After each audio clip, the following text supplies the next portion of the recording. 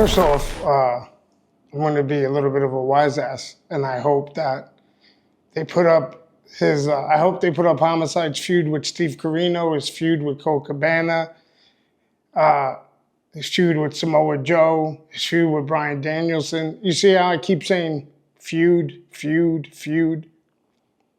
Homicide, when you messed with him, it wasn't just one match.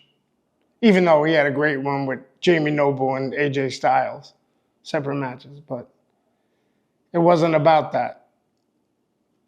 When Homicide got in there, he showed all New Yorkers that anybody can do it. If they put their mind to it, if they put their heart into it and their soul into this sport, that anybody can do it. And when he went in there, he also fought like a New Yorker. Yeah, I'm a little biased. Also, I'm biased because I want people to know this man Homicide because he inspired so many of us and made many of us. You can ask Samoa Joe. You can ask Bryan. You can ask Cabana. You can ask everybody who was either a featured talent or a future world champion. They all had to go through Homicide. And the last thing that makes me super biased, and I know he's going to hate this, but he's not just my mentor. He's really a guardian angel for me. He always calls at the right time. He never knows why, but he always goes, I have a feeling I got to call you. And he always calls at the right time. So I want everyone to enjoy this best of, because I watch all his matches just as much as I watch Terry Funk, just as much as I watch Kawada and Kobashi and Taue and Masawa and the Three Musketeers of New Japan and so on and so forth. I can go on forever of the talent I watch. But Homicide is always up there. So enjoy it, respect it, happy retirement.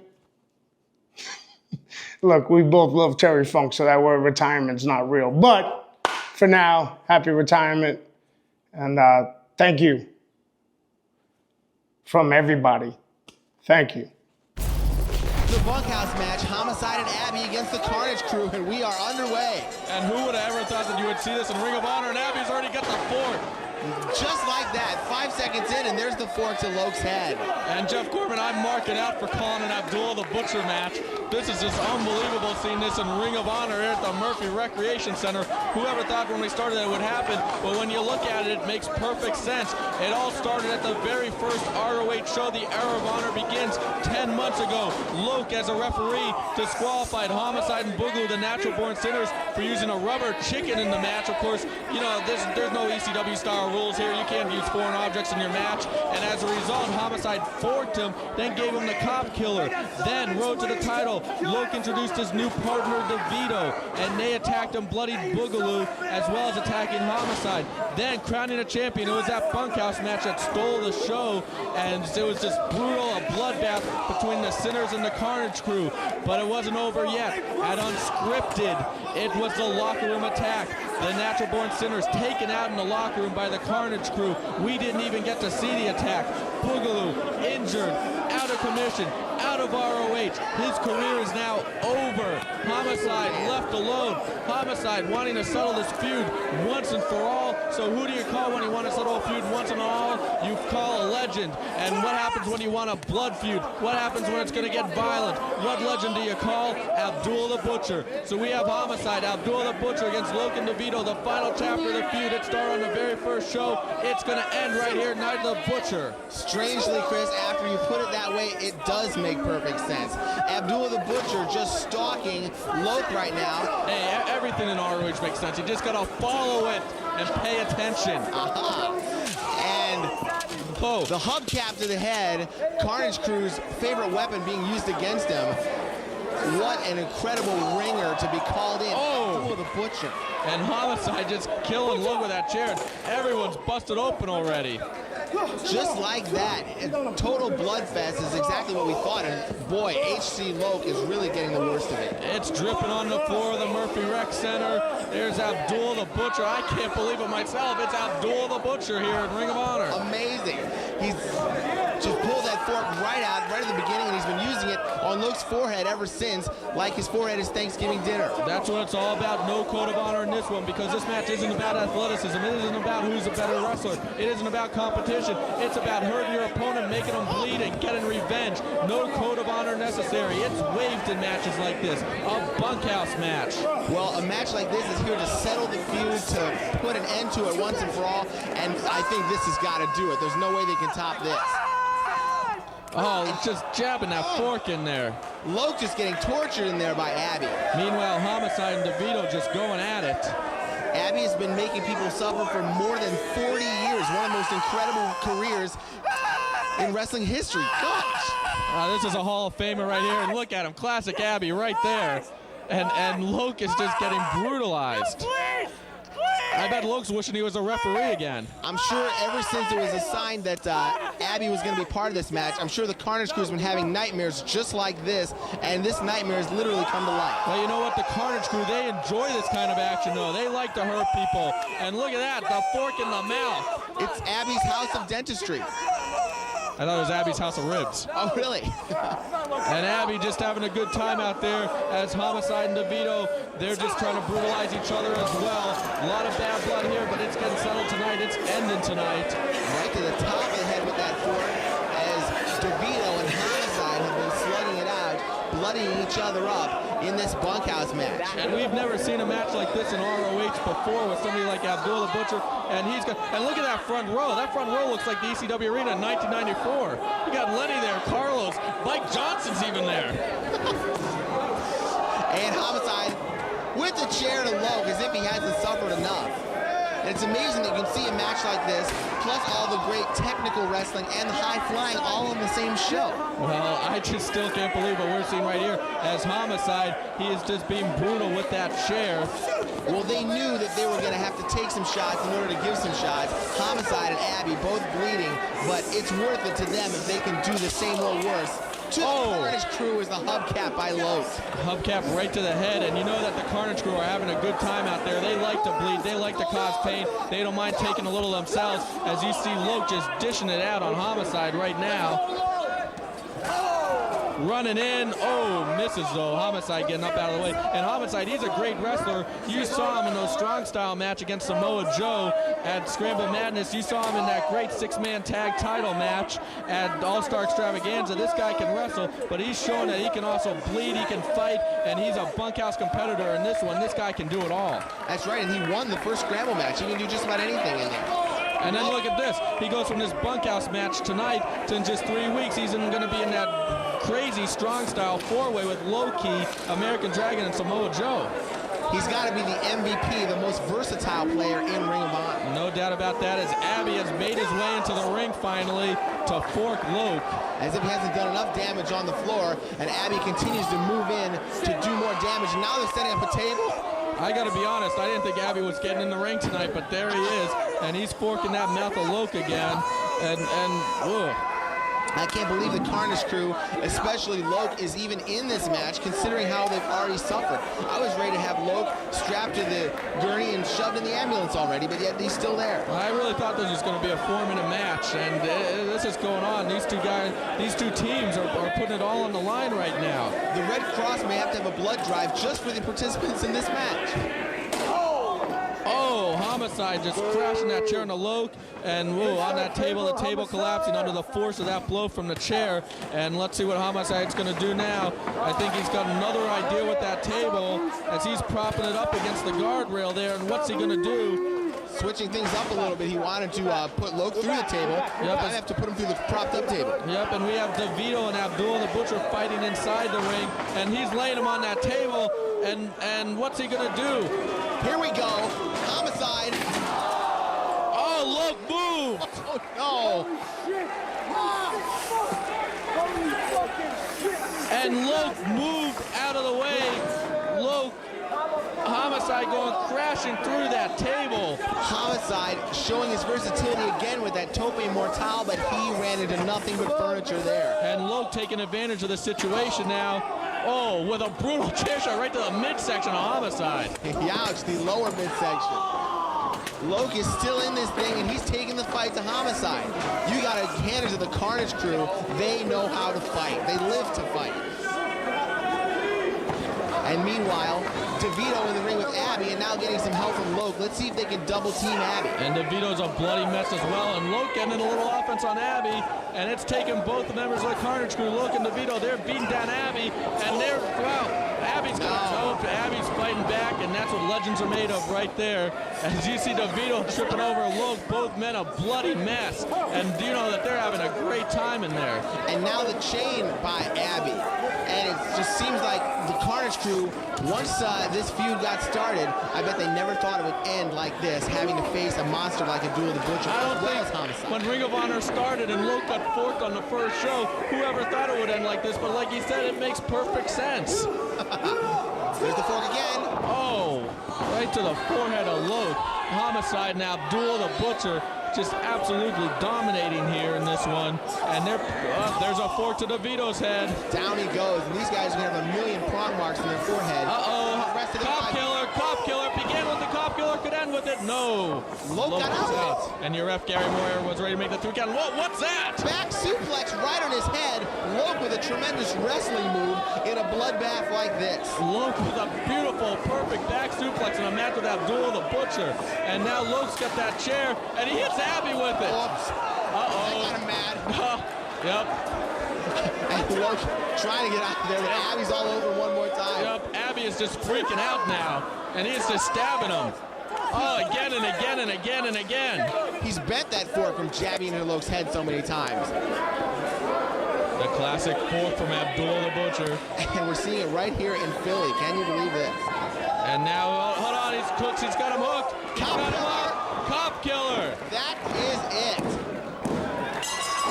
Homicide gets his final revenge on Loke and DeVito. He did it for his partner, Boogle, who's...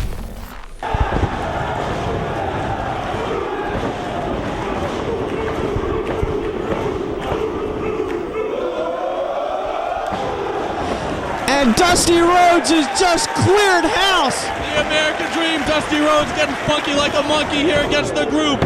Elbow to the head of C.W. Anderson. He just bionic elbowed C.W. Anderson, Jack Victory, David Young. Jack Victory now getting in the ring for more punishment. And with bunkhouse riots underway, there's David Young and Iceberg on the floor. Of course, this match is a result of all those riots you've seen recently. Ring of Honor said, hey, we've had enough of these riots. Let's settle it once and for all. You guys just book your own match, bring in whoever you want, and settle in a brawl. The group, they brought in Jack Victory. They brought in C.W. Anderson. They brought in David Young, and they say they got some old school brawlers. I think we already saw him taken out. Homicide went the route of a legend. He called up Dusty Rhodes and said, hey, Dusty, I need someone for a fight. Come on in. Dusty, seen Homicide in earlier bunkhouse matches that he's had here in ROH, said, hey, I'm a big fan of yours. I'll be more than happy to come in on your side. As soon as David Young was announced, Iceberg came in. And Homicide has a fork to the head of Jack Victory, and he's busted open. And the blood's already flowing in this one. I quit.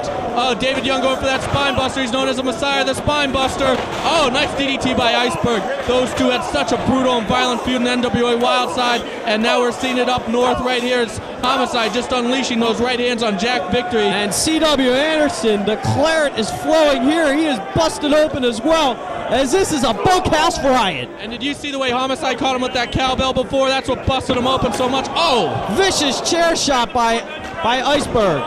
And look at Ronnie Stevens interjecting herself in this. Big splash! David Young might be out. And there's action all over the place. I don't know who to call. And the legends are going at it. Dusty and Jack Victory. And look, C.W. Anderson is now working over on Homicide. And you know what? You notice those turnbuckle pads have been taken off. There's no ring announcer for this one. The lights are a little funny. That's because this isn't an ROH match. We're just putting this in the hands of the boys and letting them, solve it themselves. Fight it out, guys. That's how this issue escalated. That's how it's exploded to the point where they have to fight it out themselves and settle it themselves, and ROH is just giving them a ring and a forum to do it in. You're exactly right. This is non-sanctioned brutality at its best, and Homicide's in a lot of trouble as that cowbell is being dug right into his bloody forehead. And what about Steve Corino causing all the trouble, not even being here? But Homicide, what a golden opportunity. He can seek revenge on the entire group right now and then just single out Steve Corino for when he comes back. You're exactly right here. And now Homicide with the legend Dusty Rhodes. Double fist right to the bloody forehead of C.W. Anderson. And that leaves Iceberg in the ring. Oh! Baseball slide right down under to David Young. And now Dusty Rhodes, the legend Stardust, working over C.W. Anderson. And what a vicious, brutal match this is turning into. This isn't even a match, you're right. And that's why I don't know what's going on here. Oh, there goes that table. And that's why Jack Victory is here for violence and brutality like this. Never see Jack Victory booked by ROH. I can't believe this. Dusty with a chair right to the head of C.W. Anderson. And let's talk about Dusty Rhodes and Ring of Honor. Wow, I'm marking out for this. This is absolutely incredible. Who would have ever thought we'd see action quite like this? Well, there's only one way to settle something like this after those riots. This is going to be the final chapter, the final riot. You're witnessing it right here. And look at CW with that chair shot on the back of Iceberg. Wow, what a painful chair shot. And Jack Victory just went flying into that table by Homicide. He's in a lot of trouble as well. And now Dusty's in the ring with CW and David Young. And, You're right. Blow by Dusty. It's the Funky Like the Monkey Tour 2003, right to the head of David Young. And David Young, he looks like he's out on his feet. Bionic elbow on David Young, and down he goes. Did you ever think you'd be calling the bionic elbow here in ROH? I love it. This is great. Dusty in full control of all these guys in the bunkhouse riot now. Homicide working over Jack Victory with the table. Simple but effective. Hey, this isn't about wrestling moves. This is about putting a hurting on somebody. You're exactly right, and the blood is flowing here. And there's Iceberg. What a bloody mess he is. C.W. Anderson, David Young, a bloody mess. Dusty Rhodes in the ring now. And Iceberg, what a hardcore wrestler he is. He's never going to back away from a fight like this. Neither is David Young, and that's why they're here. Elbows by Dusty. And CW now cutting off Homicide. What's he CW doing? whipping him in. No, Homicide's got him. Takes him up. Pile driver on CW. That was the bunkhouse move of the 80s there, the pile driver. Very effective in a match like this. Low blow by Young. And hold on, there's something going on in the crowd, I think. Wait a second. Yeah, what's going on? Hold on, who are those guys? Who the hell is that? These could be more old school brawlers that's booked by the group. And who I don't even know who these guys are. I recognize the other. That's Steve Corino's friend, Guillotine LeGrand. Guillotine LeGrand, and now J-Train and Lowlife Louie Ramos have hit the ring. They're in from out of the crowd. And the girls at ringside, Becky Bayless, she's fighting with Simply Luscious Ronnie Stevens. And this thing is broken down. And there's J-Train lighting up whoever that is. I don't even know who this guy is. Oh! Brutal chop. J-Train is no joke. This guy is a street fighter. This guy is a thug. And then you see Jack Victory working over Becky Bayless. Oh! And this unnamed guy is fighting with J-Train as it is broken down.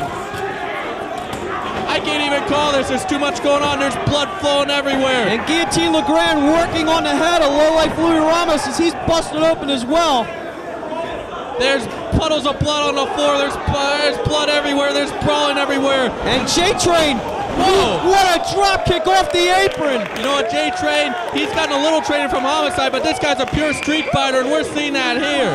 And Dusty has Ronnie Stevens. What's he going to do with her? Dusty busted open even. Dusty's got Simply Luscious in the ring. Is he going to elbow her? Hold on, there's a garbage can coming into the ring. I see a garbage can. And Dusty kisses her. Dusty kissed her. And Homicide just slammed that garbage can over the head of Jack Victory. And Iceberg just got German suplexed on top of his bloody head. One straight by David Young. And Jack Victory is a bloody mess as he just got leveled by a trash can. And Louie Ramos busted open. Look at those rights by Guillotine. That's why he's one of the old school brawlers. Oh! What another trash can strike right to the head. The girls are fighting. The legends are fighting. It's breaking down like I said. It's Tully Magnum. He's got that spike. He's jabbing it. And Dusty's in here. He wants to quit.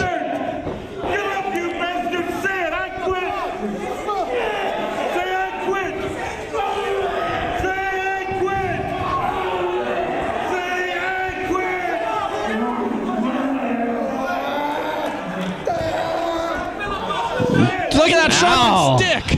Jack Victory still didn't quit.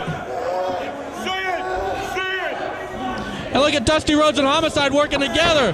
And Homicide now Dropping the knees. This is shades of Starcade 85. What's he going for? He's going into his pocket. It looks like a fork. That's his weapon of choice, a fork. He picked that up in the Abbey match at Night of a Butcher, and that's his weapon of choice. He's got that fork, and he's got Jack Victory in a tough situation. Jack Victory might have no choice but to quit. There's Dusty. He said it. I think he said he quit.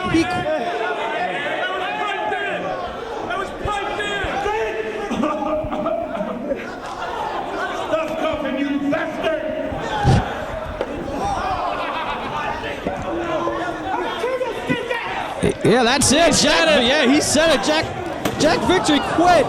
But the brawl is still ensuing around ringside.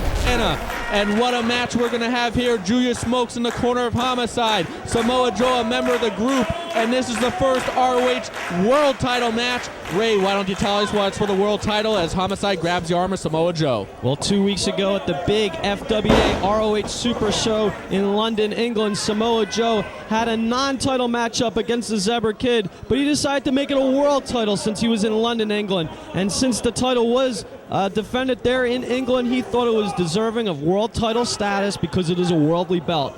And Samoa Joe is definitely a fighting champion. He is definitely a great representative of Ring of Honor as it's going worldwide. Say what you will about him being a member of the group, but he did not have to defend the title that night, and he demanded it for it to be defended as you see him connecting with that knee and working on that arm of Homicide. And that's the kind of champion that Samoa Joe is. And Homicide, of course, winning that excellent match against CM Punk at Retribution Round Robin Challenge 2 to get the #1 Contenders trophy, and that's why this match is happening right now. But don't forget, Ray, Homicide holds a non-title win over Samoa Joe. Of course, it's before Joe was champion, all the way back at Scramble Madness, November 16th in Boston. And you're right, and so much history between these two men here as they're going back and forth here as this match is for all the marbles, Chris. There is so much history behind this one, as you said. Homicide at a war with the group. Of course, we saw the Bunkhouse Riot, and of course, we saw the past matches with Samoa Joe, All-Star Extravaganza in that 6-man, then the Scramble Madness, one attack after another. Tons of history, tons of hatred, but this match is going to be all about athleticism because the world title's on the line, as there you see Joe peppering the head of Homicide with those slaps. And that's just insulting. And now Joe taking it to him with those knees. And there's a big one right in the jaw, and down goes Homicide, just like Joe did to Dan Moff. And Homicide rolling towards the ropes. And there you see ref Gary Moore with the count. And I think we could easily see this match not only end in pinfall or submission, but I think it's also a possibility for it to end in TKO, in a knockout. You're absolutely right. These two guys are so hard-hitting. This match could end just like that. And speaking of Dan Moff, what about what we saw earlier with Homicide, Mafia, Low-Key, Julius Smokes? Things are really heating up here. I hope Homicide isn't thinking of those other things because he needs to think about this match right here. And that's what he's doing right there. A double boot right to the face of Samoa Joe. Homicide coming in, drop kicks Joe into the corner. Oh, and look at Homicide using his quickness against the big man. And now he's peppering him with those cross faces right there. Joe desperately going for the ropes, and he gets him. And Homicide, that's going to be his strength in this one, is the quickness. And Joe has proved he's susceptible to quick moves because that's how Homicide pinned him, a quick roll-up. That's how Bryan Danielson beat him in that hard-hitting match at the first anniversary show, was a quick roll-up. So Samoa Joe can be pinned by something fast, something quick, something sudden, but Joe going quickness for quickness with Homicide there, baiting Homicide to go to the floor while he rolls back to the inside. But real quick, Ray, I have to mention, for a selection of over 5,000 tapes, all Ring of Honor, you name it, you name a big star, you want a tape of them from any promotion, anywhere, go check out rfvideo.com or call 215-891-9404 as Joe absorbing that forearm by Homicide, only to get knocked, only to get that finger to the eye, and that stopped him right there. Big boot there by Homicide, and what's he going to follow up with here? A big knee into the corner, and Samoa Joe's in a lot of trouble here, Chris. And that's what we're talking about. It could end in a knockout with blows like that in this one. Very hard-hitting contest on our hands. Homicide signaling for another one, but Joe catches him, blitz him almost through the ring. What impact! The wind has to be knocked out of the body of Homicide. What a devastating maneuver there by Samoa Joe. My God, Lovey. And you hear the crowd responding to that one. They love this. Joe ripping the bandana off the head of Homicide. Of course, Homicide, he has his street thug buddy, his running mate, Julius Smokes, in his corner. As there you see, Samoa Joe unleashing the chop, then unleashing the kick. Homicide's body has to be hurting. And a 2 count. It's going to take a lot more than that. Homicide so much on the line. He has to win this match for his son. He said that in the promo earlier tonight. His son, he doesn't want him. There you see Julius Smokes. He doesn't want his son to lead the same life as him. Brutal kicks. And in order to give his son a better life, he has to win the ROH World title because then he'll make the most money. And he catches Joe. Hits him on his head. Did you see how his head hit the mat there, Chris? And Samoa Joe is out on the floor. What a maneuver there by Homicide. Samoa Joe had to take a breather after getting dumped on his head like that. He has to take a couple moments to shake it off. Here comes Homicide.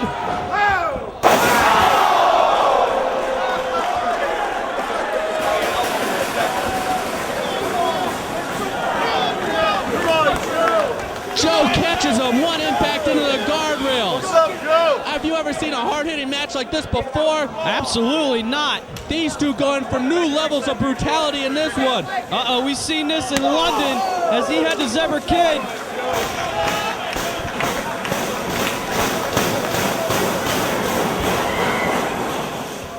Homicide catches him, hits a forearm.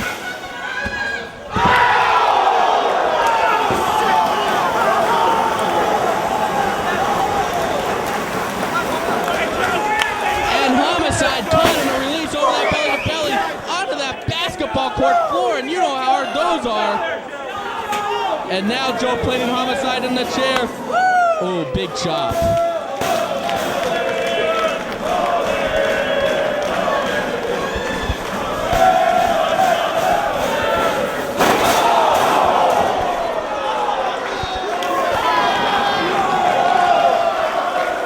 Shades of London, England, right there, Frontiers of Honor. That's where Joe picked that up, and I think that's going to catch on. Well, unfortunately for Homicide, he just got his head leveled into that rail of sheet metal. And I think the fans are calling for one more time here, Chris. The fans love both these guys.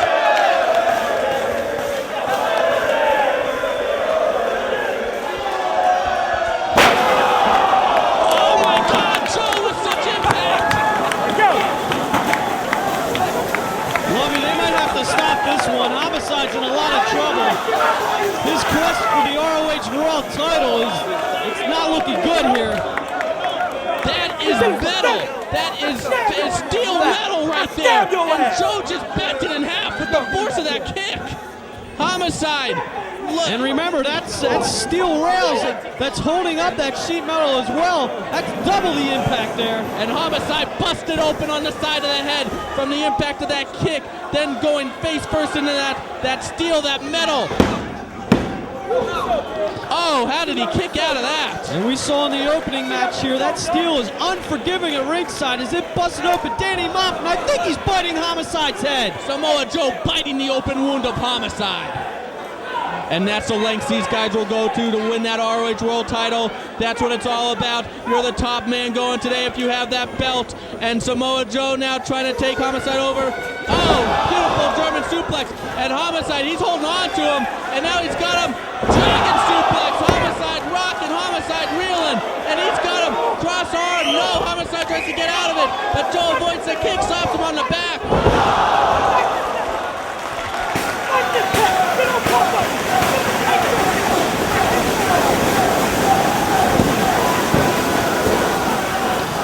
Chris, I'll tell you what, I don't think I've ever seen a flurry of action quite like that. Homicide's in a lot of trouble. He's busted wide open. This is ROH wrestling at its best. 3 bone-crushing, skull-shattering suplexes there by Samoa Joe.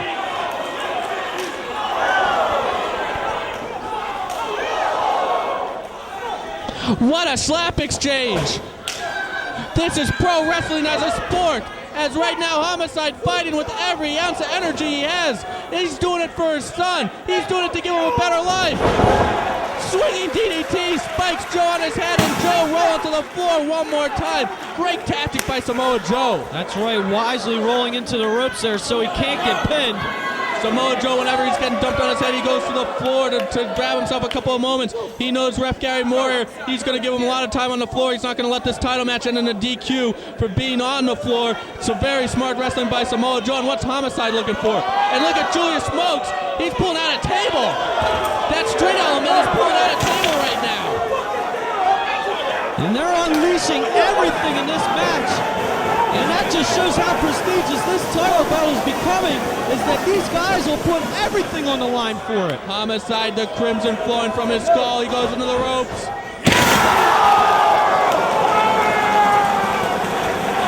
Chris, how much more can these guys take? Both men on Hilo. Both men through the table. And I've never seen quite a fan reaction here at an ROH show quite like this. This is something special we're seeing here in Philadelphia. Words can't do this live atmosphere justice as you see Samoa Joe on the floor. Homicide, he's reaching deep inside him to put Joe in. He's using every ounce of energy, all the intestinal fortitude that he has, trying to shake it off. He's bleeding, he's hurting, he's injured. He's rolling Joe over cover. No, not enough. As Homicide's got to capitalize on Samoa Joe as he's down. This is his opportunity for the ROH title, excuse me. Both men definitely down, definitely exhausted, but keep fighting with everything they have. As there you see Homicide missing the back fist. Joe catches Homicide, takes him up. Kick out, put into an FTF.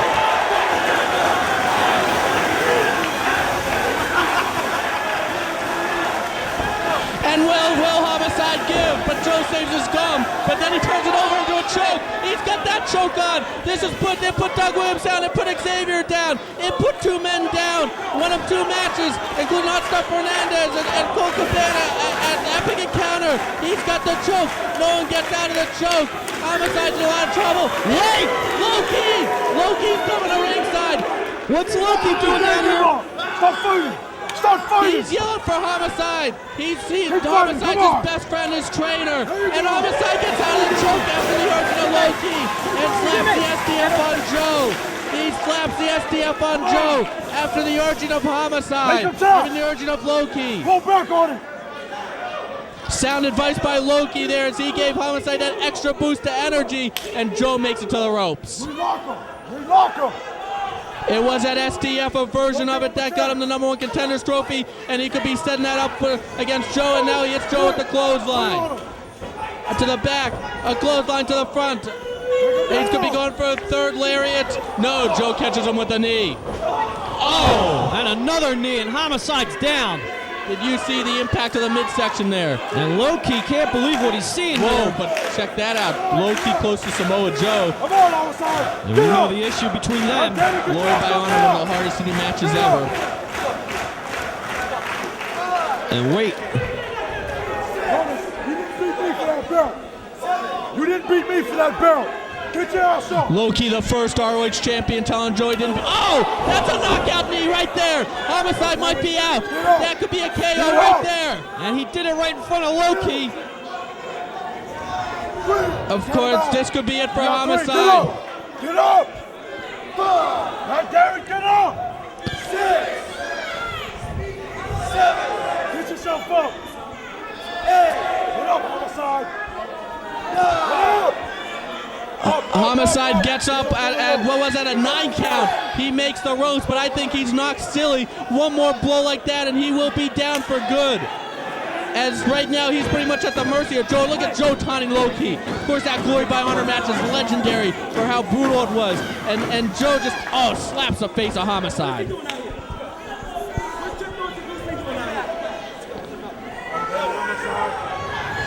Derek, this is your time right now. Get the fuck up! Get up! Get the fuck up right now! It's all about this. Loki firing up Homicide, his best friend, his trainer, Homicide. Suplex on Joe right on his head. This could be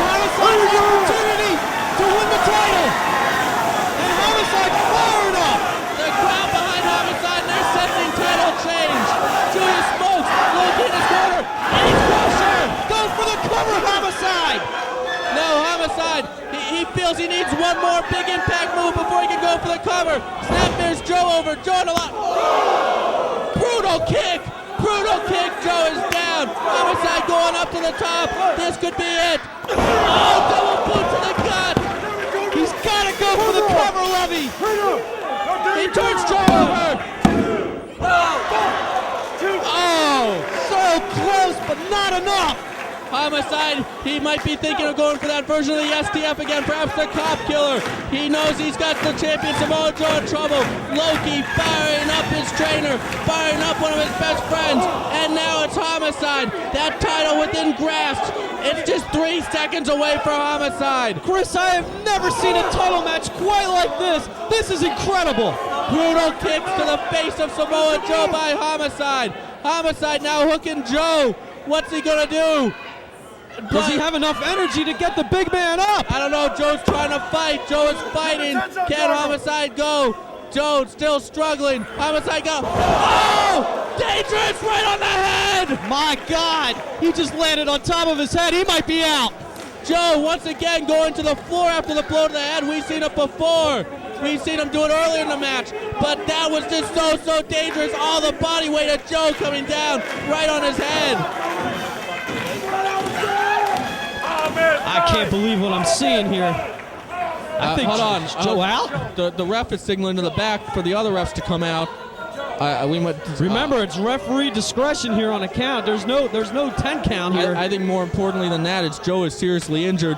We saw Jody Fleisch in the match before this one injure his knee trying to move. These athletes in Ring of Honor put it all on the line, and injuries are inevitable when that happens, and you just hope they're not so serious. But right now, Samoa Joe is out on the floor. They're keeping Homicide back. We have a situation on our hands right here, and you saw BJ Whitmer and CM Punk do that to each other at Epic Encounter. I mean, sometimes these athletes do go too far, and we might have just seen that. I mean, they do put themselves in such dangerous situations and try such dangerous moves and I think Joe is out. And we could have a new champion if the referee calls, if Gary Moore rings for the bell right now, because Joe is out, Homicide will be your champion. Well, you said this match could be a TKO, and we might have it here. Right now, Gary Moore, he's the man in the hot seat right now, but Homicide, they're letting Homicide close to Joe, so Gary Moore ruling that this match will continue. Gutsy call by Gary Moore, perhaps putting the life and career of Samoa Joe in jeopardy. I don't know if I agree with that. What is the ROH World title worth to you? Is it worth being in a wheelchair? Is it worth being in the hospital? Oh, Joe kicks out. Samoa Joe with possibly his last ounce of energy there kicking out. I think Samoa Joe's on empty here. Samoa Joe definitely has to be close to empty, but he did have time to rest on the floor. Very smart tactic going to the floor. Vicious kick to the head on that already beaten head. And there's another one by Homicide, but Joe seems to be getting a second win now. He did have all that time to rest on the floor. Great tactic by Samoa Joe, great strategy, and he's trying to make his way to his feet. Another big kick, another Mafia kick, and Joe staggers into the corner. And look at his eye. His eye is swelling shut, Chris, his left eye. Wow. Homicide busted open on the side of the head. Samoa Joe's left eye swelling shut, as Ray Morrow just said. And now Homicide sets and kill. He can taste the blood. He can taste the title. And wait a second. This is the wrong time for this. This shouldn't be happening. Low-key, Julius Smokes arguing on the outside, and Homicide's distracted. Homicide, he's looking at the corner to see what's going on. His two cornermen are fighting, and Joe caught him in that choke. Joe just quickly got the choke, no, but Homicide gets out of it. Goes to the top, but Homicide was distracted there by Loki and Julius Smokes for that second. Now he's trying to headbutts. And they're still arguing, Chris. And this is definitely a distraction. Oh no, Joe's got Homicide caught. Oh no! Oh! And let me tell you something, this is the God's honest truth. These two hate each other. And you can cut the intensity with not even a knife, with a buzzsaw on this one, as so much has been building, and it's about to erupt here in Fairfield, Connecticut. And look at this collar and elbow tie-up. This is one of the most intense collar and elbow tie-ups performance I've ever seen. Look, great camera shot, taking you right inside of it. Just look at the intensity, look at the pressure these two are putting against each other on this collar and elbow tie-up. Oh my God, what are these two gonna do to each other in this one? They hate each other so much. The intensity is there. Carino with the chop. Homicide fights back. Homicide back again. Back and forth, both men go. Who's gonna get the advantage? The hair is flying as Homicide lights up Steve Carino. You're witnessing some tight action here. As Homicide goes for the go-behind, Carino drops down. He's going for a drop toe hold, but Homicide grabs the legs, and both men struggling on the canvas. This one actually started at Glory by Honor October 5th, a year ago, basically, when Carino, his ego got in the way. He turned on Homicide, cost him the match to the Backseat Boys. 11-9 All-Star Extravaganza. Homicide stabs Carino in the eye. 12-28 Final Battle 2002. Carino takes Homicide out of the main event. And then Queens, the Riot. We have not seen Carino since. The challenges were issued by Homicide. Carino finally accepted after Homicide brought his kid into it, saying that, hey, how can you face your son? Your son thinks you're a coward by not coming back. Carino finally coming back for this one. And Carino and Homicide tying up right here, trying to go for a hold here, and it's broken up, but they're still clawing at each other, and the elbows and headbutts are flying. Wow. Ooh, did you see that headbutt? Oh, another one by Homicide. The Notorious 187. He told Carino, I'll leave my crew in Brooklyn. I'll come alone to fight you. And look what Carino does. He brings a whole entourage with him. That was one of the most ridiculous things I've probably ever witnessed in an ROH ring, but leave it to Steve Carino to bring that element here to ROH. You see Guillotine LeGrand on the outside, his own ring announcer, Bobby Cruz, and his young boys. Who's this guy to have young boys? And they throw 3 streamers in the ring. Did you see those kids with the streamers? And then they threw them in the ring and then got them themselves. That was ridiculous. But back to the match. And back to another collar and elbow tie-up here. I think it's more Homicide trying to choke the life out of Carino. As now Homicide taking the king of old schools and giving him a big chop. And what a strong style matchup we're seeing here. Oh yeah, you don't taunt Homicide. Carino paying the price right there. And Carino's ego is bruised once again.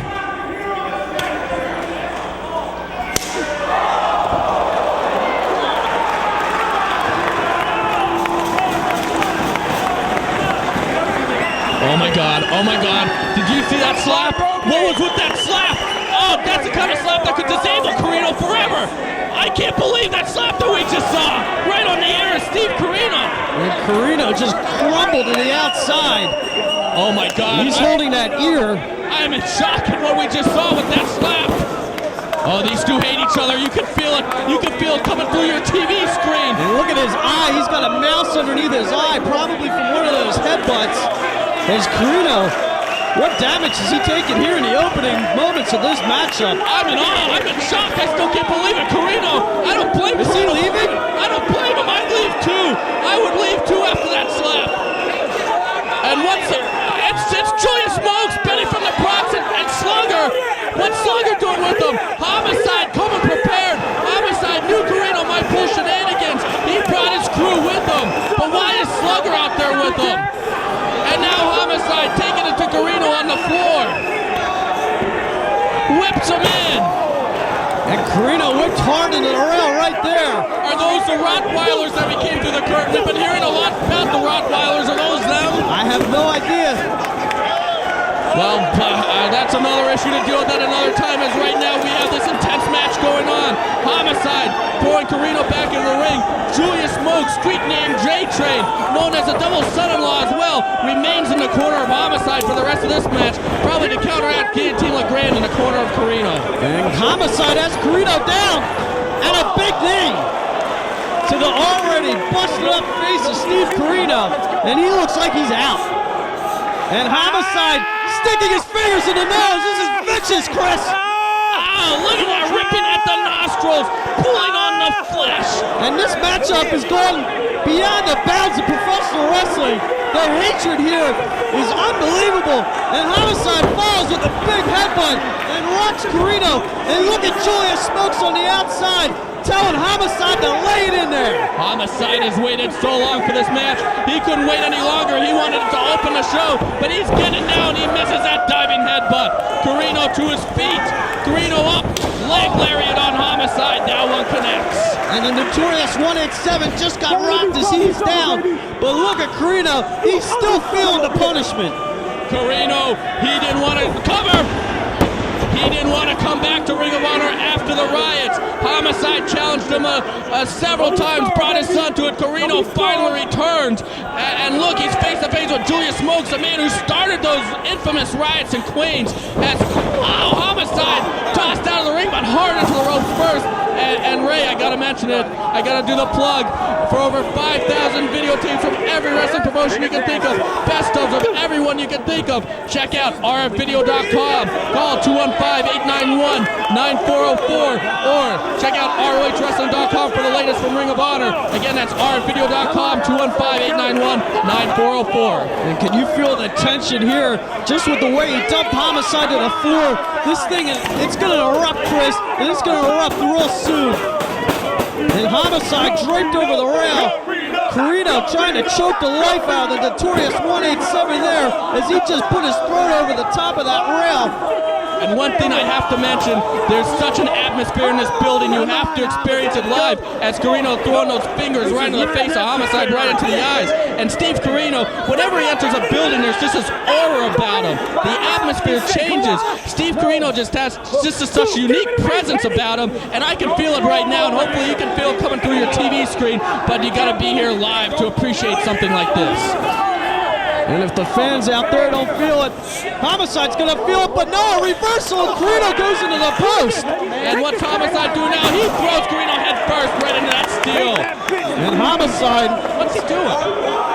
this isn't shades of a strong style matchup. Hold on, he's got barbed wire. Homicide, he came prepared for this one. He brought his crew from Brooklyn, and he brought a strand of barbed wire. And this is a grudge match, relaxed rules. We're gonna let them go. Oh, look at that! Oh my God! He is ripping the flesh of Steve Carino with that barbed wire. I don't think I've ever seen anything so gruesome just like that. How graphic, and his arm is busted wide open. Look at the cloud flowing from the barbed wire raped across the arm of Steve Carino. The flesh has been torn open on Steve Carino's arm. Homicide going back, digging the razor sharp wire right into the skin of Carino, cutting him very deeply. And notice one thing, Carino has that shoulder taped up. He has those shoulder and neck problems as you see Homicide laughing. He's enjoying it. He's waited so long for this. He's got a fork now, digging it into the busted open arm of Steve Carino. And that's a ghetto fork. That means it's extra sharp. He uses that as a weapon. He knows how to scrape it and really make those points extra sharp, and that's what he did. And now he's biting the arm. Look at this. Oh, you want to talk about ghetto? That's ghetto right there. That's raw and uncensored. My goodness. There's even blood on the camera lens. Carino's had that arm, the flesh, torn open by barbed wire. A sharpened fork again with the fork, and Homicide's teeth. This is something that we haven't seen in 18 months of Ring of Honor. This vicious brutality. This is like street brutality right here in Connecticut. And Homicide is taking it to Steve Carino. Everything that Carino has done over the last year, this is payback for the Notorious 187. Julius Smoke, street name J-Train, showing his appreciation, giving his support to Homicide. Paul Turner, the referee, doing a great job. We told him, let these guys go. Relaxed rules in this one. Let them settle this, and that's what Paul Turner's doing. And as a result, Carino's arm has been shredded. And Carino fighting for his life. Toxic, wow, nice lariat by Homicide. He caught the Notorious 187, but look at him, just grasping that cut open arm. Look at the blood just flowing. Well, Carino has held all those titles that Bobby Cruz mentioned for a reason, because he is that good, and he just exhibited it right there against the Notorious 187, as now the King of Old School has the advantage, putting a boot to Homicide. But I haven't seen anything this violent ever in an ROH ring. Look at that arm, that's just disgusting. And Homicide taking it to the floor. I don't know if that's wise for Carino. He took an unbelievable amount of punishment just a few moments ago on the floor. Let's see, maybe he has something in mind for Homicide. Oh, he just spit on Julius Smokes. And Carino, you mentioned taking it to the floor right there. Carino hates Homicide Homicide just as much as Homicide hates Corino. Homicide's been a thorn in Corino's side. And Homicide sent into that steel. He just pushed his head right into that rail. That was vicious. I'm sorry. For all the Homicide busted open. Oh, he is busted. For all the damage Homicide has put on Corino. Corino wants to get back to Homicide. The cloud is flowing here in Fairfield. Look at this. Boy, Corino caught him with that rail. Oh my. And look at him digging the fingers into that cut. He is digging his fingers right into the cut of Homicide, opening it up even more. And look at the blood flowing. That's disgusting.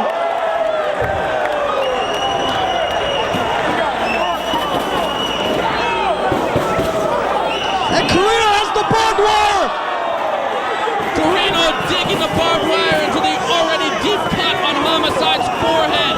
And Homicide, now he's got to be blinded by that blood. It has to be stinging his eyes. And how long until Homicide starts getting woozy from blood loss? Boy, he is bleeding everywhere here in Fairfield, and that's a pile driver. Cover, this could be it. No, not enough. Homicide rolls to the outside. He needs a breather.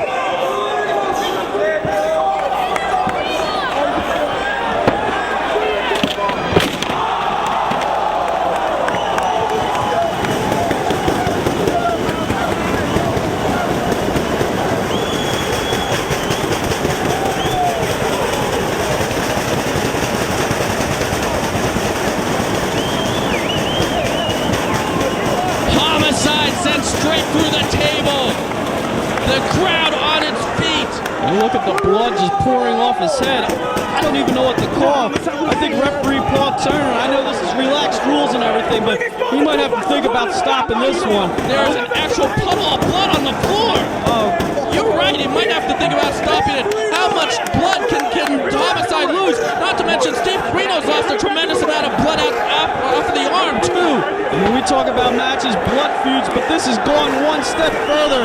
These two combatants are definitely going to have to be stitched up after this one. And how much fight do they have left in them? I mean, I can't even commentate on something like this. This is going beyond the bounds of professional wrestling, Chris. This is because these two men truly hate each other, and we're seeing what happens when you get two men with such hatred in their hearts and you put them opposite each other in a Ring of Honor ring. You're going to get grudge match action like this, and Homicide's in a bad spot. This crowd going absolutely nuts as Corino just planting that boot right in the face of Homicide. Corino now picking him up, planning out his next move. And look at Corino looking at the crowd with disdain. Corino hates the ROH fans. He's made no secret about that. Julius Smokes hyping ringside, and who can blame him? Unbelievable match we're witnessing here.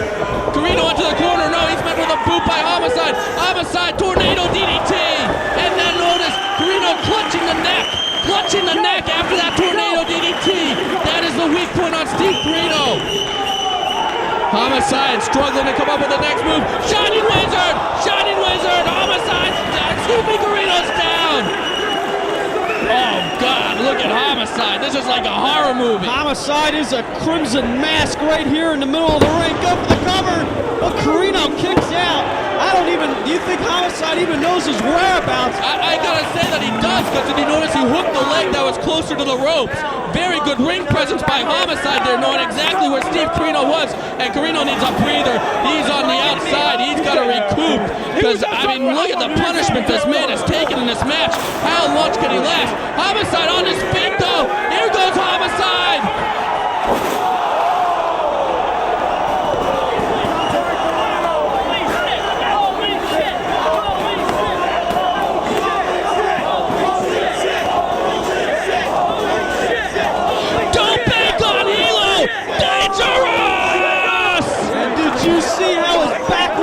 Top of that rail, did you see the way, the positioning that Homicide bent?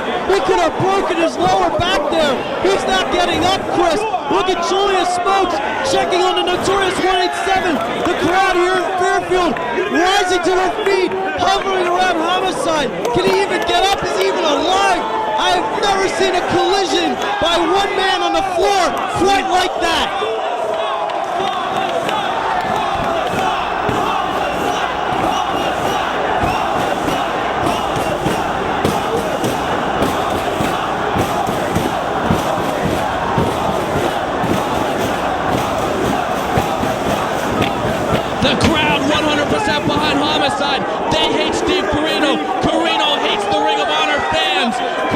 Homicide. You know what, though? This is Shades of Queens. This is Shades of the first anniversary show. Don't forget, Homicide missed the tope con hilo in Queens. Carino rolled him in and got him with that Dragon Sleeper. Definite Shades of Queens right here. And look at Homicide. Did you see Carino lift Homicide up by the ears? He lifted up the man by his ears. You have to go where your ears are going, or your ears are going to rip off your head. It's the only way Carino could get Homicide in the ring. This is going to be it. This is it.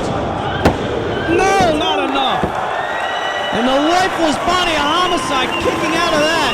It's Shades of Queens. Oh, wait a second. There it is. The Dragon Sleeper. The Dragon Sleeper. This put Homicide down in Queens. Homicide fighting for his life here, Chris. He's got to get to the ropes. How can Homicide have anything left? He has to tap. If he doesn't tap, he's going to pass out. The man will pass out after that tope con hilo. After all the blood loss, after all the abuse, he is done in this one. Carino with the Dragon Sleeper. It's only a matter of time. Homicide gets the ropes. Homicide gets the ropes. And there's still life. There's still life in the body of Homicide. What heart, what determination, what courage we have here by the Notorious 187 Homicide. Guillotine LeGrand cannot believe it. Carino slapped in the back of the neck of Homicide, not for damage, but for insult. And Carino now, he's hooking on the Dragon Sleeper again. He's got it again, Chris. Homicide might have been able to survive it once. He'll never be able to survive it again. Homicide, it's only a matter of time till he passes out. The blood loss, the tope con hilo, all the punishment. This is going to be it. Ref, you better stop this. Ref, you better stop this. You better stop it. I might be concurring in agreement there with Guillotine LeGrand, but Homicide with the low blow and a big Yakuza kick. Go for the cover. Homicide is out of it, but he is woozy. My God, what a camera shot. Oh, should we censor this? Oh my God! I can't believe it. We're whistling the intensity. This is one of the greatest matches I've ever seen. Homicide struggling, and Julius Smoke's getting behind him. Julius Smoke's trying to give encouragement, and Homicide, with every ounce of strength he has, with everything in his body, climbing to the top rope, heaving himself, and it's raining blood from a lacerated Homicide. But Homicide on the top rope. Carino meets him with a fist. And now Carino's scaling to the top. What can they come up with next? Carino has a Notorious 187. The dazed Homicide on the top rope. He's got him hooked. Oh, superplex.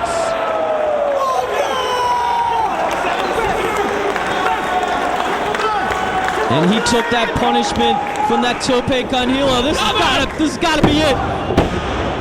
How does he kick out of this? Homicide, he's waited so long for this match. He's waited so long to get revenge on Steve Carino that nothing, I repeat, nothing is going to stop him in this match.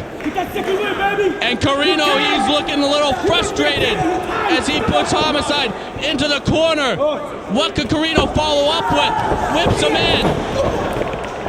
Homicide in the corner. Here comes Carino with a big running forearm. Dumps Homicide down. And there's Carino taunting the crowd one more time. Carino hates these Ring of Honor fans. He holds disdain for them. And he just blew snot. Oh It's God. disgusting. He blew snot on the Ring of Honor fans. How disrespectful is that? Homicide don't make it a comeback. Catches Carino. Goes up top. Ace Crusher. Pressure on the neck. That move hurts the neck.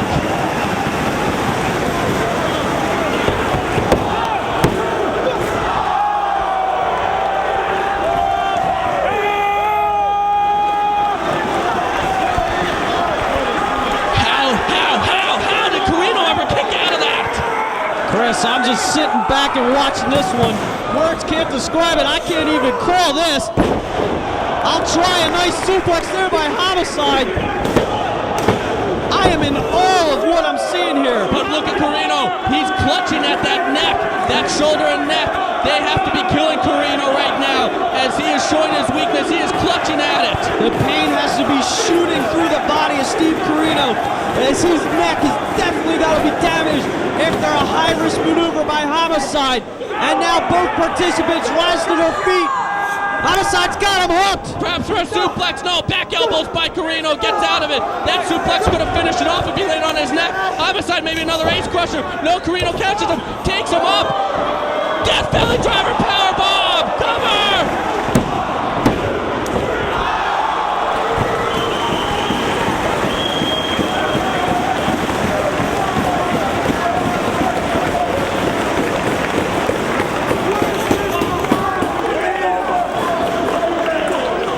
How did Homicide do it? How is Steve Carino doing it? I gotta tell you what, I might hate Steve Carino, but I have to respect the man. I do love Homicide, he's great, and he's showing why in this one. This has been Homicide's year. One great match after another. CM Punk in Pittsburgh, the Samoa Joe match at Do or Die. It's match after match after match, and Homicide doing it one more time here at Fairfield. Carino in, Homicide blocks it, headbutt, scoops up Carino, tombstone! No, not enough. Homicide so close to victory here in this grudge match. You know what though, Ray? What's that? That's another shot to the neck of Steve Carino. More damage to the neck and shoulder of Steve Carino. And there you hear the crowd there behind Homicide. And what energy we're seeing from these participants, from this crowd. What a special match we have here in Ring of Honor. And you only get special matches like this when something huge is on the line. And with these two men, it's hatred, it's pride. Homicide in, no, Carino ducks. Out to the back of the neck goes Homicide. Now he takes off the elbow pad, lariat. Cover, this is it. Not quite enough. Steve Carino, how much heart does this man have? I mean, this man, there's not a lot of qualities to like about him, but you got to admire his heart, his intestinal fortitude that he's showing here, especially after that slap by Homicide and everything else that's happened in this match. Homicide going to whip him in. Carino, though, hooking the ropes, not letting it happen. And ooh, what a forearm right to the jaw of Homicide.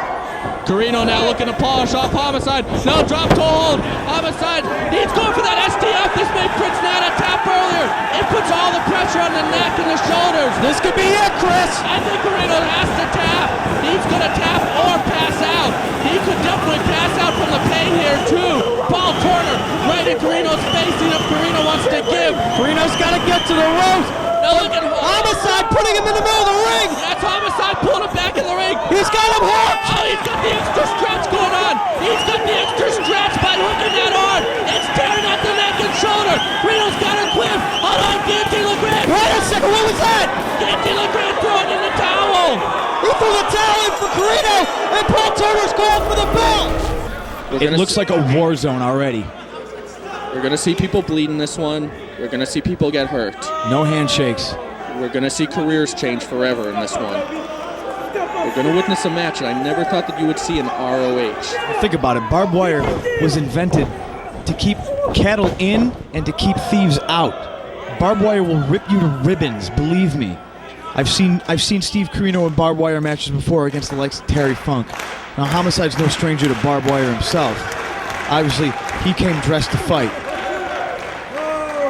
I have to admit that I have butterflies on my stomach right now. I'm a little nervous watching this match, thinking of what these two men are going to do to each other. Homicide backing Carino in. Now, Carino's got to be mindful of where he is right now.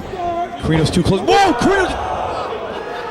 Carino just fell out of the ring, Lovey. That's what I'm talking about. The match is so dangerous. If there were ring ropes there, that would not have happened. He's on his feet. Did he hit the wire at all?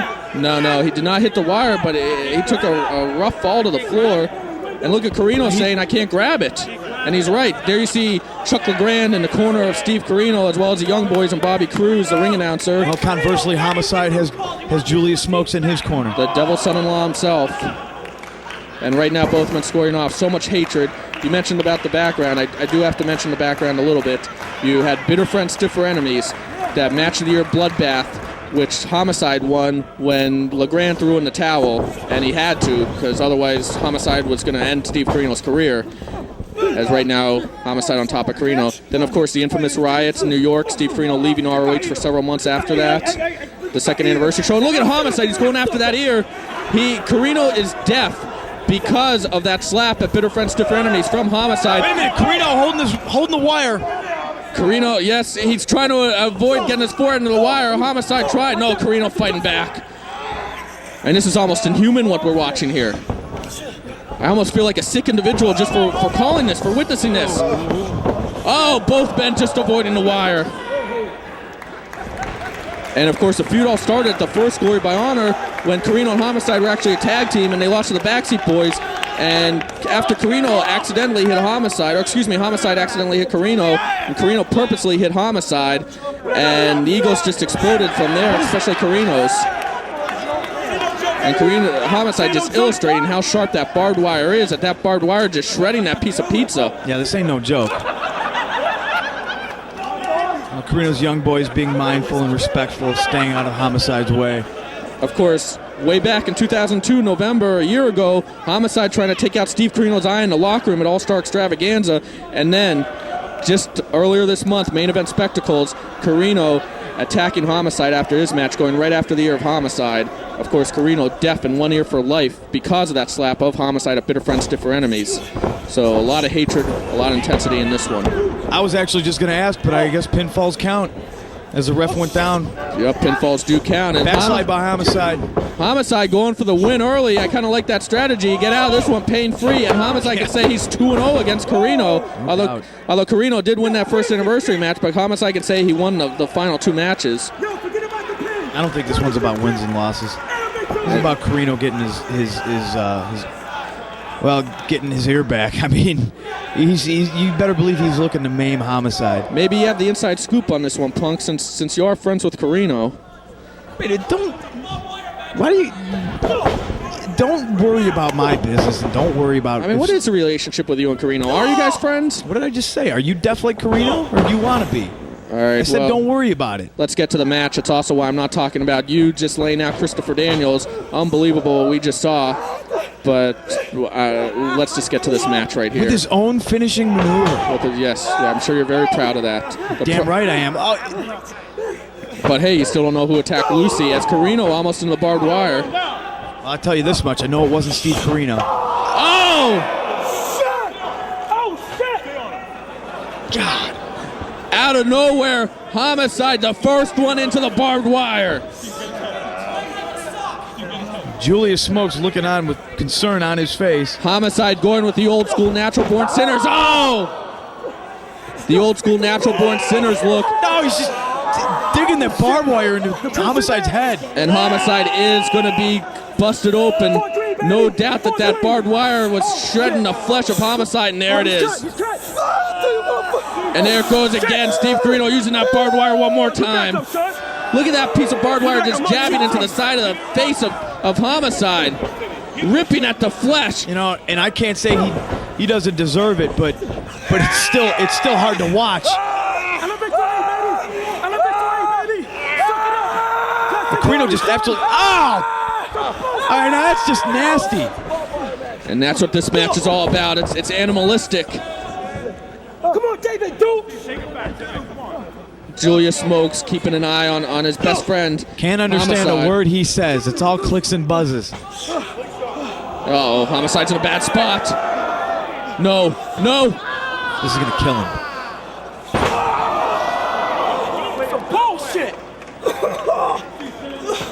I was trying to note before that Homicide is wearing the old school Natural Born Sinners outfit because that is when he's at his most violent. He's already a bloody mess. Steve Carino, gutsy decision on his part, just wearing his tights. Well, he likes to show off his physique that he worked so hard to attain. That's so hard at the bar. I'll have you know, Carino hits the gym 7 days a month. Jim's bar. And we have a barbed wire bat and a chair. Oh, DDT on the bat after a chair shot. Carino's got to be busted open after that. Busted open? He might have just lost an eye. And look, Homicide's got a fork. He's got a fork. It's a stolen fork, no doubt. Probably stole it from some buffet that he obviously didn't pay for either. And this man's just a cheap criminal.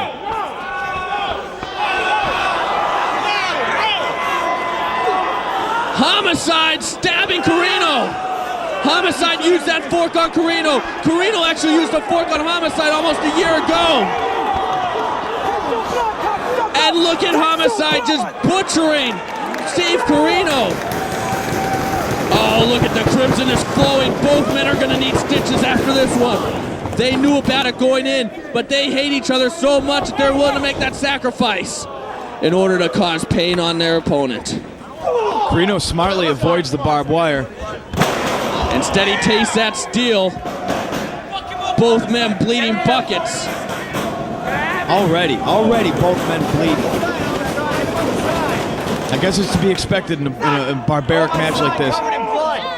And Homicide, you know that he has to be enjoying this. He hates Steve Carino. Oh, he went right for the ear there. He went right for Carino's ear. Julius Smokes taunting Carino. You know, Homicide, he has to be having the best time of his life right now. He remembers that Steve Carino cost him that chance at Final Battle 2002. He knows that Carino attacked him at Main Event Spectacles. He's going for his retribution right here. Retribution? You took the man's hearing. That's a big difference between helping him lose a match. And he looks like he's not just trying to take the hearing, but trying to take the entire ear of Steve Carino right now. I didn't think anything could surpass the brutality we saw at Bitter Friends, Stiffer Enemies. No. Oh, stops that bat right in the side of the head of Carino. I can't believe what we're seeing. This is barbaric. He's done enough damage to that ear. You might not ever see anything like this in Ring of Honor again. I'm getting a little sick to my stomach, I have to admit it. Oh, once again, Homicide going after that ear of Carino. I think Carino's bleeding from the ear. Of course he's bleeding from the ear, genius. He just stomped the barbed wire bat in the side of his head. You know, Carino's got a 6-year-old kid. And he is in attendance. Colby Carino watching this right now. Oh, he's just raking his head across the barbed wire. That barbed wire, it's piercing, it's cutting, it's stabbing into the flesh of Steve Carino. And you see Charlie the Grand looking on right there.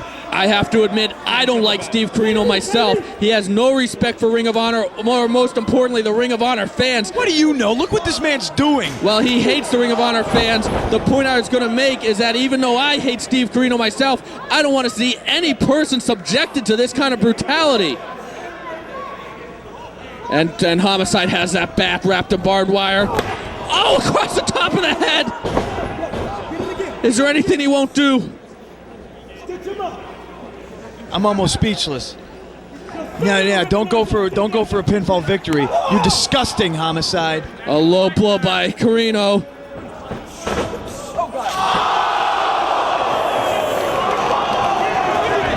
Homicide monkey flipped upside down into that wire, and look how his ring gear is torn. Can you imagine if that barbed wire is shredding fabric like that? What it does to human flesh? What it does to your skin? I guarantee you, it's not just his gear that's torn. That barbed wire went straight through and cut his legs. I guarantee you. You're right about that. Homicide definitely has to have cuts all over his body. Severed flesh in this one. Whip and a reverse, and Homicide up and over, upside down into that guardrail. But look, he also landed in a strand of barbed wire, and he's getting wrapped in it as he rolls around. Oh, it's a damn shame. I think I see some lacerations on the body of Steve Carino as well. Homicide into the steel one more time. These sick, disgusting, depraved human beings called Ring of Honor fans just want to see more.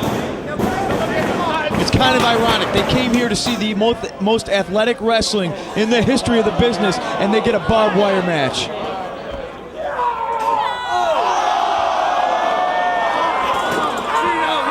That wire has to be digging into the back of Homicide's knees right now. That could cut a ligament. Homicide's helpless. No, Carino's going to kill him. And Julius Smokes comes to the aid of Homicide. Charlie the Grand right in the face of Julius Smokes. No code of honor in this one, obviously, and Julius Smokes had to save his friend there. Oh, look at Carino going right for the nuts of Homicide. He hit him low. Oh, Homicide had to get out of that predicament. And look at Carino bleeding from the ear, bleeding from the forehead. A few minor cuts on his body. Homicide has to be bleeding all over his body after tasting a barbed wire. Also lacerated in the forehead. And we still haven't even seen that barbed wire table. I fear that the worst is yet to come in this one. I do have to mention real quick, we have to pay the bills around here. ROHWrestling.com, RFvideo.com, 215-891-9404 for all your wrestling video needs. Over 5,000 tapes from every promotion you can think of, every wrestler you can think of. ROHWrestling.com, RFvideo.com. Carino sent into the corner.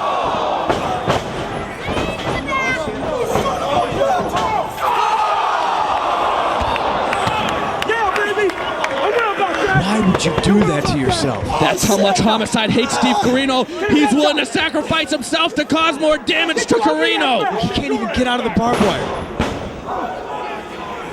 That is how much Homicide hates this man. Steve Carino hates Homicide so much that he's willing to risk everything, his Japan career, to be in this match, to even the score against Homicide, to get one up on him. One of the most legendary feuds in ROH history is going to end right here, and I hope it ends soon, or else both men are going to have their careers ended in this one. Look at Homicide, he's positioning that table. I almost can't watch this anymore.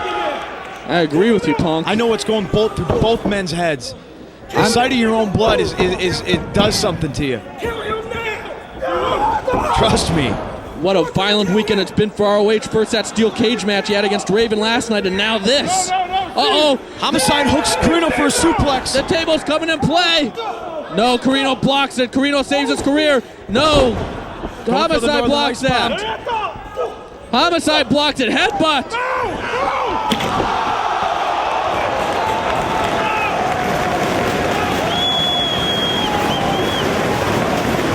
And that's a telltale picture right there. The pain etched on Steve Carino's face.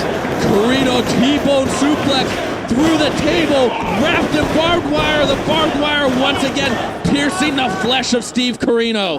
Cover. You know, I want to take a minute right now to address some fans that may criticize Ring of Honor because Ring of Honor is supposed to be about athletic contest and wrestling as an art form. But you got to understand, you get a locker room full of different-minded individuals like these two.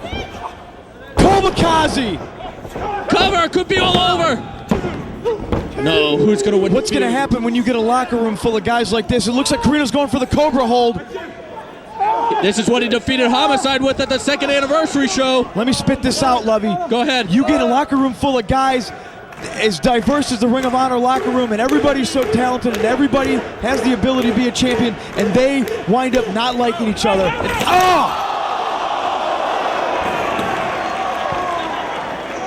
And tempers flare, and feuds develop, and this is, unfortunately, the only way to solve them. You know what? I can't say I agree that it needs to end this way. I'm having a hard time even watching this now. I mean, does it really have to get this far? Relationships develop in Ring of Honor, and unfortunately, sometimes shaking hands isn't going to do it. Looking a guy in the eye and saying, hey, you know what? You got me this time. Ace Crusher by Homicide. Hook the leg. Cover. He barely escaped. I'm almost hoping this one ends soon. Sometimes it just doesn't cut it. Sometimes you just can't suck it up. You hate somebody so much, you can't look them in the eye and say you're the better man. You just want to hurt them. You want to put them out so they never have the chance to beat you again. Well, you speak from experience there, CM Punk after. Uh-oh. Oh my God. Oh my God. That hit Steve right in the head. We might have to stop it. Mike Keener, he was brought in for the show because he's an expert at these barbed wire matches, and he has to make a judgment call. He might have to stop this one. Homicide doesn't know he's out. I think Carino's hurt. Carino's hurt. That guardrail hit Carino. You know, Colby's watching. He's 6 years old. Colby's watching this. It hit him flush in the head. He's out. I don't know if I want to call this anymore. I'm going down there. Punk, where you going? Why is Punk leaving?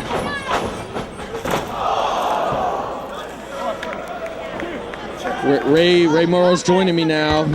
I've been watching this. I'm almost speechless at what I'm seeing here. I think I'm going to vomit after this match, to be honest with you, Ray. This is just sickening. I mean, this is going beyond the bounds of professional wrestling, beyond the bounds of Ring of Honor. And what are the young boys in Chuck LeGrand doing now? They're setting up something. They got that guardrail that was in there, and they're placing it on four chairs there. Another weapon. Julius Smokes trying to make the save, kicked out of the ring. And this looks very, very bad right now. Julius Smokes chasing Chuck LeGrand down. What's Carino doing? A Northern Lights bomb through that elevated guardrail. They went through the steel mesh. Careers are going to shorten. Careers could end right here tonight in Boston in the first ever, and I hope only ever, no rope barbed wire match in Ring of Honor. And both these guys laying prone. I can't believe they're getting up. This is nothing but a contraption of death here with this barbed wire and all these objects and everything.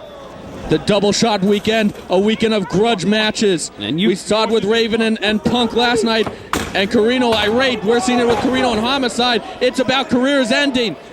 And you were right in the beginning. This is definitely changing the scope of Ring of Honor. A match like this. He's already hurt. Just beat him. He's hurt. Just beat him. I mean, this is the showdown right here. All right, I have to put my personal feelings aside and just call this one now, because it has to end soon. It just has to. Homicide now. Oh, baseball slide. Takes out the legs of Carino. Shining Wizard, Carino down. This could be it. Go for the cover. No. SCF. This is what made Chuck LeGrand throw in the towel on bitter friends, stiffer enemies. Carino with that injured neck and shoulder. Homicide trying to wrench it in. Chuck LeGrand might have to throw in the towel again. What, has he got a towel? He's going to that bag. What does he have? I bet you he's got a towel. I bet you he's going to throw it in again because Carino's got nowhere to go. Throw it in. Wait a second. The hell's that? It's rubbing alcohol. My God, Lovey. Rubbing alcohol right into the eyes of Homicide. And look at Carino. It going into all the open wounds on Carino's body, and it's stinging Carino too. But the goal was accomplished. The hold was broken. And wait, we got a skirmish on the outside.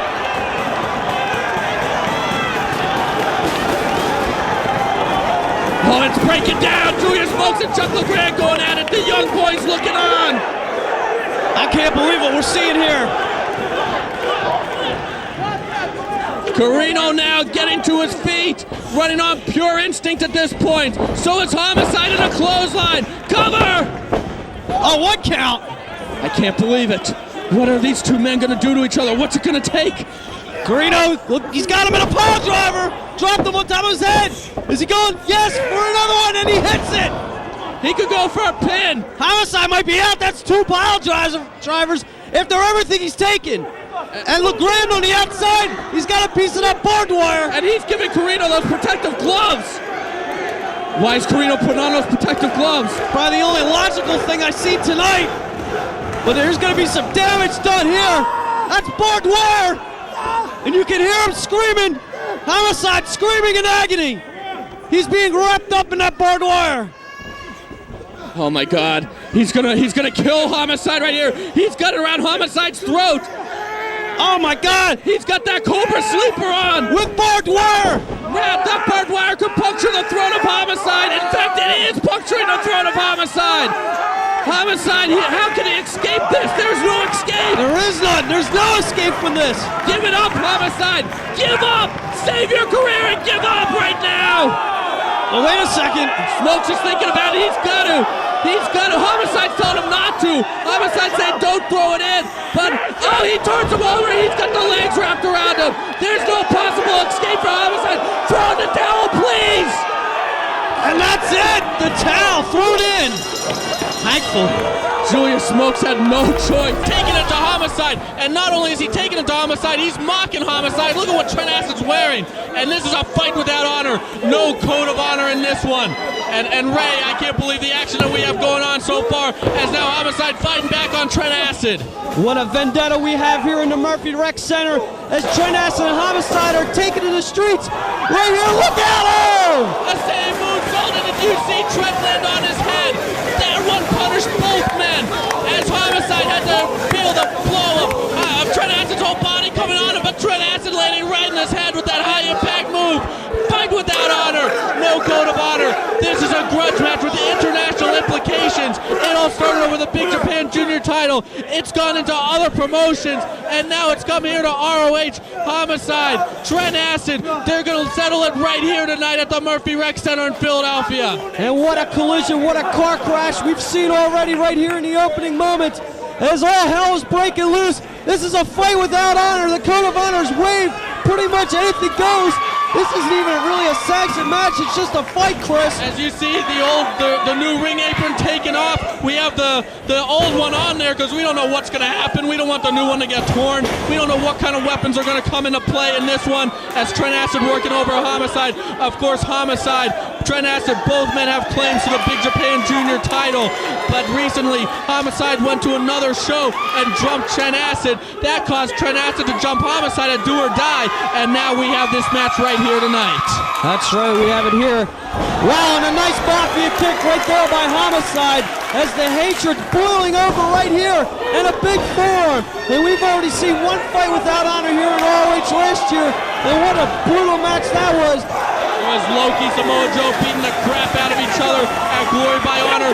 One of the hardest, or perhaps the hardest hitting match ever in professional wrestling history. You're right, and this is shaping up to be just as hard-hitting, brutal, and violent as Homicide dumps Trent down. Beautiful T-bone suplex by Homicide. He's got him scooped, takes him up for another one. Homicide taking it right to Trent Acid, and the backseat boy hit with a Northern Light suplex. And where's Cashmere? I don't know where Johnny Cashmere is. He's inconspicuous by his absence here at ringside. Julius Smokes, though, is in the corner of Homicide. And who knows what's going to happen in this one. These two guys are so uncontrollable to begin with, going to each other's promotions, jumping them, being part of other companies. This is the only kind of match that I think could settle such an issue like this. Without a doubt. And I want to know if this is so mayhem-filled, if this is what the action's like in the ring, what's going to happen after the show in the locker room when Low-Key, Homicide, and Julius Smokes are all in the same locker room, especially after what we've seen with Gary Michael Capetta tonight. That's something to stay tuned for. You're right. I can't believe what's happened, what has shaped up so far in this show. What else could possibly happen here tonight in Philadelphia? As Trent Acid trying for a super kick, Homicide blocks it, but there's Trent Acid with a super kick right there. And this could be the only time you're going to see Trent Acid in singles competition here in ROH, as of course he normally teams with Johnny Cashmere as the highly successful Backseat Boys, and beautiful double knee right to the chin of Homicide. That's right, he has Homicide in a defensive position, in a prone position, as he jumps off the top rope with a missile drop kick right on the Homicide. And Trent signaling, that's it, let's see. No, not enough. You got to do a little bit more of that to pin Homicide down. This guy is double tough, Chris. And he's proven that recently with that great series of matches that has happened. Of course, he was so close to getting the ROH World title from Samoa Joe at Do or Die, and still Julius Smokes and Loki pointing fingers at each other saying that, hey, you cost him the match. No, you cost him the match. And wow, he was so close. And then, of course, he won that great four-way in Boston just 2 weeks ago. Homicide stealing the show every time. Him and CM Punk, don't forget that match, a round robin challenge 2, absolutely still in the show. And let's see if Homicide can do it one more time. And we have a ladder in the ring. And it's breaking down. You don't see it a lot, but when you do, it's incredible. And Homicide, look at that! Oh, wow, dumps Trent right on the ladder. Over the head, belly-to-belly suplex. Last time we saw a ladder in an ROH ring at the Murphy Rec Center, it was that legendary street fight between Paul London and Michael Shane almost a year ago at Unscripted. And that's another must-see match. And now we're seeing a ladder once again in the ring here in ROH. And this time it's Homicide and Trent Acid. And Homicide calling for a chair, and he's got it. That's right, the code of honor is waved here. As it's breaking down, they're taking it to the streets right here. As Homicide and Trent are once again on the floor of the Murph right here. And I think Homicide's getting some crazy ideas as he's trying to choke out Homicide right now, but he's got that chair set up for something. Something dangerous, I'll tell you what. Trent Acid's in a lot of trouble right here as he's out on that chair on the floor, and Homicide now in the ring. I think I know what's coming. Oh! It was a flying body press to the floor out of the chair. There's something new from Homicide. That's right, a cross body to the floor, and he just wiped out Trent Acid as he just got smeared on the floor. And look at, that's right, J-Train, Julius Smokes cheering on his man. Homicide right there, and now he's got the ladder. What possibly could he be going for here? I think Homicide was feeling some of the effects from that flying body press to the floor as you saw him grabbing his hip. Julius Smokes urging on Homicide. He's doing so well as Homicide's corner man. He's definitely adding something to Homicide, no doubt about that. Loki feels differently, feels that this street life of Homicide does not belong in ROH, but we have seen the street life and the wrestling life of Homicide collide here in 2003. And whoa. Up and over goes Trent, and those guys are both on the ladder. The ladder bridge between the guardrail and the ring, and both men are on it now. DDT on the ladder. Oh! Wow, what impact right there. as both men taking a lot of punishment. I can't believe what we're seeing here. It's matches like this that create legends, but it's matches like this that'll take the life right out of you, Chris. You couldn't have said that any better, Ray, as now Trent Acid taking it to Homicide, trying to whip Homicide into the ladder, bro. Homicide slides underneath it. Oh, one impact right there. Wow. And now Trent Acid trying to follow up, and these guys, they have not slowed down for 1 second in this match. What an incredible pace they're setting right here in the ring, right here in Philadelphia. Wow, I can't believe we're seeing action like this. Well, I can when you deal with somebody like Trent Acid and Homicide, when they have the hatred that they have. And, you know, it even goes back to ROH. Don't forget, it was the Backseat Boys pinning Homicide at Glory by Honor a year ago, when the last fight without honor occurred. But now Trent Acid grabbing a chair, heaving into the ring. There's another one. This is why we took the new apron off, because we knew these guys were going to use weapons. We knew we were going to see tables. Oh, look at that chair. Right around the head of Homicide. Wow, that chair just collared Homicide around the neck. That'll cause a concussion real quick. And Trent Acid has an advantage right here in this fight. And what's he set up for? We've seen him do this on other shows, not here at ROH, but he definitely knows how to lay out the punishment when he brings the furniture in the ring. And is there any style of wrestling we have not seen tonight? We have seen it all. That great athletic match between Sabin and AJ for the NWA title. That bloodbath, that tag team grudge match with Raven and CM Punk, and then that unbelievable personal that awesome submission match. We saw the women's match. All kinds of forms of pro wrestling being shown tonight. And now we're seeing ladders in the ring. And that's not it. I mean, we still have... Who knows what you're going to see later on tonight. And Homicide, wow, oh, wow, just got dropped through the ladder. Blue Thunder Driver on the ladder cover. Oh, that could have been it. Wow, so close to a victory there for Trent Acid. And so much on the line, so much pride on the lines. I can't believe what we're seeing. And you know one thing, Johnny Cashmere has to be somewhere in this building watching this match right now, and so does Loki. And maybe Johnny Cashmere, he's probably enjoying this. This is his style. But you know one thing, Loki certainly is not enjoying this, and he's not approving of Julius Smokes being in Homicide's corner. But right now, Homicide, he's got to settle this issue for himself. Oh, drop kicks, Trent. Baseball slide kicked him out. Homicide again, and Trent, wow, did a 360 there almost. What impact on the baseball slide kick. And Homicide. He could be going for that SDF. This is what made CM Punk tap. He doesn't have that new variation that he uses, but he's got a hook nonetheless, trying to wear down Trent Acid. Will Trent Acid tap? Could we see one half of the Backseat Boys tap right here? No, Homicide lets go of the hold. Homicide looks like he's got something else planned, something else in mind, and we know it's going to be diabolical, we know it's going to be painful, and we know it's going to be hardcore as Homicide has a chair set up. He's got Trent, takes him up, brainbuster on the chair! Oh, that could be it right there. Go for a cover, Homicide! No, not enough! And did you see that chair just crumble under the force of Trent Acid? Homicide, he's got Acid down, but he's got other ideas. He's rolling to the floor, and there's a table out there, there's a ladder. What's going to be next? Oh my goodness. Homicide now has the ladder. That's 2 ladders, a bunch of chairs, and we saw tables out there. And now the second ladder in the ring. Trent Acid's definitely in a lot of trouble. No way! Cop killer, no. And wait, there's Johnny Cashmere! Johnny Cashmere after the Backseat Boys taking him up. T-Gimmick!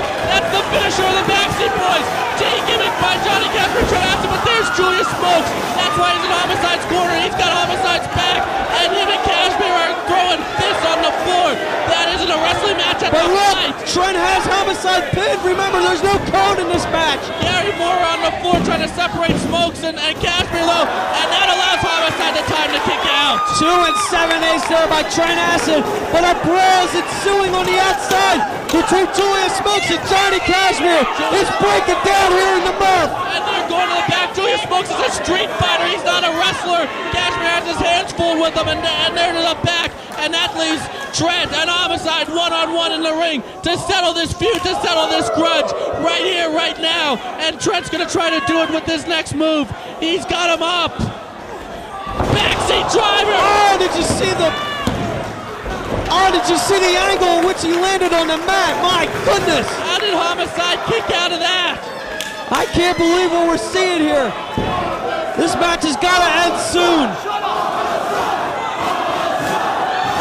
And listen to the fans getting behind ROH's Homicide right here. And Trent Acid said that's enough with the fans right there, as he wants to end this right now. He's going for the move again. Another backseat driver, perhaps. No, Homicide manages to avoid it. Oh, Mafia kick. Homicide blocks a close on Ace Crusher. Ace Crusher, he's got him, and dumps him right down. Northern Lights bomb. Cover. But not enough. Wow, Homicide so close also in winning this. How did Trent Acid kick out of that one, Ray? I have no idea. I can't believe the intestinal fortitude by both these athletes here in this fight. I can't believe what we're seeing here. And you said it right. This isn't a wrestling match. It's a fight. Anything goes. And both men are taking advantage of that. As let's see, Homicide set up that table for something. And this is not going to be good for Trent Acid. That's right. Look out on the floor. And now Trent Acid just got headbutt. And he's laying prone on that table on the floor. I got to mention real quick, you can see more of these guys. Over 5,000 tapes. RFvideo.com. ROHWrestling.com. 215-891-9404. As Homicide going up to the top. Can he hit it? No. Oh! And Trent Acid met him with a chair, and Homicide falls to the ground. Thankfully for Trent Acid, he got him off the top rope, or I think that would have definitely been it if he would have came off the top rope on him. And now Trent going for a second table. And Trent's getting some ideas. Trent Acid is an expert at hardcore wrestling. He knows how to use those tables, ladders, and chairs and do the most damage with them, the most impact. And it looks like he's going to set something up with this table right now. And it's not going to be good for Homicide. As it's my prediction right now, the first guy to use a table is going to win this match. After the beating needs to have taken so far, it's just going to take one maneuver with that table, one big impact move with that table to finish off a guy in this match. I think you're right, Chris. These guys have taken so much punishment here. I think that a finishing blow through a table, a high impact move going through one, will definitely be the end of whoever is on the receiving end of it. And I think it's pretty obvious both these men realize it, and that's why they're trying to use these tables right now. Trent Acid, what could he possibly be setting Homicide up for? He's working on Homicide with that punch, softening him up. Both men weary, both men beaten down, both men have taken inhuman amounts of abuse in this one so far, and now both men are heading up to the top rope, making it even more dangerous. That table in the ring, the loser of this match is going to be the man to go through that table. There's no way they can sustain the impact of it. Who's it going to be? Homicide or Trent Acid? Homicide's got him one, but Ace Crusher to the floor! Dangerous! They both went for the table! I can't believe it. What does that leave us with? I don't think these guys can get up, Chris. And the fans rising to their feet. There's no countouts here. The code's waved. Holy shit! Holy shit! Holy shit! I can't believe what we just witnessed. An Ace Crusher from the top rope to the floor through a table. Oh my God! Gary Moore might have to count. I mean, there's no countouts. You said it, but he might have to stop these matches. How can they continue? I guess I don't know. Would it be referee's discretion? We've never seen anything quite like this. No, we are on new territory here in ROH. New levels of violence, new levels of insanity that we're seeing in this fight without honor right here in Philadelphia. Did you see Trent's eyes are glazed over? He's out. Homicide up limping. He's definitely thrown at that hip or that ankle or something in that leg. Cover! No, not enough. How did he kick out? Where is he getting the energy to kick out after going through the table from the top rope to the floor? And now Homicide's got that other table.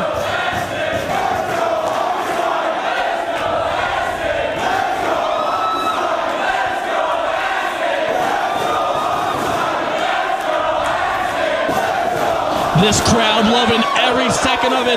They're behind both men. Once again, the ROH crowd split 50-50. Yakuza kick by Homicide. And while Trent got back to his feet, and he met Homicide with the Yakuza kick as well.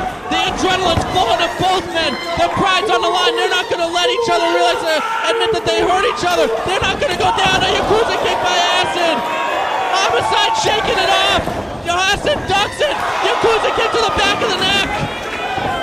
Oh, Homicide blocks that one. Stiff forearm. Oh, that's going to be it.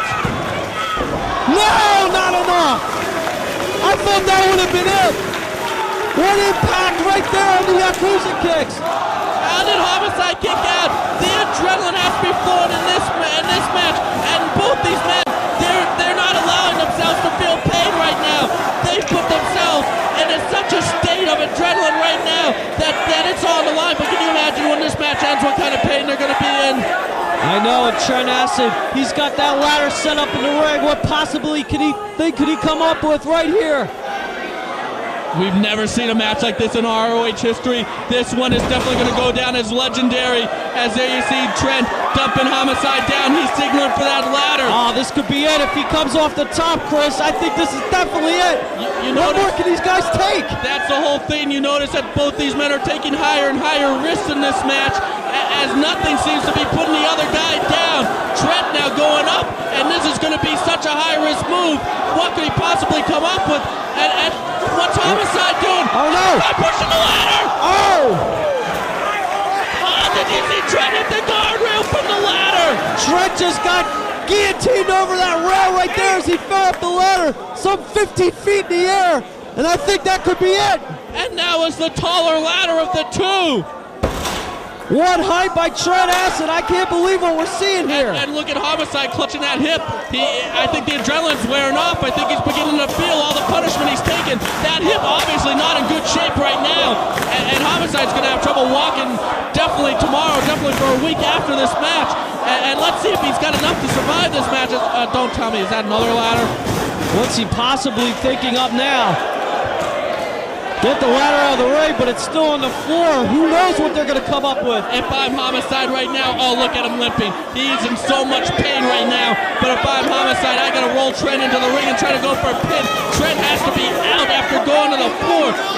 As much pain as Homicide's hips got to be in, Trent's whole entire body has to be in that much pain. And look at him dragging him up by the dreads.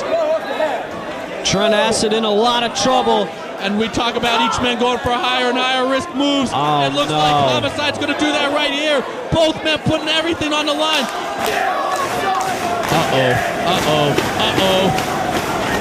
Look out! Oh! No one home on the tope con hilo. And Homicide, he landed hip first on that ladder. This is Trent's opportunity, Chris. I think that we got to stop this match just to save his career. Homicide's career is in jeopardy. Cover. No, where's he getting it, Chris? One more time, Homicide kicks out. What's it gonna take? What else can either of these men pull off in this match? Everything on the line here. Trent Acid and Homicide. I can't believe what we're seeing here. The sold-out crowd at the Murphy Recreation Center on its feet for this classic match, this brutal match. This match that will go down as legendary. You have to be here live to experience something like this. And there's a Yakuza kick by Homicide.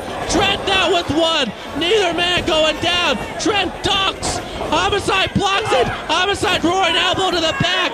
Cop killer. Cop killer. Cop killer, no. No, Trent rolls him up. Trent rolls him up. Cover. He got him. What? No, that's all it takes is 3 seconds. And that's all Trent Acid needed. I can't believe it. He won this match. You know what? I can believe it with the state of Homicide's hip. With the condition of Homicide's hip. All it took was that roll up. And there's Ladies and gentlemen, we're back here live at the Ring of Honor All Japan Final Battle 2003, and you're about to see Satoshi Kojima lock up with Homicide in the third encounter of 4 between the Ring of Honor and All Japan stars. Damn, I'm good. That was a pretty decent introduction there. God, what can I do? Seriously, if I can't do it, it can't be done. I guess you could do it all. You're already victorious tonight. Look at the mood you're in. I don't know why, but as we see Kojima and Homicide squaring off here, as this is possibly Homicide's most important match here in Ring of Honor. And look at Kojima jawing with Julius, the double son-in-law Smokes there. And it looks like Chris Lovey's here to join us. Chris Lovey's back. Well, I'm just back for a second because I'm going back into the crowd. It's just electric in this building. What a chop by Homicide. But anyways, I'm here for a quick scoop. You saw Low-Key in the corner of Homicide. You're probably asking yourself, what the hell's going on here? No, but go ahead. I'm sure you're going to tell us. I will tell you what happened earlier today. Loki, who is still out with injury, he had a sit-down with Homicide. He showed his trainer, Homicide, the proper respect. The two made up. Ring of Honor told Homicide, hey, bring out in your corner whoever you want for this match. Homicide wanted Loki and Monster Mac, formerly the Hit Squad, in his corner for this match. It's great seeing Loki and Homicide showing the respect to each other again. There's Homicide hitting the ropes there. And Punk, all right, are you here to commentate? I'm going back in the crowd. This is great, but Punk, I gotta say, I can't believe what kind of a subdued mood you're in after what happened with the prophecy in the first half of the show. I was telling Ray over here earlier, I'm just a big teddy bear. I know what happened to Lucy now. I know exactly who I have to hurt. So it's them who should be worried, not me. As Homicide goes for the prettiest dive in pro wrestling, in my opinion at least. Kojima takes a breather. Can you leave now, please? Seriously. I think I am going to leave. And, of course, you're no stranger to Homicide. What a great match you guys had at Round Robin Challenge 2. I'll leave it at that. It's just great to see Homicide and Low-Key together again. Take it away, Ray. Well, thank you for that information, Lovey. As you see Kojima making friends with the fans here in Philadelphia. And the fans really getting behind Kojima here. You know, I think the All Japan Superstars are going to get on their plane to go home to Japan, and they're going to find that Kojima's still in Philadelphia. It's possible. Look at him. He loves it here. He's almost as over as Philadelphia's favorite son, Rocky, with the reaction he's getting here by the fans here. Have you ever seen an outside competitor here in Ring of Honor getting such a reaction, Punk? Certainly not. As Homicide goes for a go-behind, Kojima powering his way out. And what an important match for both these guys, but especially now for Kojima. All Japan down 0-2. This is a must-win situation for Satoshi Kojima. It certainly is. And Homicide with a nice reversal there. You said earlier it was the Homicide's biggest match in Ring of Honor. Dare I say this is Homicide's biggest match in his career? You might be right there. I think you're right. And a nice kick there. He's staying on Kojima's arm now. He's got to stay on him. Because Kojima, he can hit you, he can level you out of nowhere. This man is definitely one of the most powerful men in professional wrestling, not in Japan, but throughout the whole world. This guy is a monster. Look at the size difference between these two men, though. Once they're on their feet, I mean, obviously, right now, look at the size difference. There's probably about a 50-pound size differential there. Well, that's something that Homicide has to contend with. And what is going on between Kojima and Smokes? Kojima just tell him to suck it?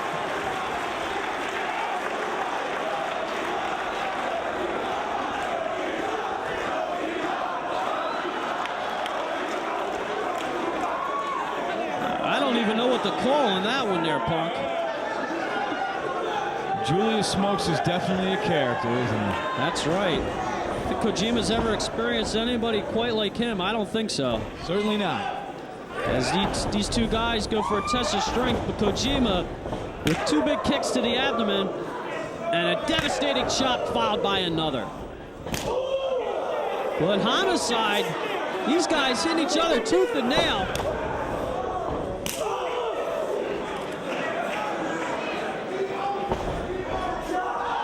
Oh, thumb to the eye. And look at Homicide. He's mad. He's almost more mad that he didn't think of it first. I was talking earlier about the size difference, but the size of Homicide's heart is no different than Kojima's. That's why this makes his match so much interesting. You're exactly right about that. What a year it's been for Homicide. As Kojima has Homicide in the corner, going for a face wash.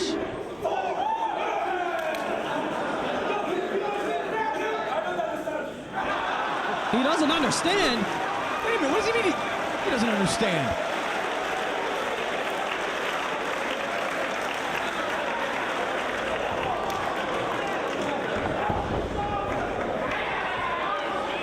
Understand.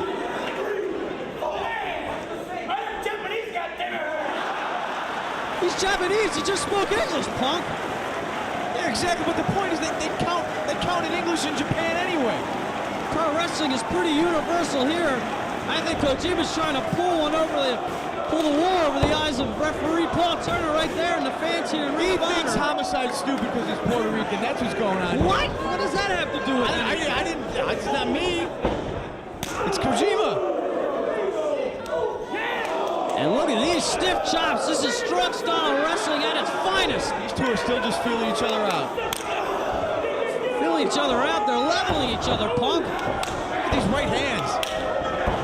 It's going to break his jaw. And Homicide returns the thumb to the eye right there. Nicely done. Ooh! And I think Homicide, the Notorious 187, could be a little pissed off here. You know, some guys would get in the ring with a wrestler of the caliber of Kojima and be a little bit, maybe tentative. Not Homicide. No, not at all. He's going full throttle right here, and we could have a German suplex. Homicide's on his feet. Drop kick. And he caught him right in the jaw. Kojima's to the floor. Here we go. What a beautiful suicide tope. Listen to this crowd. I can't get enough of it. The fans in Philadelphia rising to their feet. What incredible action we are seeing. And Kojima, he could be in a little trouble. This is Homicide's domain on the floor. As Kojima just met the rail. But wait a second. Oh! Belly to belly. He landed on top of his head on the concrete. Referee right in there. He's out. He's out. Oh, look at Homicide. Go back to him. He could be glassy. Look at that. The ref's got to check him, Ray. Yeah, I don't think Homicide, he quite knows where he's at. Is he even conscious? And Kojima taking a picture.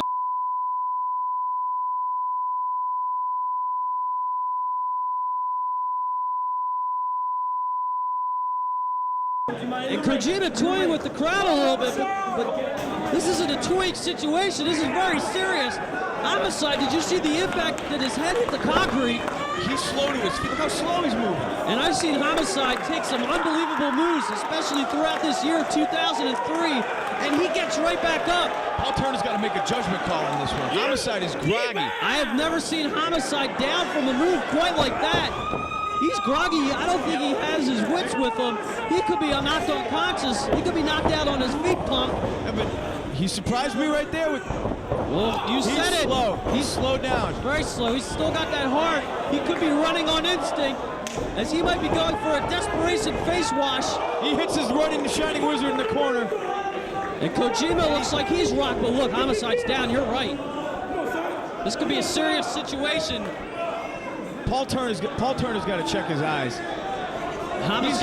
He's got a concussion. He's using those ropes to get. Look, he couldn't even get a full snap mirror right there.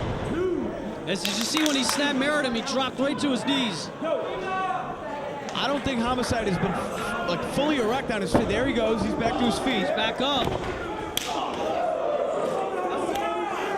Look at that. There doesn't seem to be a lot of strength behind that choke. I think he definitely got knocked for a loop, but he's still in the fight. Homicide's not going to give up. No, not at all. No, definitely not. Desperation boot right there. I don't think he should go to the top. Well, he didn't. He's trying to win this match. He needs to. He needs to get this over real quick. And I'll tell you what, if you're at a disadvantage, I wouldn't want to be in the ring with Kojima. Certainly not. Oh, this bodes to be very bad for Homicide right here. He's out, and Kojima going to the top rope. And he scores with the elbow. Yeah, it does not look good for Homicide at this point. 2.5, he kicks out. And that weight advantage, definitely an advantage on a move like that. Driving that elbow right into the head of Homicide. And he's already groggy. Yeah, I think the referee maybe should be checking him out.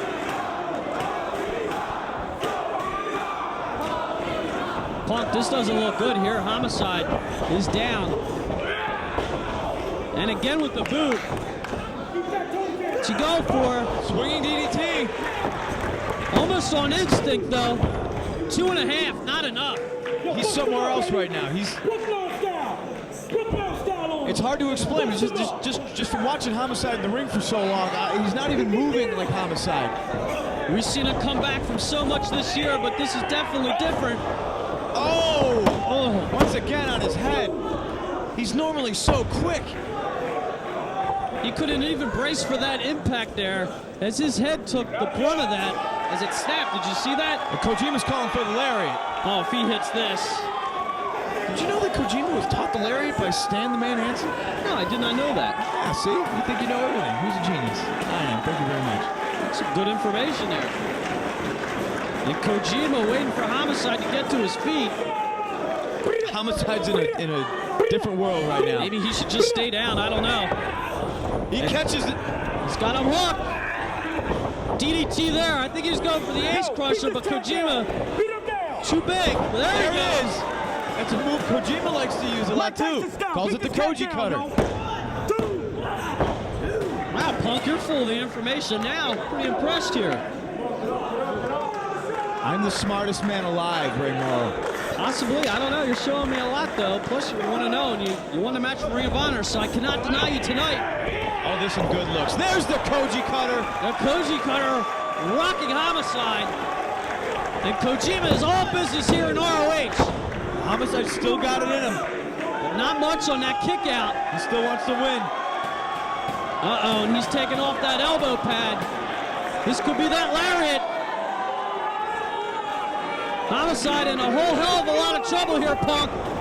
He's got a duck. He boots the arm. And he hits his own Koji cutter. He's going back to the fundamentals. What works? Homicide with a desperation Koji cutter right there. Look at the leg. But still not enough. Homicide doesn't have his wits about him to capitalize on this. And the fans trying to get this action. I think that they sense that Homicide's in a whole lot of trouble. Under their feet. Oh! What a lariat that was! Oh, and he kicked out. Homicide kicked out of Koji. Wow, I can't believe he kicked out. He's running on pure instinct, Punk. I don't know if that's the smartest maneuver to do, but so much on the line here. And another lariat. Almost like an axe crusher there. And that's it. Satoshi Kojima is victorious. Tell you what, this is going to be a back and forth, up and down, sideways match. I'm all excited about this one right here. Oh, hold on, Cop Killer could be over early. No. AJ, though, Styles Clash, it could be over early. No, Homicide gets out of it. Both men going for their finishing maneuvers in the early goings of this one. Taking a shot from Homicide like that, let alone three, any man would let go of that hold, and he finally does. I guess if you punch a guy enough. Oh, look at that, AJ dumping Homicide right on his head with that backdrop driver. Beautiful belly-to-back suplex, and Homicide doing the smart thing right there. Going outside, but you have to think, is AJ coming out after him, and how's he going to do it? Of course, there's no countouts in ROH. AJ trying to baseball slide. Homicide avoids it and sends AJ hard into the AJ Styles taking some abusive chops right there by Homicide. Baseball slide out of it. Leapfrog, and Homicide goes head first right into that steel railing. A little tit for tat right there between AJ Styles and Homicide. And Homicide ducks, but AJ jumps over that guardrail and a super kick. Unbelievable action right there. AJ going over, first started, and without a doubt, one of the brightest up-and-comers in the world. And Homicide, oh, nice drop kick, and did you see AJ go rocketing back into the corner? It was like he was shot out of a cannon. It's face wash time. Oh, so devastating and insulting. That hurts and it embarrasses you as you taste the foot, and AJ's not going to take it. Oof. That one sends him into the corner. Big knee right to the head of AJ. Recognized all over the world. Big gut wrench suplex right there off the top rope. Homicide hooking the leg, going for a cover. Almost a 3 count on AJ Styles. And AJ pushes off Homicide. Top rope. Big cross body right there by AJ Styles. Only a 2 count. Not quite enough. Going for a discus punch. Into Diamond an ace cutter. crusher. I have to experience something like this. AJ fighting back. Oh, that one connected. Homicide is stunned. Homicide lands on his feet from that back suplex attempt, though. Uh-oh. Oh, that could break a rib. Variation backbreaker right there. Ducks the spin kick right there. Over the head fisherman suplex. 2 count. Styles kicks out. Hard chop by Homicide. Big forearm. And a hot shot. Right And on the neck. Once again, right on the ribs, Chris. Absolutely, and you know what? Great move there by AJ Styles, and it's good. Big field goal kick right there. Whoa. Putting on the brakes there is AJ Styles, and he catches a knee right there from Homicide. Both men ducking each other's moves until Homicide finally connects. Fans getting out of the way here. It could be Tope con Hilo time. Letting it go. Tell you what, Homicide really favoring that right arm, that right shoulder, and the rib cage there. Putting on the brakes, big back elbow there to AJ Styles. Oh, AJ catches him. That's very impressive right there.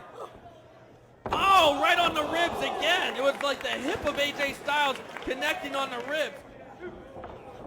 What's it going to take to put either man away in this one? Homicide, can he counter it? He's going for the cop killer. Cop killer, it's going to be all over. No, AJ gets out of it. Oh, a low blow by Homicide, getting desperate. And can you really blame him, Lovey? A big pile driver, and you notice that goes right back to the head of AJ Styles. Should be all two. I can't believe it. How can he possibly kick out of that? Desperation. Desperate times call for desperate measures, and right there a low blow by Homicide into the pile driver. And that's what makes these two of the top guys in ROH right now. Homicide perhaps going for the finishing touches on AJ. Ascends to the top rope, goes for a headbutt. No one pure wrestling match right here. AJ perhaps going for a superplex. Can he connect? Oh! Big backflip with a boot right to the head of Homicide. But Homicide gets an adrenaline rush, and it's a big mafia kick. Trading forearms right here, AJ Styles and Homicide. Back and forth, back and forth. One off the ropes finally gets that momentum, but AJ Styles right back up. Hurricane Rana going for a pin, rolls out of it. AJ Styles got the pinning position. Hold on, he's got him hooked. Styles Clash! Styles Clash! He turns him over. Cover! Well, both men trying to make the name for themselves in singles competition. And Colt Cabana, interesting stretch here. And Mark Briscoe, he needs to prove something to Colt Cabana as the Second City Saints have defeated the Briscoes for the tag team titles not just once, but twice at Reborn Stage 2 and Round Robin Challenge 3. And now it's time for the Contenders Ring. I've finally been told what it is. It will be the new way that ROH determines Contenders for its titles. There is no longer a top 5 rankings or even a ranking system. Basically, there is a staff that voted on the top 5 rankings. That same staff will vote for the Contenders Ring. The athletes in the Contenders Ring will not be in any order. And in order to be in the Contenders Ring, you have to get named on 75% of the ballots. So basically, it's kind of like a Hall of Fame voting, kind of like in Major League Baseball or in the Wrestling Observer, where you have to get named on a certain amount of ballots. You are in the Contenders Ring, and it's just prestigious to be mentioned in that, because only the elite are going to be in the Contenders Ring. The voting is going to be determined by recent won-loss record, your availability in ROH, your inherent skill, and your quality of opposition. So only the top few men will make it into the Contender Circle, and no doubt the winner of this one will be one of the top athletes in the Contender Circle. So the way you describe it, and what an interesting contest, you're going to be rewarded for getting the toughest possible opponent. So somebody like Hydro, who challenged CM Punk and had a terrific match and a close loss with CM Punk, actually gets helped more than somebody that, say, would have won against a lesser opponent. Right about that, Mark Nolte. And in order to get named on 75% of the ballots, you really have to accomplish something. I'm sure we're going to see controversy. I'm sure we're going to see wins and losses really mean something. And more importantly, there could be maybe even only one person in the Contender Circle. There could be 0 people in the Contender Circle, or there could be 10 people in the Contenders Ring. Now, so once that happens, it'll be how do you determine who's going to get the title shot at Samoa Joe or whoever is the ROH champion? And At that point, it'll be up to the matchmakers. But in order to qualify to be eligible for a title match, you have to be in the contenders ring. Well, you're looking at 6 people right here that all had impressive wins tonight. So theoretically, all 6 of these men and CM Punk could be in the contender circle at the end of the night. They very well could be in the contenders ring. No doubt about that, but at the same time, if you lose in this match, that might be enough to get you knocked off a couple of ballots. You might end up being on 70% of the ballots, and that won't be enough to be in the contenders ring. Right now, it's Bryan Danielson and Mark Briscoe. And he's going to come up, grab that reverse chin lock, almost going for the chicken wing, trying to get the chicken wing locked in. If he gets the chicken wing locked in, this could be a quick, he's going to make quick work of Mark Briscoe. Remember, Mark Briscoe against Alex Shelley earlier took a lot of punishment to his neck. So this is the perfect move to try to take Mark Briscoe out of this match. It should be noted, we have been caught at the contenders ring. The name might be changed to the contender circle. That's why we've called it the contender circle a couple of times. We're playing around with the name. It is a new concept. So it might be a give or take. We might change the percent of the ballots you need to be on. There might be a couple of changes. It is a work in process. But by the end of July, after ROH Reborn completion and the Death Before Dishonor weekend in Milwaukee and Chicago, we will have everything set with the contenders ring or contender circle, whatever it may be called.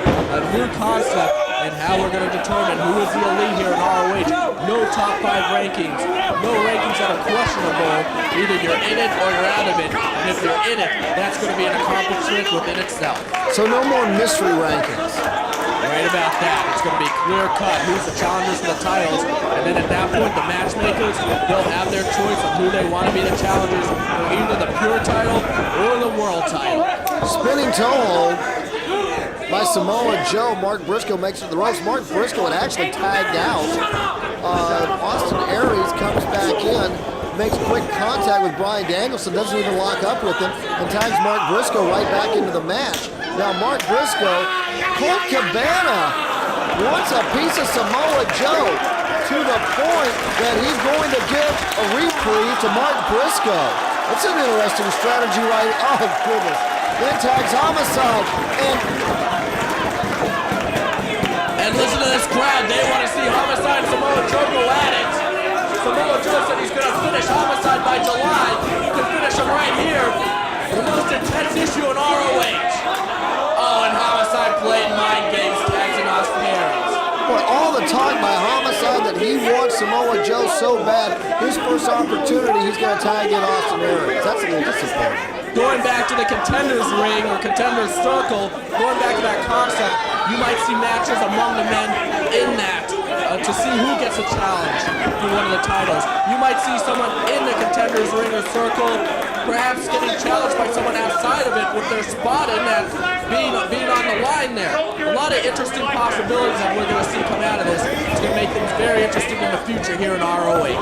Well, and I really like the fact that the quality of competition is going to play such an important role. It's like in NASCAR, their point system where they're rewarding people for winning, and it's the same way here.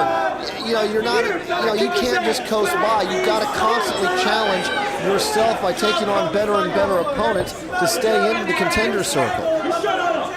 And I also have to mention that a new code of honor will be announced on the very next show. That'll be very interesting as Samoa Joe lighting up Austin Aries. And real quick, I do have to pay the bills. I'll do it after we see what happens here. Pinning combination. No. Austin Aries takes out the world champion, does it again with those Japanese-style arm drags, and staggers him with a drop kick. The explosive Austin Aries looking great here. Joe turning the tables, no. And there's that crucifix. Oh, but he does it with such impact. Almost a crucifix driver. I don't think I've ever seen that before. Austin Aries very proud of the fact that he just planted the world champion. But Austin Aries probably wisely a little slow in following up his advantage, and just gets dropped there by Samoa Joe. And I do have to mention the new Ring of Honor video company, home release company. Lots of different promotions will be carried from it. Interviews, lots of different merchandise from Japan, figures, t-shirts, you name it, as Samoa Joe and Homicide having words with each other. And the new number, hold on, what's this? It's the rolling cradle there by Samoa Joe. That is an Oklahoma roll. Danny Hodge made this hold famous in the 60s and 70s. And there's a count, just a 2 count. But the new phone number, 215-781-2500 as Colt Cabana comes in. Again, 215-781-2500. The new address, P.O. Box 1127, Bristol, PA 19007. That's Ring of Honor Wrestling. It's going to be Mark Briscoe squaring off once again against Colt Cabana. And these two, Mark Briscoe, a win here probably wouldn't hurt their chances of getting another shot at those tag team championships held by CM Punk and Cabana. No doubt about that. You pin a champion here in ROH, and you're going to get a title shot. Cabana now working that arm, driving the knee into the ear and the neck of Mark Briscoe. And I can't wait to see what this new code of honor is all about. If there's something in it about arrogance and acting like a jackass, then CM Punk will do real well. No doubt about that. As there's Colt Cabana continuing the assault on the arm of Mark Briscoe. Boy, turning your back on Mark Briscoe, always a mistake. I've seen the Briscoes outmanned, but I don't know if I've ever seen them, I've never seen them back up from a fight. Only a 2 count right there. You figure all these men are coming in with some bruises, some aches and pains from their earlier matches. It might not take a lot to beat them. Well, the guys that are probably the freshest are Cabana and Danielson, who tags himself in. Boy, what a showcase of submissions and stretches and hooks we saw from Danielson earlier. Let's see if he can do it again in this one. Mark Briscoe, of course, he has an injured neck going into this one. Homicide took a beating from Jay Briscoe. Samoa Joe had a tough match against Matt Striker. And Cabana and Bryan Danielson, they probably did have the 2 easiest qualifying matches as they took the least amount of punishment. But that being said, it was Cabana who still has to be suffering the effects from that brutal burning hammer into the table by Dan Moff on the last show. His neck folded up like an accordion. It was scary. That was one of the nastiest things I've ever seen in ROH history. And of course, don't forget Austin Aries. He had that tough tag match, but came out of it pretty much unscathed. Well, and look at Danielson. You can tell that he has a scouting report on his opponent because he's going right after that potentially weakened neck of Colt Cabana. Colt Cabana, he says he has that devastating new finish. Was it that pinning combination? I don't think that's too devastating, but Trent Acid was obviously stuck in it and had nowhere to go. He couldn't get out of it. Perhaps that was it. I mean, we'll see. Maybe he's able to hit that devastating new finish in this match. Maybe that'll make him the winner of Survival of the Fittest. Well, when I saw it used before, they called it the Perenni roll, named after its originator, the great Lorenzo Perenni. Basically, all it is it's a half Nelson with a near leg grapevine, rolling through and rolling through. And we have Homicide and Mark Briscoe. There's a little heat between these two after what we saw earlier. And Homicide's just choking Mark Briscoe out. And Mark's firing back. These two are definitely raising the ire of each other. And we might have an issue developing here between Homicide and the Briscoes. And I guarantee you this, the Briscoes won't back up. They know how dangerous Homicide is. They know how devastating he can be. But the Briscoes will not be intimidated. And once again, Homicide trying to choke Mark. Ref Hansen pushing him off. Good officiating there. This match is living up to the hype. Sometimes you get these main events, especially when you build up to a new event like this, and you don't know how it's going to turn out. Sometimes, it doesn't live up to the hype. This does. Now Homicide kicking Mark Briscoe over to the corner of Samoa Joe, acting like he wants Samoa Joe to tag in. I know she doesn't let Briscoe get too close. Samoa Joe and Homicide, they outright hate each other. Samoa Joe, he drops Mark Briscoe with that DDT with his feet hanging on the rope. That's all impact on that bad neck. We got a cover. Oh, and a cocky cover at that. Well, I don't think he really meant to pin Mark Briscoe there as much as he meant to taunt Samoa Joe. And that's exactly what he's doing, taunting the ROH World Champion. Samoa Joe said this issue with Homicide is going to end with ROH's biggest month ever, July, with 3 huge shows. Death Before Dishonor weekend in Milwaukee and Chicago, and ROH Reborn completion at the Rexplex in Elizabeth, New Jersey. We saw an 1-hour time limit draw on our last event. When you got 6 athletes of this caliber and this well conditioned, how long is this match going to go? There is no telling. But look at Bryan Danielson now. What a beautiful, unique submission. Oh, and with a bridge for extra leverage and pressure. All that pressure on the knee of Mark Briscoe with that knee, almost a single leg figure 4 with a high bridge. And when he's doing that, the fulcrum and the leverage go right up against the knee. And Mark Briscoe in a world of pain. That Hansen seems he wants to give. What an arc right there in that bridge. Boy, Mark Briscoe may be the quickest man in the ring, and he's taking the feet away from the fastest man in the ring. I would have to say Mark Briscoe has absolutely no chance in this one right now, as he has an injured knee and an injured neck.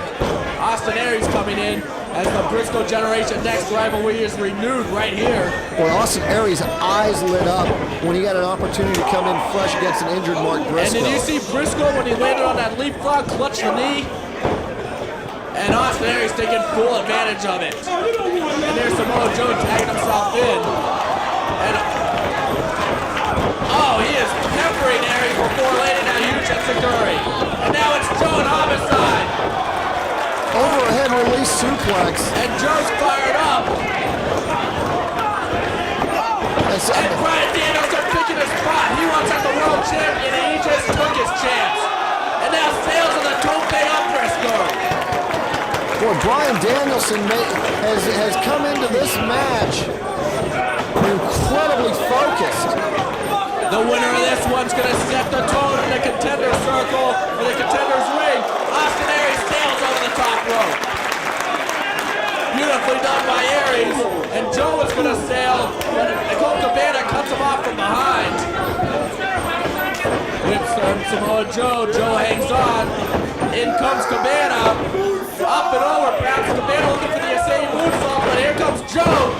Sunset flip.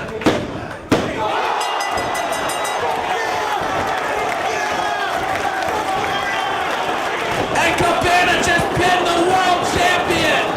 Sunset flip over the top rope. That wasn't, was it? I'm in shock. Colt Cabana has pinned the world champion. Samoa Joe is the first man out. He beat Samoa Joe with a sunset flip over the top rope. Colt Cabana now facing Homicide. Colt Cabana did what CM Punk couldn't do in 60 minutes. That's not going to lead to a little tension later on, is it? We'll see what if the Saints really are a team. One half of the ROH Tag Team Champions has pinned the world champion. I cannot believe it. And Colt Cabana right now, burst of adrenaline and momentum and taking it to Homicide now. I'm not sure Colt Cabana believes it. I'm sure that Samoa Joe can't believe it. He was the first man out at Survival of the Fittest after going 60 minutes on the last show. And Cabana now taking Homicide, and he plants Homicide with a bulldog. Similar to what Homicide did to Mark Briscoe. Oh! Could you imagine a Colt Cabana pin Samoa Joe and then Homicide this quickly? I think we may have our first entrance into the contenders ring. Or contender circle. You're right about that. Colt Cabana, he just earned himself a future title shot by pinning the world champion. Oh, Homicide nailed that lariat. He decapitates him. We got a cover. No hands suspension on legal. Mark tagged himself in. Shooting star.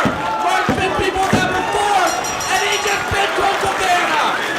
Boy, the highs and lows of an elimination match like this.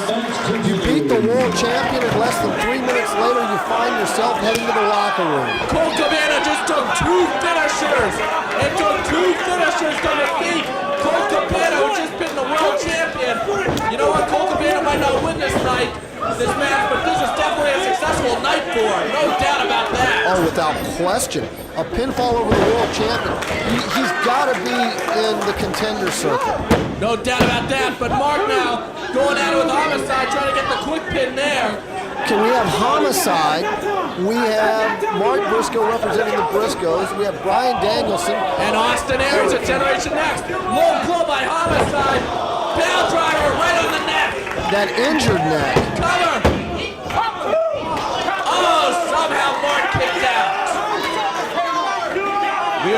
the final four.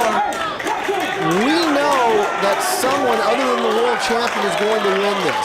You've got CM Punk, who went to an hour time limit draw on the last event. Homicide still claims he's the number one contender. Colt Cabana can now make a case that he's the number one contender. If someone other than Homicide wins this, then you're going to have the fourth claimant to a number one contendership. Ooh, things are getting very interesting. He's going for that ace crusher. Mark Briscoe trying to hold on. Pushes Homicide off. Flying body press. Nice another cover. Nice cross body by Mark Briscoe. Mark Briscoe, of everybody in the ring, is probably the most at home with the aerial moves and coming off the ropes. And Homicide took a beating from Jay earlier. He's got to be soft. He's got to be susceptible for a big move, putting his shoulders to the mat. And a snap German suplex. But Mark not able to hold the bridge. Both men counted down. Both men pinned. Mark Briscoe with that injured knee and neck, not able to hold the bridge. And Homicide, after the beating he took earlier tonight, not able to kick out. Both men are eliminated. Mark Briscoe and Homicide double pin. How disappointing must that be for Mark Briscoe? He initiated the move.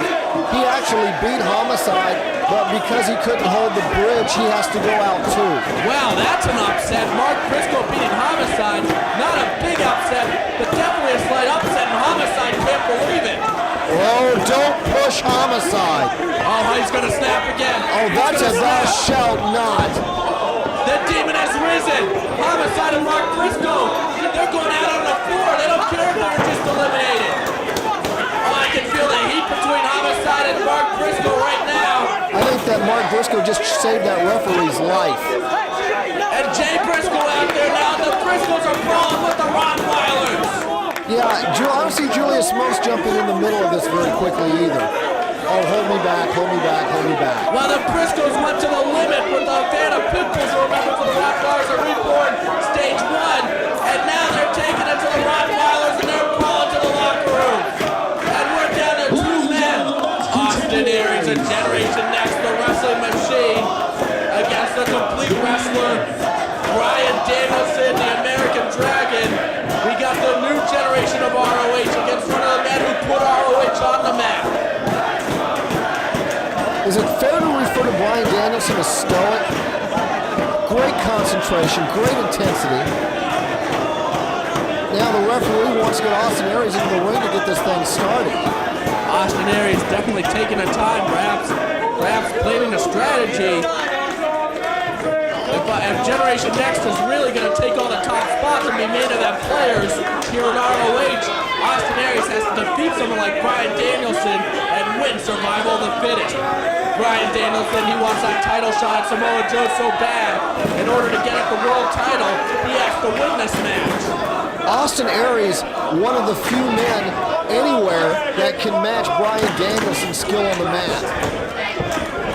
Both men cautiously with a lockup. Reverse waist lock. Now it looks like it's going to be a tight ride by Danielson. And unable to sit out, or not even much of an attempt to sit out, Aries is just going to go ahead and go for the rope break. Now it's going to be interesting to see Austin Aries. Is he going to try to reverse it? Is he going to give up the ride again and try to sit out? Aries with a cocky swagger though, showing Bryan Danielson he's not intimidated by him. Danielson now wrenching in with that rear chin lock. And look at the textbook. He's just plants those 2 forearms across the face. Now he's going to split the arms. Key lock. Bars the elbow. And he's going to bar both elbows. And there's nowhere to go. He's probably got the wrist locked. We can't see from this vantage point. But he bars the elbows and has the wrist locked, then just drops him. You know, you also have 2 guys that are relatively fresh going into this match. Boy, Austin Aries isn't fresh now, I promise that. Yeah, he had to retreat to the ropes. And you notice Bryan Danielson, little intimidation factor, trying to kick Austin Aries. Before, when Aries was in the rope, Danielson slapped the back of his head. Danielson will always play those little intimidation games. I think Aries needs to stick and move here. I think Aries needs to look for the opening, hit some suplex. Aries is probably just a little bit more explosive than Danielson, but we've seen Danielson probably the better of the 2 as a mat technician. 1 month ago, Generation Next exploded on the scene here in ROH with that 40-plus minute classic and that 8-man tag. Since then, they've wreaked havoc. They proved to be a renegade group with one purpose, to take all the top spots and become main event players here in ROH. And in order to do that, Austin Aries needs to score the win here. Bryan Danielson trying for counter mutilation now, not able to get it, and turns this into a modified camel clutch. Aries trying to push those arms, those hands away from his face and break the hold. Every time they've locked up, Danielson has been able to ride Aries into whatever position he wanted to get him into. Aries hasn't been able to sit out, hasn't been able to escape, except to get to the ropes. And now it looks like he's going to get that, he's going to trap that leg, trap the ankle. And look at Danielson, goes right back to the chin to take the ankle away. Aries, it's a struggle right here. Aries is trying to keep that ankle grapevine, and I think the referee may be calling for Danielson to break. May have that a little bit too close to a choke. I have to admit something, Mark. I would love to see the ROH World title around the waist of Bryan Danielson. There is a cut, and it looks like a reasonably deep cut over the right ear of Danielson. Interesting. I wonder how he sustained that. That shows you the intensity that these guys are grappling with. And now for the first time, it's Aries with the ride, and it's going to be Danielson going to the ropes. And look at Aries slapping the back of the head of Bryan Danielson, similar to what Danielson did to him earlier, showing that he's not going to be intimidated by a man who's definitely going to be in the ROH Hall of Fame one day when that takes place years from now. A man who's definitely set the course for ROH and made ROH's reputation, Bryan Danielson. Did you see that big scratch and that blood over the right ear? Definitely, I noticed that. Good eye pointing that out. These men fighting with such intensity here. They want to be in line for a title shot. Aries wants to make his name, and he would definitely do that if he's able to defeat Bryan Danielson. Danielson trying to solidify a spot as the top player here in ROH. Well, we've been talking about this whole match and this whole night, all the people that can make a claim they deserve the next shot at the ROH champion. And the winner of this match, if you could say, I walked into a ring with Samoa Joe, Homicide, Colt Cabana, Mark Briscoe, Bryan Danielson, and Austin Aries, and I was the one that got my hand raised. That's a pretty strong case that you need to get an immediate title shot. That's why this is going to be an annual event, Survival is Fittest. It's so prestigious to witness. Double underhook now by Danielson. Plants him with the suplex, immediately floats over. And just look at that look of scorn and intensity on the face of Bryan Danielson. This is a man who wants that world title around his waist. Oh, what a European uppercut. And Aries fighting back somehow. Look, you can take your criticisms of Austin Aries' attitude, and a lot of them will be well-founded. There is nothing wrong with Austin Aries as a competitor.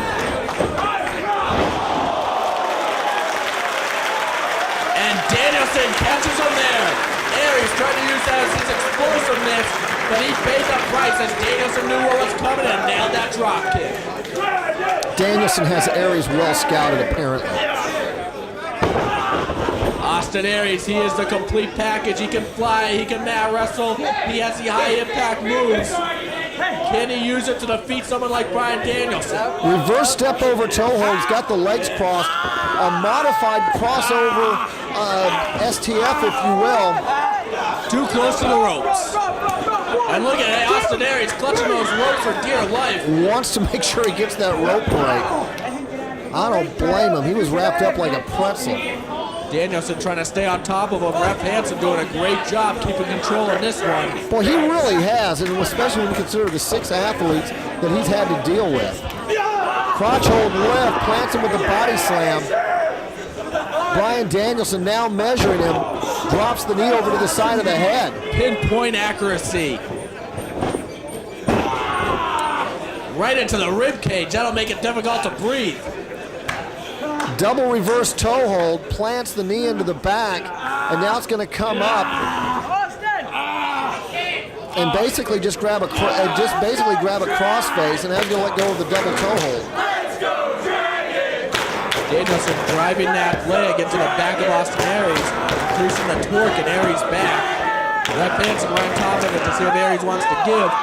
It's going to take a lot more than that, and Aries is biting Danielson. That's desperation right there. Boy, you've got to figure out a way out of that. Boy, I tell you, oh, look at that. Aries coming up with the arm and drops a knee on it. Austin Aries is taking everything. Danielson is dishing out and fighting back. Oh, and look at that European uppercut. Danielson has been so impressive tonight. He's always impressive, Mark. This is a man that made ROH's reputation. And Aries using the explosiveness and scoring this time. Connecting with that dropkick, and Danielson is in a bad position. Well, and that's the great thing about Austin Aries. When you've got a guy this explosive, Austin Aries it gives you an opportunity to wrestle from behind because all you have to do is hit one big move and you're right back in the match. Oh, and last stiff dropkick to the back of the head of Danielson. Now Austin Aries. Danielson clutching at that knee, perhaps sustaining an injury there while he's hanging in the ropes.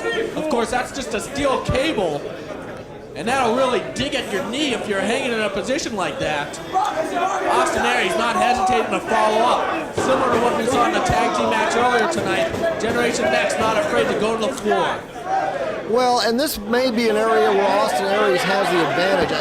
We've seen that he does not have any advantage whatsoever on the mat. Well, that whip into that steel will definitely give you an advantage.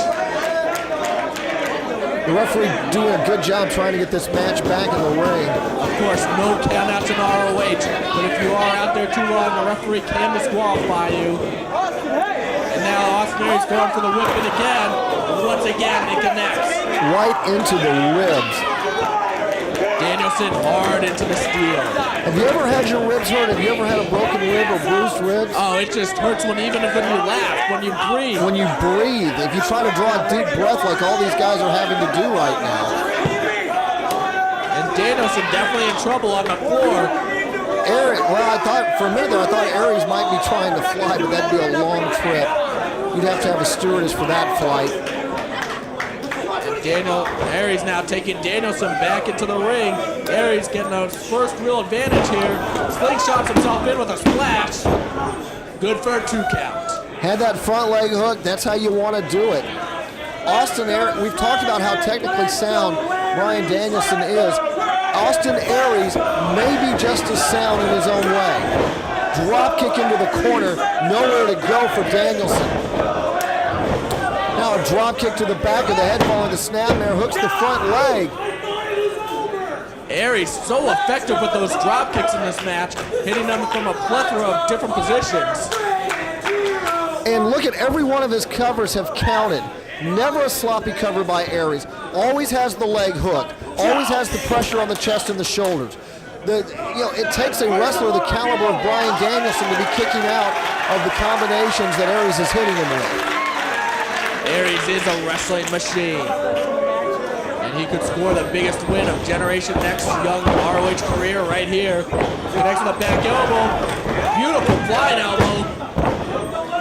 Good for a 2 count. Austin Aries isn't quick, he's sudden. Now Austin Aries showing just a little bit of frustration. And Danielson firing back with a headbutt to the abdomen. Well, you don't need to give Bryan Danielson much of an opening at all. He'll take advantage of anything. This man is so awesome in the ring. Oh, unleashes a big shot. Now Danielson grounding the match, which is where he has the advantage. And Danielson now taking it to Austin Aries. Fighting back in this back and forth contest. Who's going to win the first annual Survival of the Fittest? They'll be the answer to that trivia question.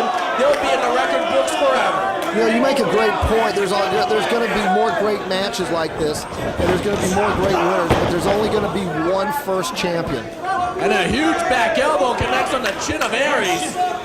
Takes Aries all the way to the apron. Now Danielson looks like he wants to suplex him back into the ring. Aries uses the ropes to block. Very nice counter by Austin Aries. Beautifully done. Aries still fighting. Those punches to the gut effective. And he takes Danielson to the floor with a suplex. Danielson clutching at that knee. Perhaps he landed wrong on it. But there's no right way to land when you're going to the floor like that. Boy, there's some ways worse than others, and landing on your knee counts as one of the worst than others. Now, Aries is going to measure Danielson from the apron. Cactus Jack style elbow, and I see a lot of blood on Austin Aries.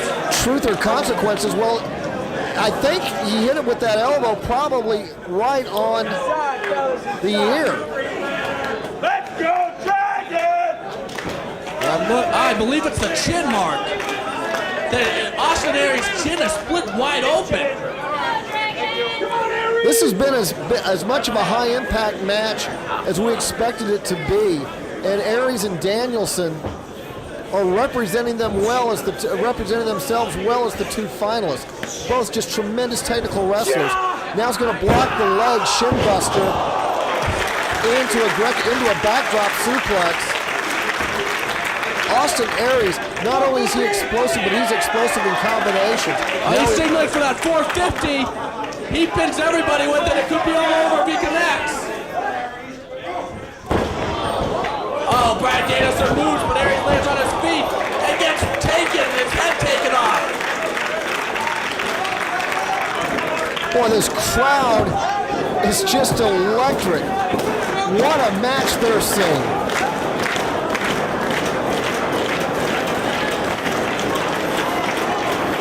You have one of their all-time favorites, Bryan Danielson, against a potential new superstar in Austin Aries. You have to be here live to experience something like this.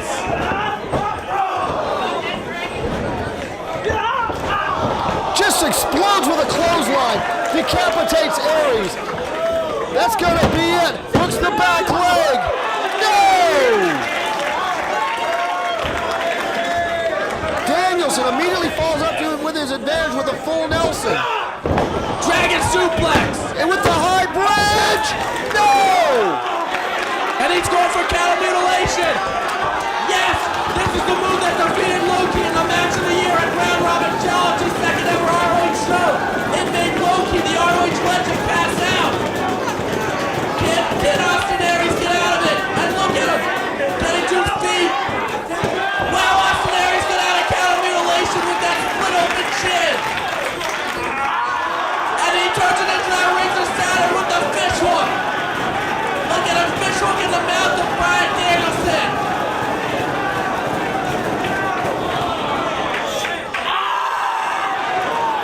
And he keeps the submission on!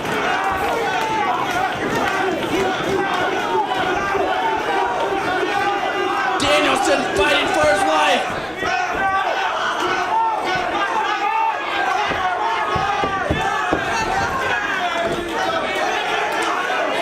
Could you imagine if Austin Aries makes Danielson pass out or submit? Aries keeps going back to the hold. He's got Danielson blocked. Danielson with the last ounce of strength gets to the ropes. Aries has absolutely a vicious cut opened up on his chin. That thing is split open from the numerous blows on the chin. I don't think Austin Aries is a potential superstar. After this effort, you can take the potential off that tag. You're 100% right about that, Mark. And what a tough individual, unfazed by that busted open chin, going for the brainbuster. Danielson with a knee to the head blocks it. That cut is just split open. It started as a minor cut and it's just split open. Danielson keeps fighting out of brainbuster. Oh, an elbow. Austin Aries has the momentum here. Austin Aries is feeling it. He hits it. Cover.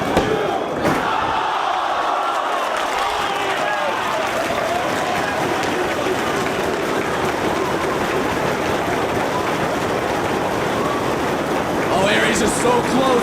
He's so close to getting the biggest victory of his career. He's signaling for the 450 again. He pulled Danielson into the corner. With that split open chin and all, here it comes.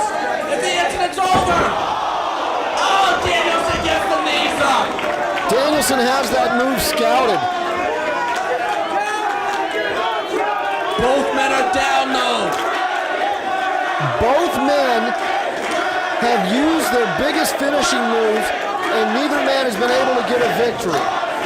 They call this survival of the fittest for a reason, and we're witnessing why right here.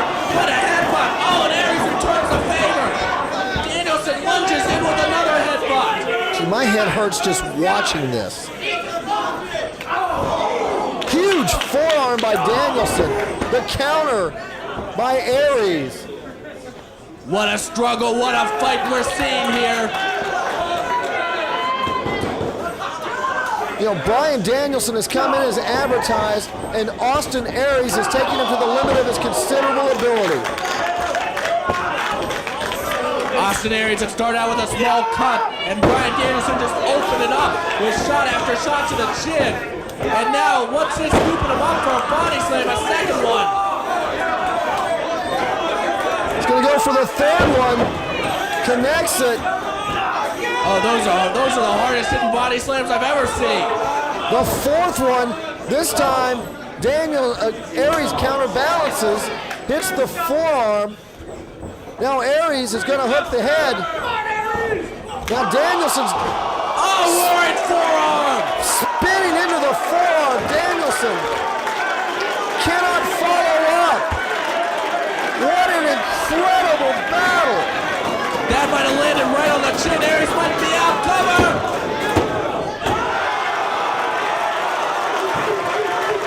Aries grabs the ropes and saves the match for himself. Danielson can't believe it. You know, you can call last event's match of the year. I think this one gets my vote. Unbelievable what we're seeing. I agree with you, Mark. Once again, Danielson now going for the high impact move. Lands Austin Aries on the top rope. Let's see what he follows up with. Normally he goes for a back suplex in this position. It looks like that might be his plan right here.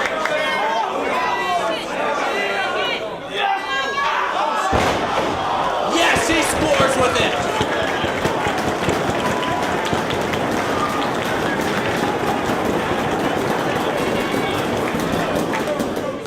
Turns him over. Cover.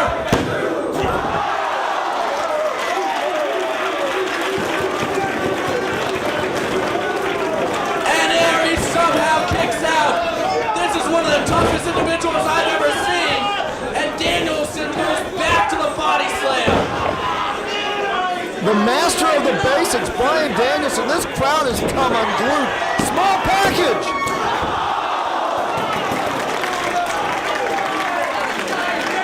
Oh, so close. Oh, right on the split open chin of Austin Aries. Crotch hold left. Plants him with yet another body slam. And that's so punishing on the lower back. Bear hug. And from here, Danielson can do a myriad of things. I haven't seen the bear hug used effectively in years. And Danielson's doing it, driving his shoulder into the upper chest of Aries and pulling in with his hands, torquing the back of Austin Aries. Remember those dozen body slams we saw earlier? This is what this leads to. You can effectively use the bear hug from here. And Aries struggling, doing anything he can to get out. Well, look at Aries try to turn sideways. And he's trying to put his hands in there, trying to bridge it. No, Danielson knocks him out with that headbutt. But he's got his body turned where it's taking some of the pressure off the ribs. Oh, this is what he beat Jack Evans with. And let's see if Aries can make it to the ropes. That's his only chance, maybe. And Danielson turns it over. Aries is close to the ropes. Can he make it? Can he do it? Can the Generation Next member make it? Oh, Danielson pulls him into the middle of the ring. And Aries taps. It's all on the line right here as we decide the best of 5 series inside the steel cage, but they're not even inside the cage. They're taking the battle on the floor. This match, I don't even think it's officially started. The bell hasn't rung yet. Now they have to get inside the cage before the referee will officially begin the match. Homicide not wasting any time. It doesn't have to be inside the cage. He'll do damage on the floor first. Danielson has already busted open from that razor sharp board.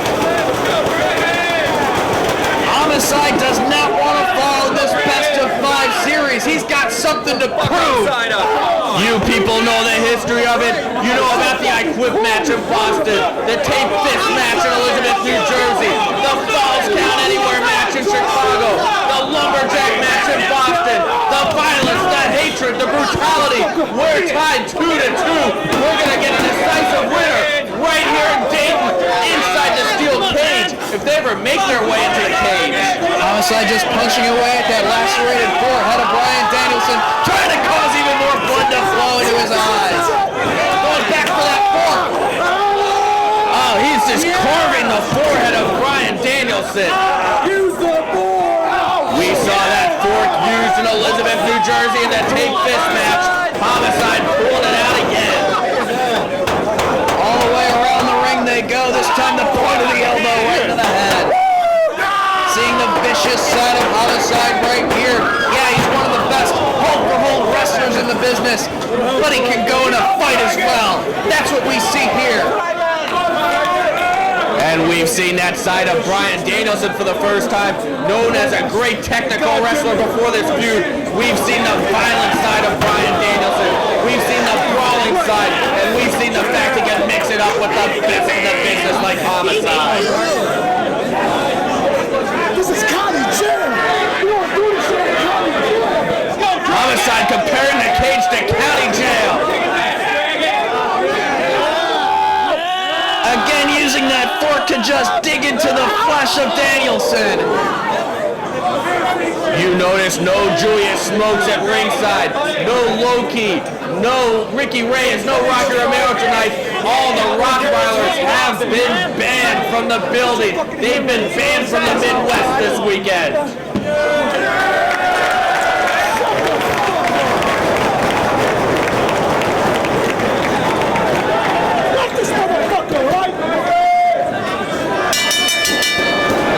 Officially rings to start this match as they enter the steel cage, and Todd Sinclair shuts the door.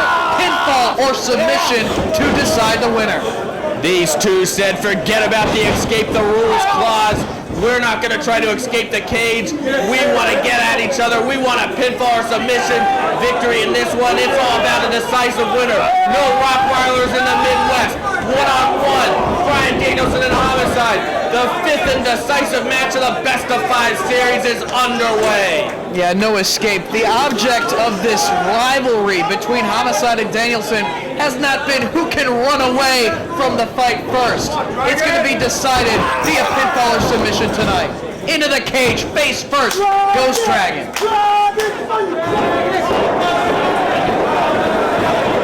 Dave, so far I've neglected to mention the other important factor of this match. The winner of this bout will go on to Chicago tomorrow night and nowhere to run, and they will get a shot at the world title held by Austin Aries.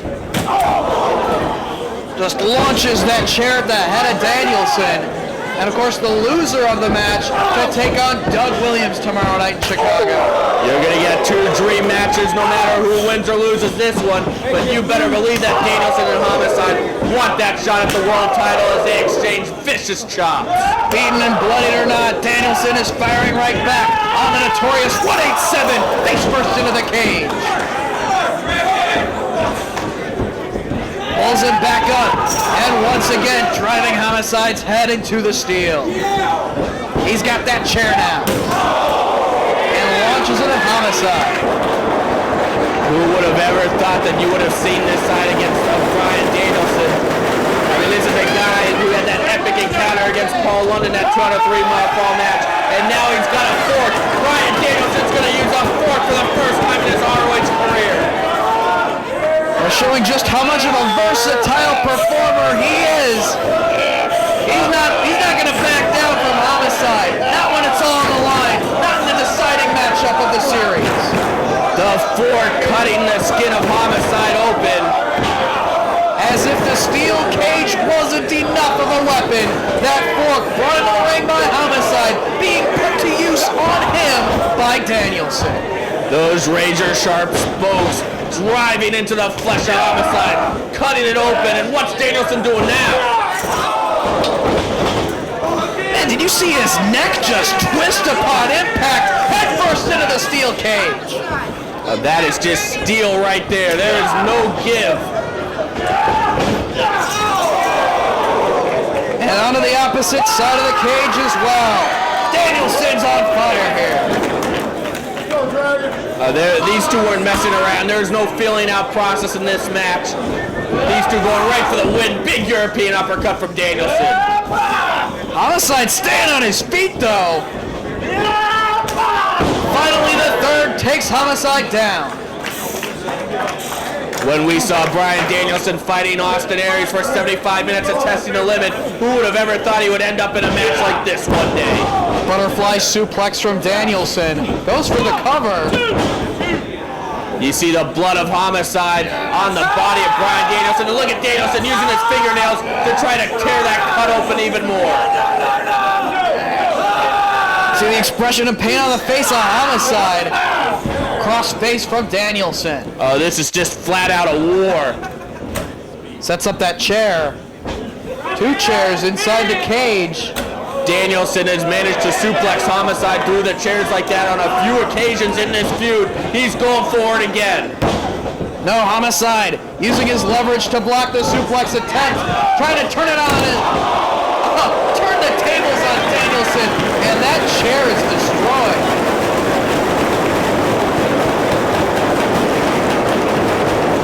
That is the first time that Homicide has successfully suplexed Danielson through the chairs.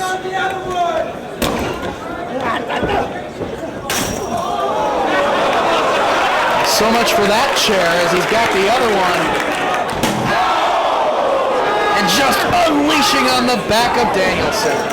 Sets up that chair on one corner of the ring. You could hear the impact. That's just pure hatred right there. That chair smacking against the flesh on the back of Bryan Danielson.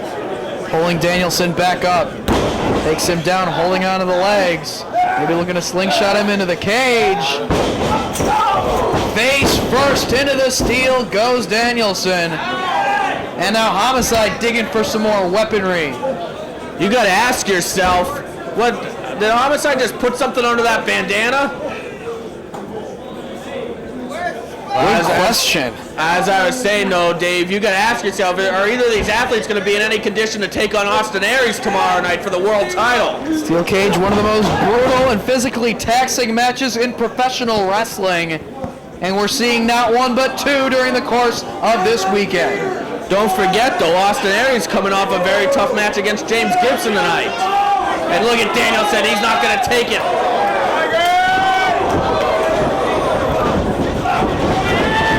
Extra burst of energy.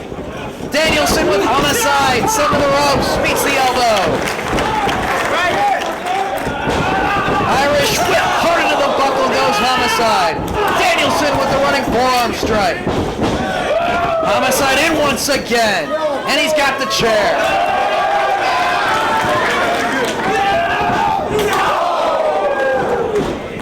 Down goes Homicide. As now Danielson may be looking to cinch in that Mexican surfboard. It looks like he's trying to incorporate some wrestling in this match. This is one of the most effective weapons from Bryan Danielson.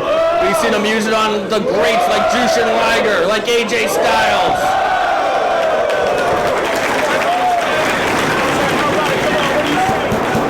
Will Homicide quit?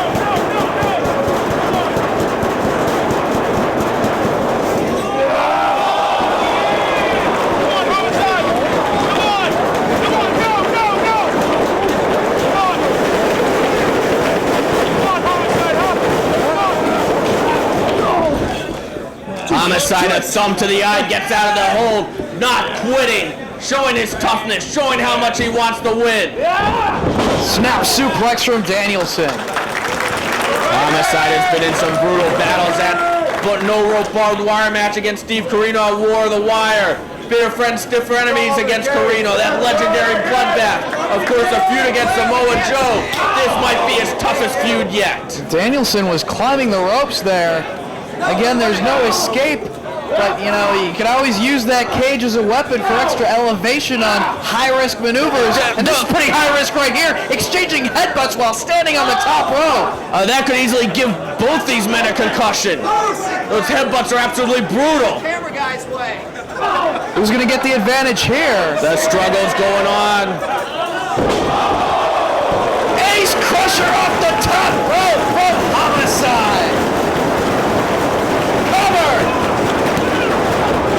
No, Danielson with the shoulder up.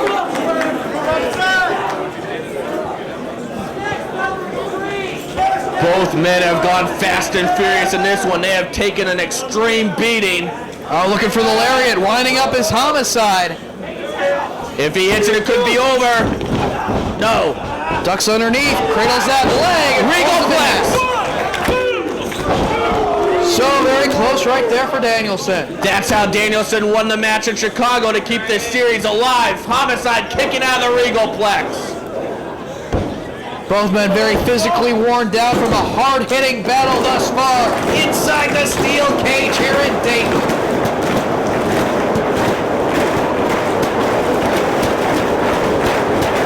Homicide with the boot. Knee lift to the midsection of Danielson. What can Homicide have in mind here? Climbing up over the cage. He might have had enough. Homicide, if you notice, he's wearing those jean shorts tonight. He said it's a tribute to FMW. And these two are battling on the top of the cage. Chopping away at Danielson, grabbing hold of the nose of Homicide.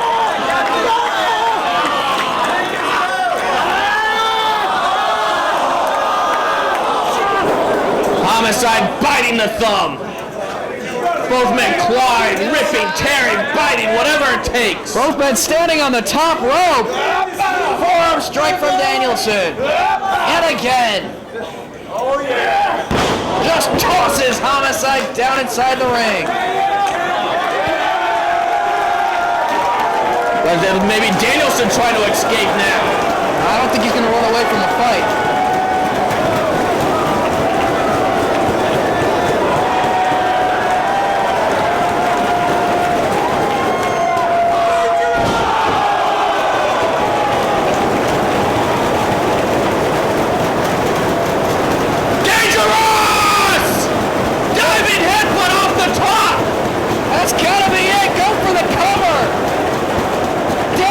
Taking a huge risk right there. Cover. No, not yet. Danielson trying to crawl over. Cover.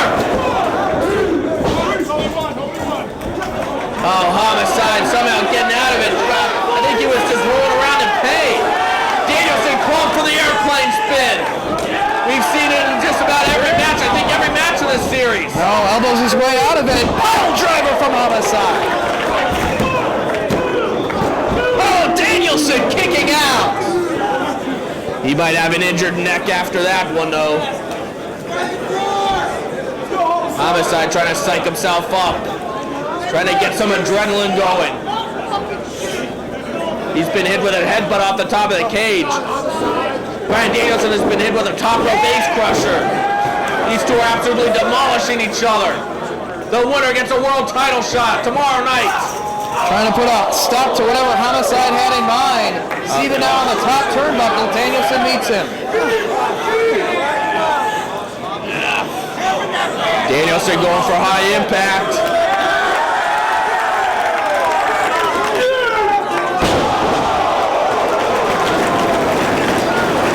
Cover! Belly to back suplex off the top rope. Not enough to put away Homicide. Pulls it back up. Full Nelson applied by Dragon. Broken by Homicide. Oh, no blow. Up comes the elbow pad. Lariat coming up. Just like their first match. Cover! Oh, Danielson kicked out. That was just like Reborn Stage 2. That shows just how much both of these men want the victory. Want to walk away from this best of 5 series with their hand raised. And what's this? A Homicide's got brass knuckles. That's what he was hiding. That's what won him the tape fist match, the brass knuckles. I don't know if Danielson even knows that he's got him on right now. Ducks underneath. That connects with the forearm strike himself. Go for the airplane spin. He's got it.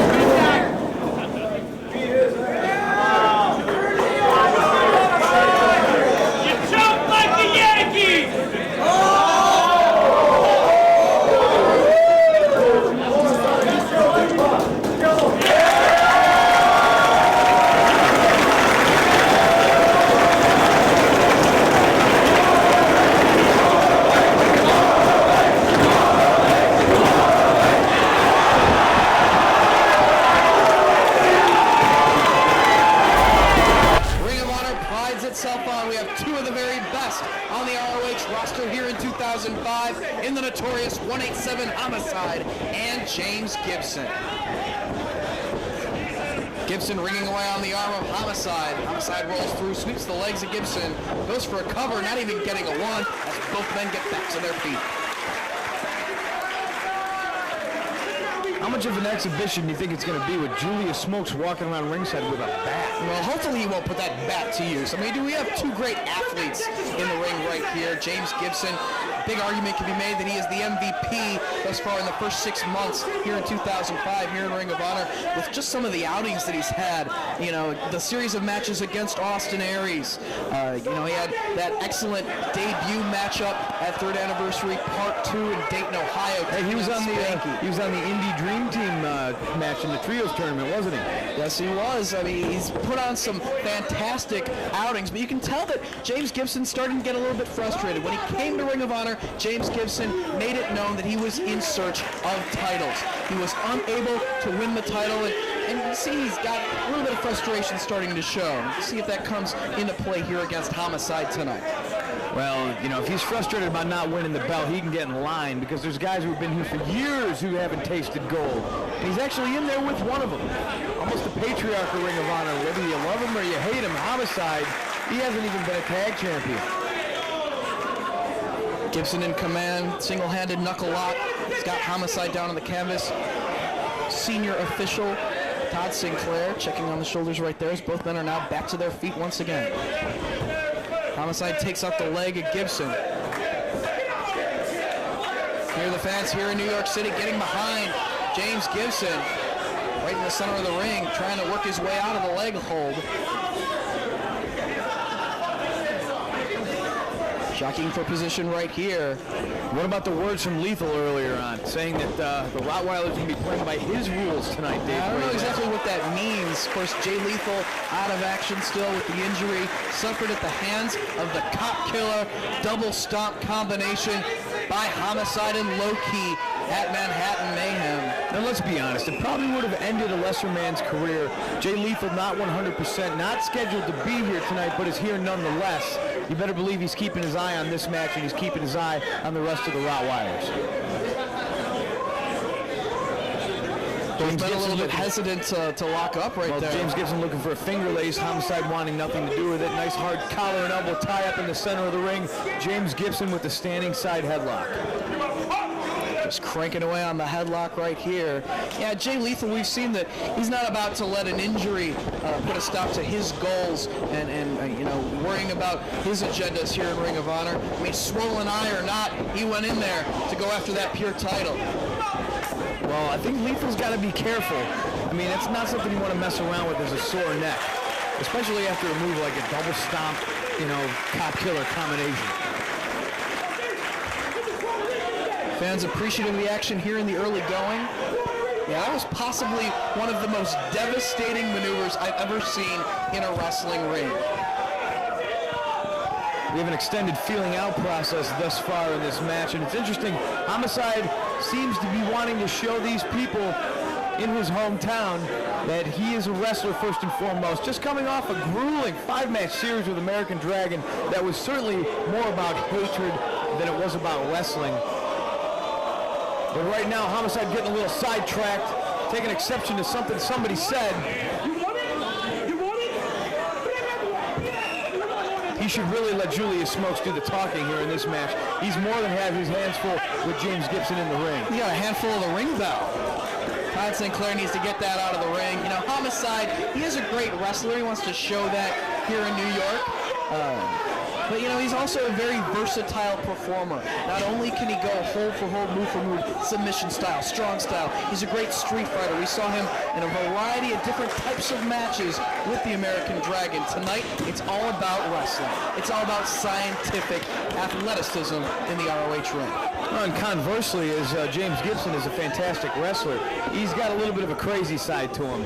I mean, you know, he's from part of the South where they still teach kids in school that the South won the war, if you know what I'm saying. Roll up right there from Homicide. Gibson quickly rolling his shoulders off the canvas. Homicide holding onto that arm. Grabs hold of the head, ringing away on the arm. Into the hammerlock he goes. Gibson with the elbows to the side of the head of Homicide. Forearm shot from Gibson. Scoops Homicide up. No, staying on his feet.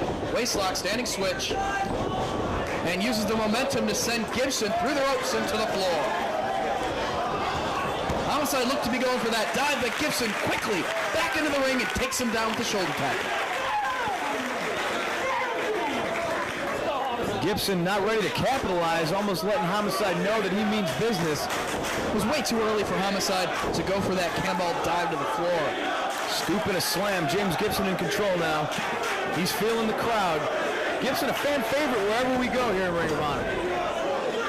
You can tell the drive that he's got just to please the wrestling fans and to work his way up the ladder.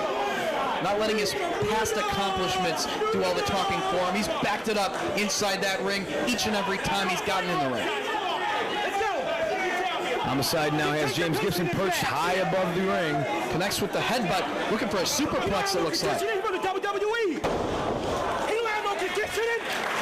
And Homicide holding the back of his head. We're the best in the world! We're the best in the world! Getting some encouragement from Julius Smokes, but you can tell Homicide sort of told him to be a little bit quiet here. Well, Smokes has been giving me a headache for years. It's about time somebody told him to be quiet. What's the over-under on it if he actually listens? Chopping away at the chest of James Gibson. Homicide still holding the back of his head. Gibson with the neck breaker right in the center of the ring. And that headache's about to get a lot worse.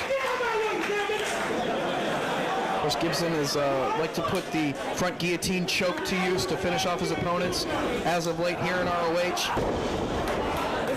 As well, the Tiger Driver. Both are very damaging maneuvers.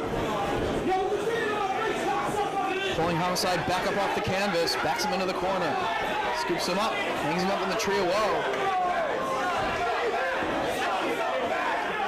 Gibson grabbing hold of the chin, pulling back on the neck of Homicide. If he jarred his neck with that superplex, Gibson's focusing on that body part. Well, he definitely softened him up for that front guillotine choke. Homicide definitely jarred his own neck with that superplex, and it didn't help that James Gibson now knows about it.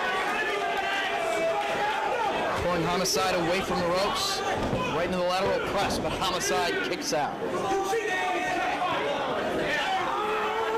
Cranking away on that neck, doing more damage, very focused is Gibson. Well, it's what a veteran wrestler does. Obviously, he's exploited the one weakness he's already found in Homicide. He's got that cravat. Now he's driving the knee into the side of Homicide's head. Doesn't want the man to get to a vertical base. Doesn't want him to mount any kind of offense. And you see him just hammer Homicide back down to the canvas. Keeping him in the center of the ring, placing his foot right across the back of the neck, putting more pressure on that body part, looking to wear Homicide down. Gibson and Homicide are both very focused in this matchup. It's a big stage for this contest to be taking place here on such an important weekend in wrestling. All eyes are on this part of the country. Head scissors now applied. Now this is a very smart move. It's going to wear down the neck. It's going to cut off some of the oxygen flow to Homicide's brain, which is obviously giving him a problem earlier. But it's also going to soften up Homicide's neck for that guillotine choke. They roll into the ropes, forcing a break of the hold. Gibson now choking away on the second rope. Got to keep your eye on Julius Smokes right there with that baseball bat. He's also got his fists taped, Dave Prazak. Wow. Reversal of the Irish whip. Gibson set to the ropes, holds on, elevates Homicide, staying on the apron. Shoulder block to the midsection. Now he's got Gibson looking for the suplex to the floor here. Gibson trying to use his leverage to block. Well, this could definitely change the makeup of this match. Both men on the apron here as they forearm back and forth.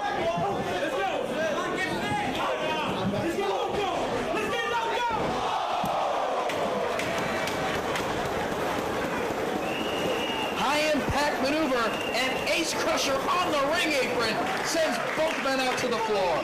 That's a move Homicide instinctively goes for. He's finished off opponents with that before, but he can't finish off Gibson when both men are on the floor right now. But Homicide taking a little bit of a breather himself to recuperate. How about Julius Smokes trying to revive Homicide by waving that Rebel flag? I don't think Julius knows what he has in his hands. Or maybe he just realized it. You know, you saw earlier, Dave, Gibson using the ropes to maybe choke Homicide or wear his neck down a little bit more. And, you know, from one wrestler to another, what I see in Gibson's eyes right there is a little bit of frustration. You know, he lost his big title match against Aries, and that is the one thing he's wanted since he's been here in Ring of Honor, is he wants gold. You know, he wants to win matches, and I think that's the frustration coming out in Gibson right there, is you see him using tactics like using the ropes, or maybe putting him in the tree of woe and choking him and stuff like that. And that's frustration that I can relate to. It's frustration that I knew firsthand from my trilogy with Joe, and it seems like everything I did, I couldn't put him away.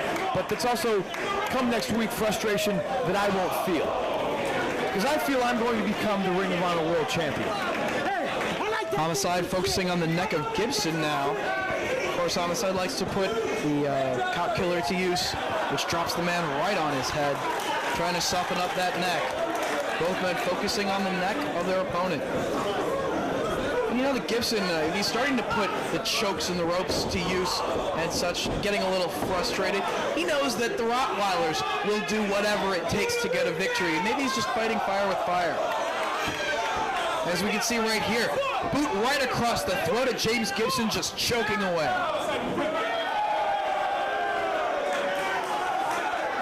Homicide slowly picks him back up off the canvas. Into the center of the ring they go. Snapmares Gibson down. And drives the knee right into the side of the head.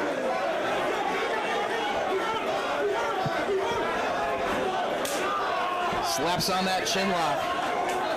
Todd Sinclair right there to see if James Gibson wants to give it up. It takes a hell of a lot to get James Gibson to say I quit, to give it up in that ring. He's got more heart than I've seen it just about anyone. Oh, he's not going to give up. I mean, you look at the man's ears and it'll tell you that story. Both of them are cauliflowered. This is one tough son of a gun. Shots to the midsection of Homicide, breaks free of the chin lock, but Homicide connects with a drop kick, sending Gibson over the barricade. And could we see Homicide take flight right here?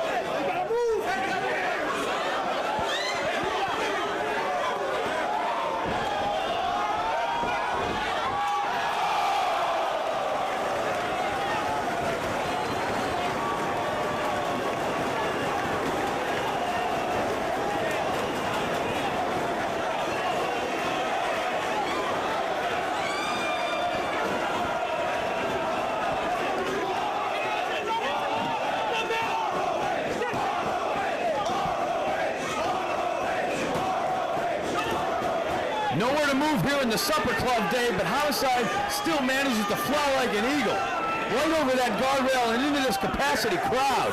3 rows deep. Gibson trying to fight his way back inside the ring. As now Julius Smokes assisting him just a little bit. Rolls him right into Homicide. No countouts here in Ring of Honor except in pure title matches. Julius Smokes obviously wants his man Homicide to win, so he assists James Gibson into the ring. Kick right to the back of Gibson. Grabbing hold of those ears, pulling him back up. Snapmares him down once again, and back to the chin lock goes Homicide. Very smart wrestling by Homicide. Trying to take the energy out of James Gibson. Wear him down, leave him open for the cop killer. Of course, Homicide also likes to put that lariat to use to finish off his opponents. Strategy by Homicide now. I think he's figuring his high-risk maneuver, Tope con Hilo, has paid off. He throws Gibson right back in the ring and goes right back to wearing the man down. Gibson could be 1 or 2 maneuvers away from counting the lights. Trying to dig down for some extra energy and work his way out of this chinlock and back to his feet.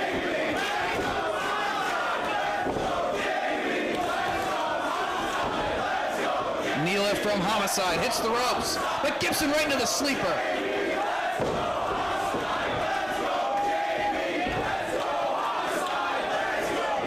Off the ropes comes Homicide again, power slam from Gibson. But only gets 2. There's suplexes and there's snap suplexes and there's power slams and there's snap power slams, and that right there was a snap power slam, using all of Homicide's momentum against him. Gotta hand it to James Gibson, worn down or not. He's pulling out the high power offense.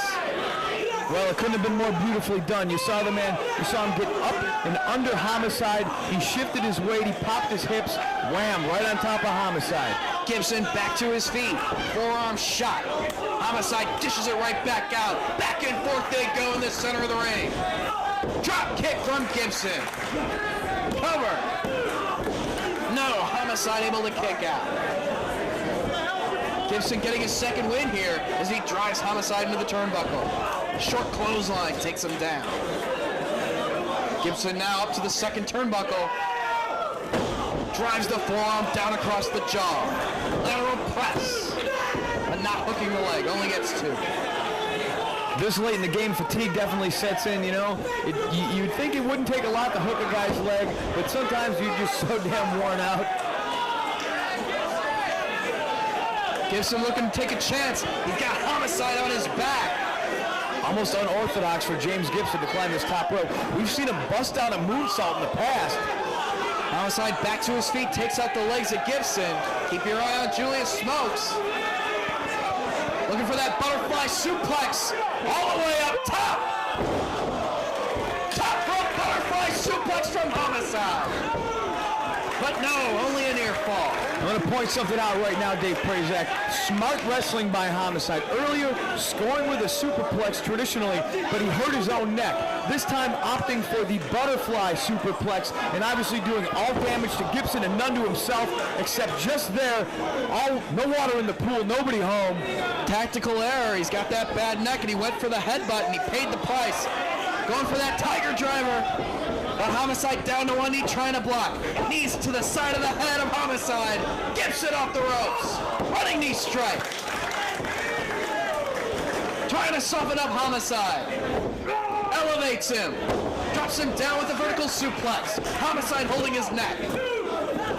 Trying to hook that close leg. Gibson only gets a 2 count. We have yet to see Gibson try to hook on that front guillotine choke or actually get the Tiger Driver. Into the corner they go. Gibson to the second turnbuckle. Going for the swinging DDT. Homicide blocks the attempt. Open hand strike to the chest. Ace Crusher off the ropes. And Setting up for that Homicide winding up. He's prepared. We just recently saw him put down Kevin Steen with his lariat, but no! James Gibson stops the attempt. Takes him down with the short clothesline. Oh, so close. Homicide needs to go for that full impact running lariat off the ropes to put away James Gibson. He's also been softening up that neck. In addition to the lariat, the cop killer would be a perfect choice of maneuver to go for, and that's what he's looking for right I think here. he heard you, Dave. Gibson blocks the attempt.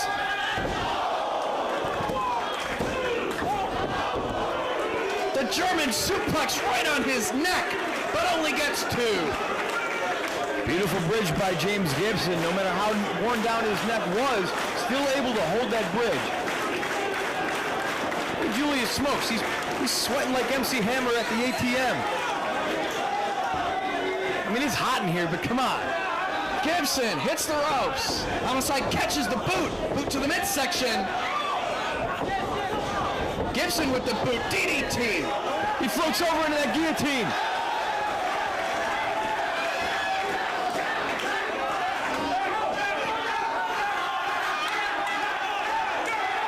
Todd Sinclair checking on the condition of Homicide.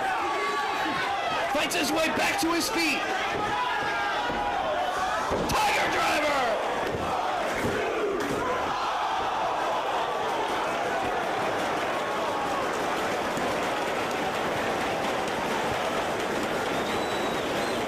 Gibson showing his frustration right there, showing his frustration with the fans, showing his frustration to the referee.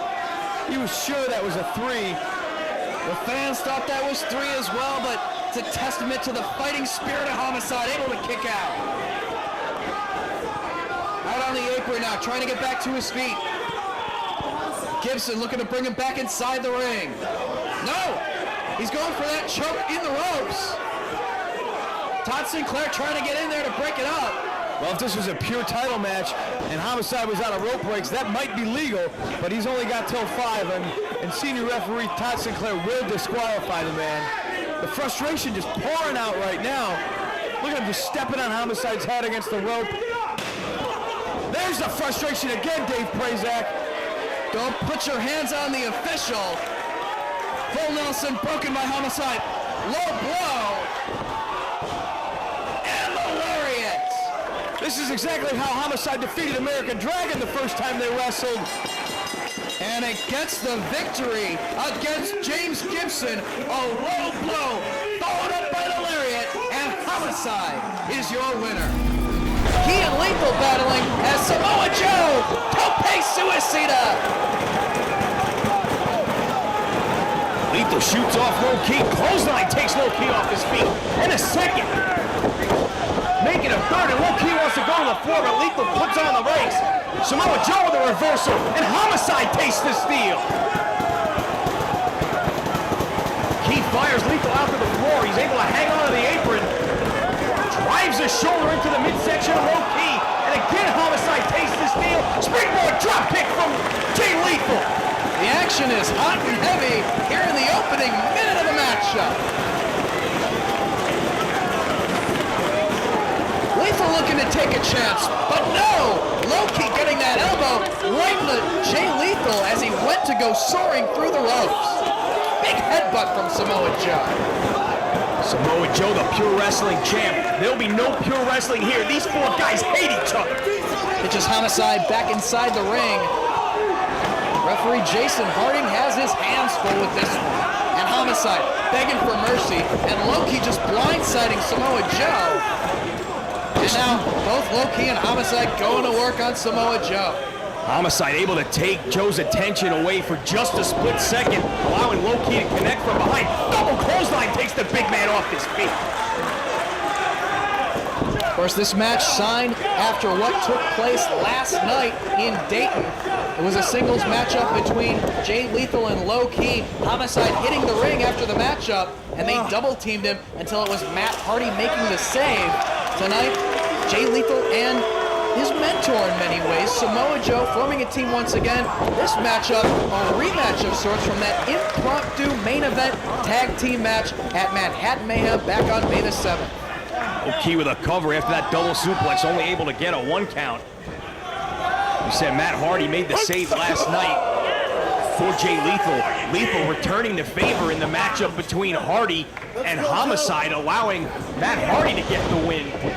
As Low-key connects with a drop kick to the back of the head of Samoa Joe. Hooks the leg, only a 2 count. Of course, the first meeting between these two teams at Manhattan Mayhem came to a conclusion with one of the most vicious maneuvers in ROH history. The cop killer double stomp combination on Jay Lethal put him on the sidelines, doing severe damage to his neck. But ever since, he has been fighting. They tried to break that kid's neck, but the tenacity instilled in him by his mentor Samoa Joe willed him back before he probably should have been back. And he is here to try and take revenge on the Rottweiler. He's here to try to finally get a pinfall victory or a submission victory against Low-key or Homicide. Plants Samoa Joe with the DDT, does Homicide, as the Rottweilers are in control. Low-key just stepping across the throat of Samoa Joe. Homicide has the ref distracted. Jay Lethal there doing a little more harm than good as he's trying to come to his partner's aid, but just allowing Low-key to do damage behind the referee's back. Letting his emotions get the best of him. Of course, Lethal has been close to victories against both Low-key and Homicide, against Key at Death Before Dishonor 3, and a very heated matchup against Homicide at Escape from New York, where Lethal bled for the first time in his career during a wrestling match. Hard chop to the chest of Joe. What history between these two, going back to the first Glory by Honor, where Samoa Joe made his ROH debut against Low-key. And we got Glory by Honor 4 coming up during the month of September. That shows just how long these two have had a rivalry in Ring of Honor. This is a feud between guys that goes back a long way, and like I said earlier, they absolutely hate each other. chopping away at the chest of Joe, but not backing down. European uppercut, and Key staying on his feet. Fires a kick, may have been a little low. Could have caught the inside of the thigh, but it might have been low there. Pulling Joe into his own corner as the Notorious 187 tags himself in. Hard right hand to the rib cage of Samoa Joe. Homicide now going to work. Hard chop to the chest. Homicide and Samoa Joe, no stranger to one another in ROH competition. Belly to belly over the head release suplex from Joe. A maneuver that Homicide likes to put to use. Jay Lethal tags in and fires a right hand in the corner. Sends Homicide off. Tries to go up and over. Lethal puts on the brakes and nails him with a clothesline. One step ahead. High backdrop from Lethal. Cover here. Nice flurry by Lethal right there. Needs to stay on the man. Keep it coming. Back heel kick connects. Right on the chin. Again, calling for the ref for the cover. Not hooking the leg on that cover, and low-key with a quick shot to the eyes of Jay Lethal, trying to put a stop to what he had. Homicide up to his feet first. Snapmares him over.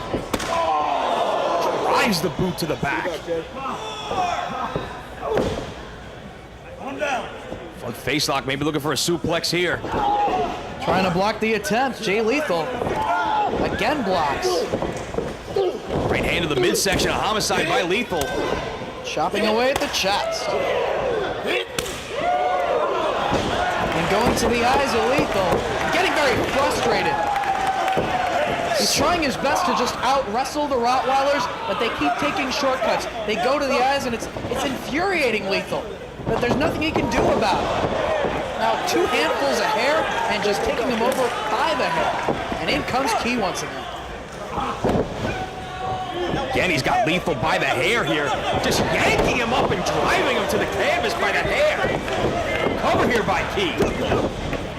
Samoa Joe in, trying to break up the count. And now it's the Rottweilers pitching Lethal out to the floor to do more damage. Referee tied up with Samoa Joe as Homicide drops the elbow off the apron and down to the floor. Homicide joining with the fans in the front row here. Big right hand dots the eye of Jay Lethal. Against the barricade, chop right across the chest. Listen to the impact of those blows from Homicide on the outside. Covered by Low Key. 2 count again, Lethal able to get his shoulder up. Of course, the match last night in Dayton between Key and Lethal went to a no contest as they let their hatred and their attitudes get the best of themselves in the midst of the matchup, put their hands on the referee, utilized the referee to their advantage, took the action to the floor and into the bleachers. Referee tried to reason with them to bring it back inside the ring, and it just came down to the fact the referee had to throw the match out because they got a little bit too aggressive, and it turned into more of a fight than a wrestling match. He had lost all control of that match. They were all over the building in Dayton. A little more control here. Homicide driving the knee into the midsection of Jay Lethal. Now putting the bad mouth, trying to draw Samoa Joe into the ring, and he did just that. Oh, Samoa Joe wants at the Rottweilers, and they've got Jay Lethal cut off from the side of the ring that Samoa Joe can make that tag. He wants in that ring. Just think of the wars between Joe and the Rottweilers, like the slap exchange with Key at the 2nd anniversary show. Absolutely brutal, the wars between these 4 men. And Homicide taking over on Jay Lethal here. You said they got him cut off from his corner, isolating him and going to work. Lethal trying to struggle his way to his feet, drives the elbow to the midsection. Homicide able to plant the knee to the stomach. Beats him to the punch, drives the knee into the midsection again, keeping him away from Samoa Joe, and Joe stepping through the ropes. He wants in there. And the Rottweiler's just baiting him into the ring. I mean, who could ever forget when Homicide threw that fireball in the face of Samoa Joe at Reborn Stage 1 in Minnesota? There's so much history between these 4 men. Nothing Key and Homicide won't do to try and put these guys out of this business. Tried to break the neck of Lethal, tried to blind Samoa Joe with a fireball. And just a stare down between Joe and Key. And who could ever forget Key's return at Reborn Completion? Big forearm across the back. Lethal spinning in the face of Samoa Joe. Referee trying to keep him out of the ring as the Rottweilers double teaming Jay Lethal. Bulldog off the shoulders of Low Ki. That's gotta be it right there. No, Joe in to break it up. And now it's Homicide and Samoa Joe staring each other down. Again, putting his hands on the referee. They better be careful. In danger of getting this match thrown out as well. And Low Ki applying the body scissors on the midsection of Jay Lethal. He's in a great deal of pain in this hold. Needs to make that tag, get Joe the legal man in the ring. Also has that one arm trapped in there. You see Lethal finally struggling to get that hand free. See if he can make his way to the ropes and force a break. Homicide, though, slapping the hand of Lethal away as he tried to make it to the ropes. Lethal again going to the ropes, and Homicide slapping the hand away, enabling Low Ki to break things up. Oh, Samoa Joe, he's seen enough. He needs to put a stop to this. He was almost able to reach the ropes, and Homicide just slapping away at the hand. Come on. He rolls to the corner, no tag. The referee didn't see it. They made the switch anyway. Homicide's got Lethal up. Pile driver! He just spiked Jay Lethal on that bad neck.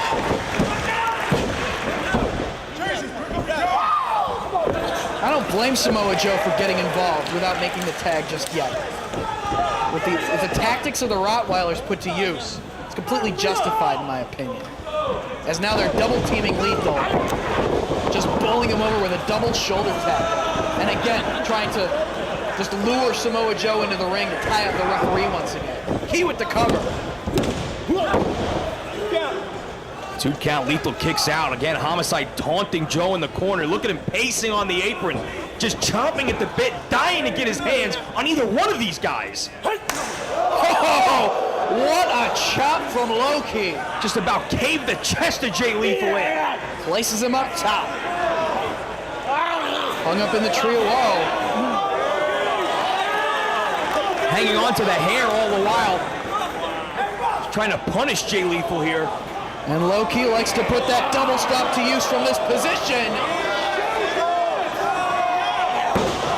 But he does a sit-up, gets out of harm's way. Can Jay Lethal capitalize? He does! But can he make the tag? He needs to make the tag. Referee applies the double count. Both men are down. Lethal is close to his corner. He just has to roll over. Samoa Joe is right there. Look at him trying to make the tag. Low Ki makes the tag. Samoa Joe's in. Up and over goes Homicide. And Low Ki as well. Samoa Joe, a house of fire here. There's Homicide up on the shoulders. Kicks away Ki, Death Valley driver. 2 3/4. Powerbomb. Gets 2, turns it right into the step over toe with the baseline. ESTF, right in the center of the ring. Low Ki climbing the top. Homicide has nowhere to go. Double stomp to the back, breaks the hold. Homicide was finished right there, but Low Ki came to his aid. Soaring all the way to the center of the ring, connecting with the double stop, as now Lethal tagged back in. Lethal did not have much time on the outside to recover. Will tonight finally be the night that Jay Lethal scores a pinfall on Homicide or Low Ki? He's doing his best here in Chicago. Chop at the chest of Homicide. Reversal by Homicide. Ki catches him in the back. Ace Crusher!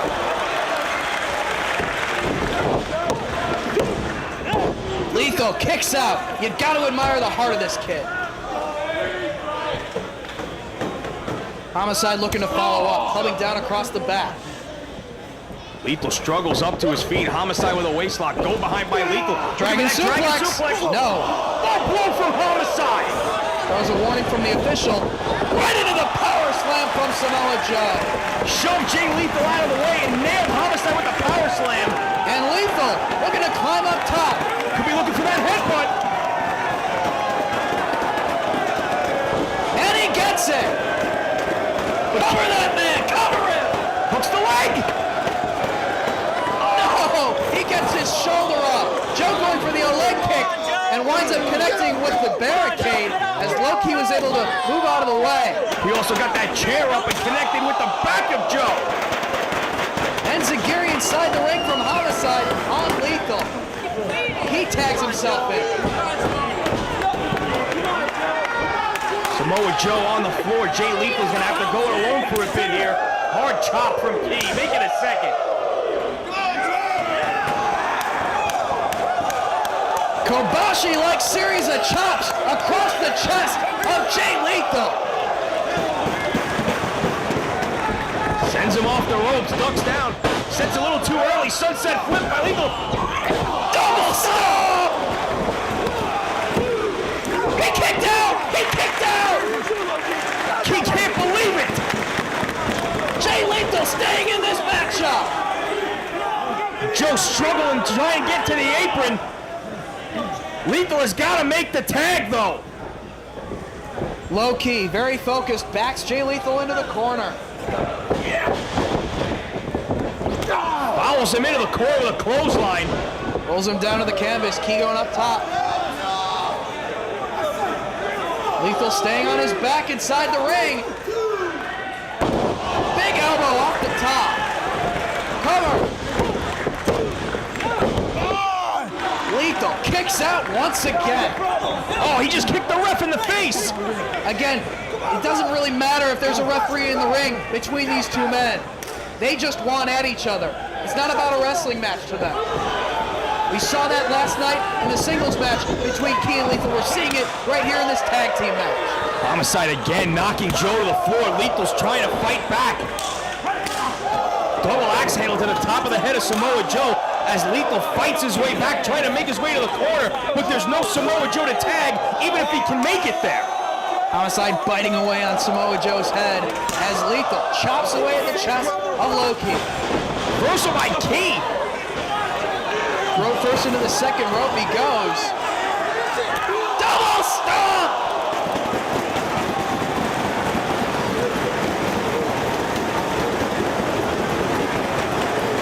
Jay Lethal draped across the middle rope. Low-Ki connects with the double stomp.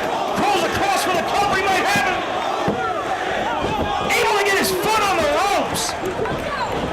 Meanwhile, Homicide and Samoa Joe still battling. They take the action out to the floor. Joe was not going to make it in time to break up that cover, but somehow Lethal able to make it to the ropes. Homicide to the second turnbuckle with Samoa Joe. Thumb to the eye. Looking for that DDT. The attempt thwarted by Joe.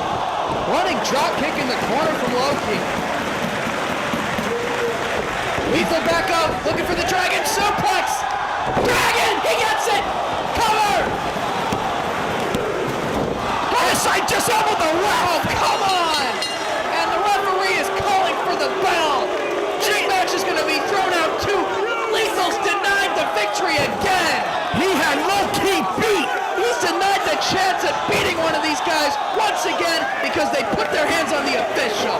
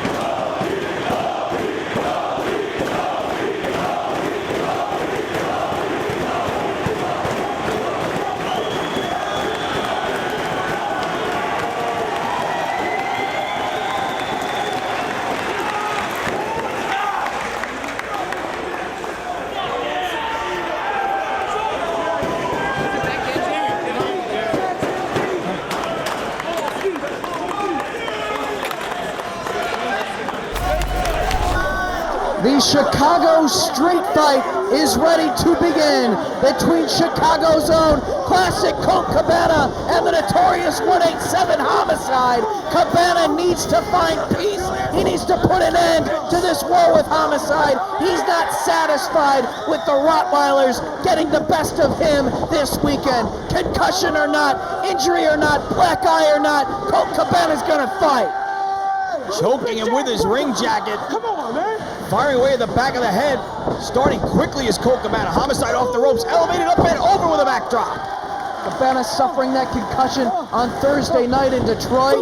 Was told that he couldn't wrestle yesterday. He came out and fought anyway. Was told he couldn't wrestle tonight. He's still out here to fight tonight. Wants to do his Chicago fans, his friends, his family proud here in Chicago and end this war, end this thing with Homicide, and do it the right way. Came out early tonight and just demanded this fight with Homicide. Commissioner Jim Cornette finally giving in and giving Colt Cabana what he wants. An opportunity at peace, putting this behind him, and he is all over Homicide. This is only the second Chicago street fight in Ring of Honor history. The first took place at our second Chicago Ridge event, Death Before Dishonor 2 Part 2, as it was the Second City Saints of CM Punk and Ace Steel battling BJ Whitmer and Dan Moth, and a match that involved a huge chair-throwing riot as the fans hurled all of the ringside chairs into the ring and the wrestlers fought on top of them. Had to be one of the wildest matches in ROH history, and Colt Cabana, big right hand to the top of the head of Homicide. Knowing the lengths that both of these men have gone to exact their revenge and inflict pain and punishment on one another over the past several months, it could be just as violent here tonight. Big boot from Cabana takes Homicide down. Out here! Well, the fans say they want it out on the floor. Cabana asking him. And he fires Homicide out to the floor. Cabana has a lot of weapons at his disposal out on the floor. We got the table, we got chairs, we got those steel barricades. Anything these two men can get their hands on, they will put to use, as we have seen throughout their battles. Trying to suplex him out on the floor. Homicide, though, putting on the brakes. Chopping away at the chest of Cabana, trying to buy some time, but Cabana will not relent.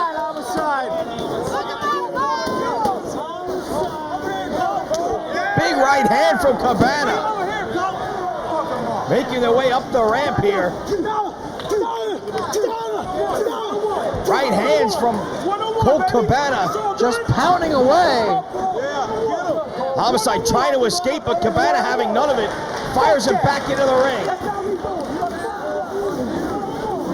Colt Cabana, the fun-loving Colt Cabana, the guy who liked to joke around as the tag team partner of CM Punk in the Second City Saints. We haven't seen that side of Colt Cabana in months. Ever since this war with Homicide escalated, he got much more serious, he got more focused, more determined, and it's been all business for Colt Cabana ever since.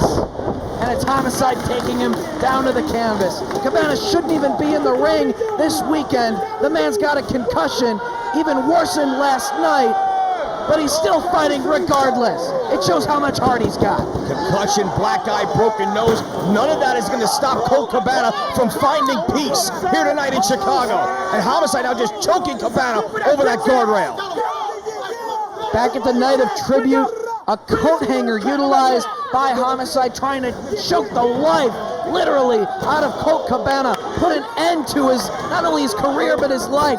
Drano and alcohol, utilized by the Rottweilers at Final Battle 2005, and now a chair, just driven across the back of by Homicide, across the back of Cabana. You mentioned all those weapons that they've used trying to just end not just Colt Cabana's career, but his life. They tried to cut the man's tongue out. It was right here in Chicago, back at Vendetta, tying him to the ring ropes so that he was helpless and trying to cut out the man's tongue. You mentioned the coat hanger, and he's got it in his hands right now. Does Homicide. They did the very same thing at Final Battle, tying him helplessly to the ropes. And now the coat hanger trying to be put to use once again, but Cabana trying to block. Boot to the midsection. Cabana with the coat hanger. He's choking out Homicide with the coat hanger. Trying to do the very same thing to Homicide that he tried to do to Cabana. Homicide trying to escape, uses the momentum of Cabana against him and sends him out to the floor. Homicide looking to fly. Tope con hilo. Homicide winds up in the front row, but still drives the back of Cabana right into the edge of the steel barricade, doing damage. Some encouragement from Julius Smokes for his man Homicide at ringside.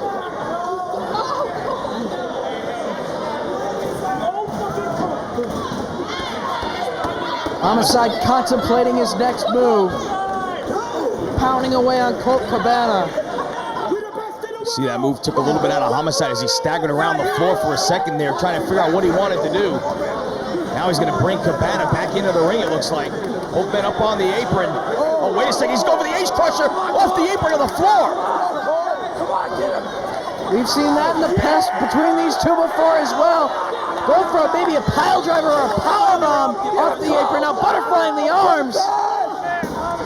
Neither man able to get the maneuver. The elbow finally sends Homicide down to the apron. He's gonna kill you. Hard right hand from Cabana to the top of the head. Cabana going back out to the outside under the ring. What's he looking for now? Whatever he can get his hands on is what he's looking for. Whatever it takes to end this thing, to find peace. Homicide still in the ring as Cabana again on the other side of the ring now. Look how he's looking for the ladder. We saw the ladder last night. Yeah, unfortunately for Colt Cabana, we saw the ladder last night, and he introduces it to the match himself, looking to utilize it on Homicide here this evening. Homicide back in the ring. Cabana trying to set it up in the corner. Doesn't see Homicide behind him. Firing away at the back of Colt Cabana. We're looking for a powerbomb here, but no, Cabana with Homicide up. And dumps him down to the canvas. Grabs hold of the legs. Maybe a slingshot into the ladder. And he gets it. Face full of ladder for Homicide. Running splash onto the ladder. Driving the back of Homicide into the steel cover. Only two. And you got to keep in mind, Julius Smokes at ringside will interject himself into this matchup if he sees fit. It's not only Homicide that Cabana has to worry about. He has to worry about all the Rottweilers that are in the building here. Typical Rottweilers. Number 8 tornado DDT right on the ladder. And with a concussion, that could be it for Colt Cabana. The match could be over right now. Homicide with the cover. Oh, he got his shoulder up. Cabana's still in it.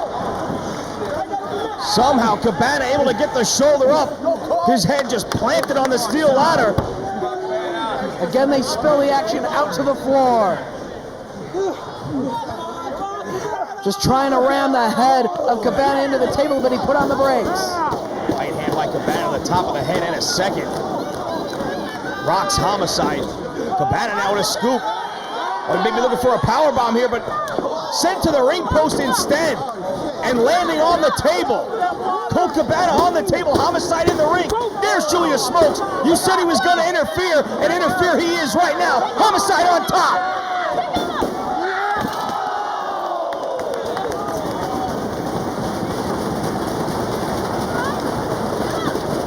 After Cabana head first into the steel ring post, placed on that table and falls victim to the splash off the top to the floor through the table. Well, Cabana might be broken in half here. Somehow he's moving around, but look at the pain on his face. And there goes Julius Smokes again. Grabbing Cabana, headbutt, and a second. And pitches him right back into the ring. Homicide rolls back in himself, goes for the cover. Now Cabana still able to get his shoulder up. No matter what Homicide and Julius Smokes throw at him in this match, he's continuing to fight. Pitch to the floor again, where all these weapons can be put into play. Bat up against the guardrail. Now it's Julius Smokes and Homicide looking under the ring for something. Oh my God! It's a barbed wire board! We saw barbed wire come into play at our last Chicago street fight as well, and now it's being introduced into this matchup by the Rottweilers. Homicide and Smokes putting that board in the ring. Cabana on the opposite side, unaware of what's been going on. It could be all of that barbed wire that finally, for good, finishes off Colt Cabana here tonight. We thought it was over last night. Hell, we thought it was over on Thursday night. But no, Cabana continuing to fight.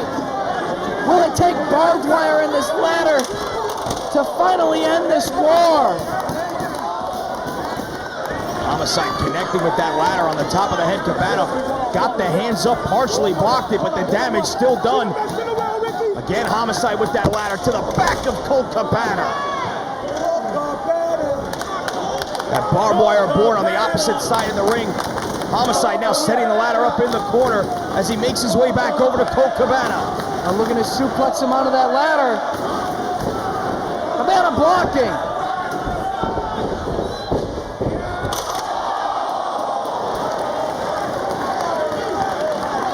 And the impact of the suplex bends that ladder in half.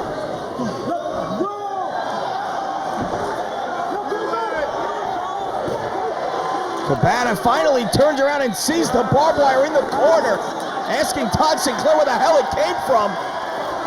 And he's got Homicide in a weakened position. Will Cabana be able to put that barbed wire to use himself? He's got Homicide.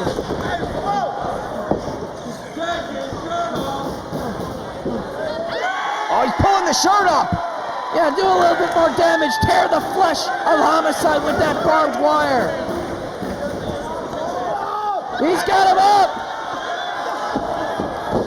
Homicide then puts on the brakes. Trying to drive Cabana. Side Russian leg sweep. Neither man tasting the barbed wire as they jockey for position. Kill him now. Kill him now. But it still awaits, and now Homicide trying to force the face of Cabana into the barbed wire. He's trying to protect himself, and now he's trying to dig the face of Homicide into the wire. Homicide biting the arm of Cabana, trying to block.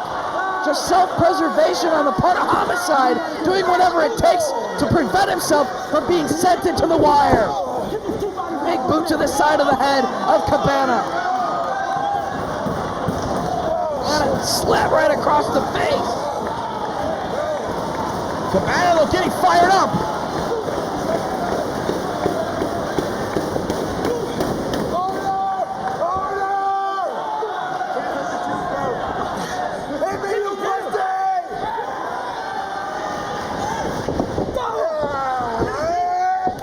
Cabana asking for more and dishing it right back out. He's fans solidly behind Cabana. Big right hand from Cabana. He's got Homicide down, and now he's just pounding away at the face.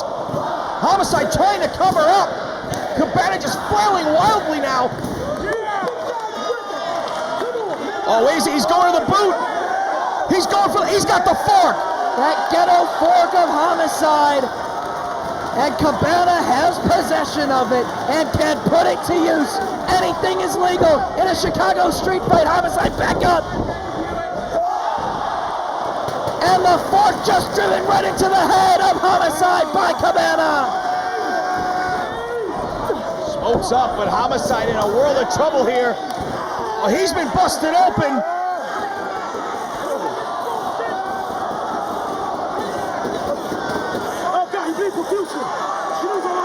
Cabana just digging that ghetto fork into the forehead of Homicide.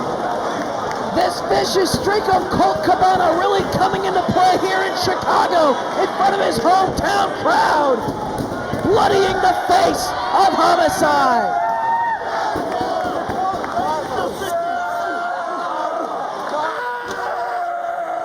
Bringing Homicide over to the other side now for the rest of the fans to see. Now just wiping the blood of Homicide on his face, almost like war paint he's putting on, using Homicide's own blood. Homicide staggering back to his feet. I don't know if he knows where he's at, can't stay up, chopping away. But Homicide set down with the elbow from Cabana. asking him to bring it on. He swings wildly, and you can tell from the camera lens, there's some blood on the floor camera lens, just how much blood is being spilled by Homicide, just how violent this has gotten. And again, now he's digging at the eye with that fork. He's trying to take the eye of Homicide right here. Okay, payback. You want to try to cut the man's throat out? You want to try to poison him, pouring Drano gel down the man? Oh, look at the blood just pour out of the head of Homicide. Just dripping off of his face.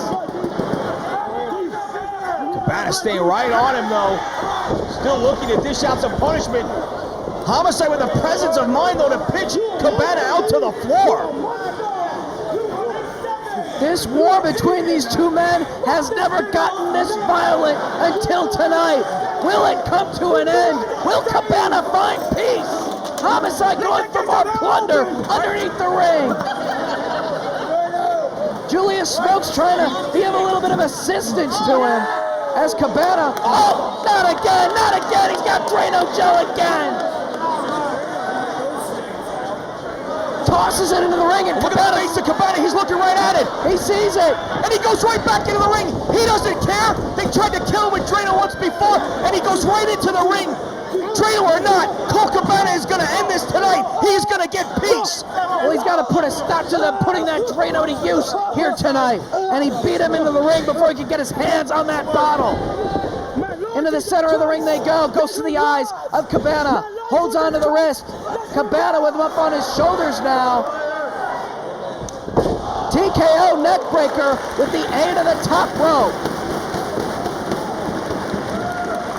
Cabana now on the floor going under the ring. We still have barbed wire as well as that Drano. And there's the alcohol. All of the weapons that the Rottweilers have put to use to try to put away Colt Cabana and take him out of professional wrestling are coming into play once again here tonight. Now trying to neutralize Julius Smokes, and he just threw the rubbing alcohol right in the face. Homicide's been lacerated. He's been cut all open in the face, and he's pouring alcohol right into the open wounds of Homicide. Homicide completely losing it on the floor. Oh, he is in agony. Do you have any idea how much that has to be burning the face of Homicide right now? Alcohol in the eyes, the open cuts on the forehead. Homicide's in agony on the floor. Grabbing whatever he can to try to wipe it out of that lacerated head. And Cabana follows him to the floor once again. Trying to escape into the crowd, but Cabana pulling him back toward the ringside area. And back inside the ring. We still haven't seen that barbed wire come into play. Homicide begging for mercy. You're not going to get it now, buddy. Oh, come on, he wants a timeout? You're going to be kidding me. Not after all he's done. Oh, Don't do it, Colt. Don't do it. There's no way. Cabana will show no mercy after what Homicide has done to him. Oh, cross my heart, yeah. Big right hand from Cabana. Go for the Colt 45, baby. Butterfly in the arms up on the shoulders, but he lands on his feet. Does Homicide boot to the gut of Cabana, maybe a little bit low. Cabana doubled over. Yeah, that looked like it was a tad low. You see him grabbing at his groin. Homicide able to buy some time with that low blow. And back out to the floor and see what else he has in mind. He's got a chair in hand and tosses that chair inside the ring. He's going to put a chair to use. Wait a second. He's asking the fans to throw the chairs. More chairs.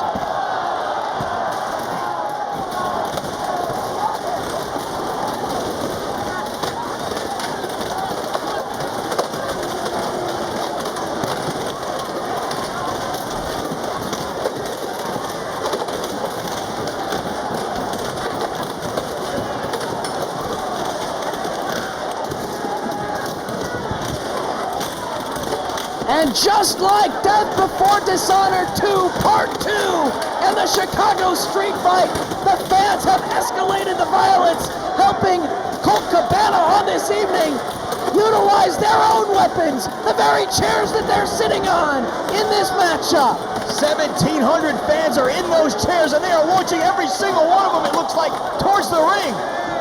One of them just bouncing off the head of Colt Cabana. A very dangerous situation for everyone around the ring, including Cabana and Homicide. And now we don't even have a wrestling ring for any maneuvers inside that ring. If they connect with anything, it's on a pile of steel. Cabana on his feet, driving the chair to the back of Homicide. Cabana contemplating his next move, picking up Homicide.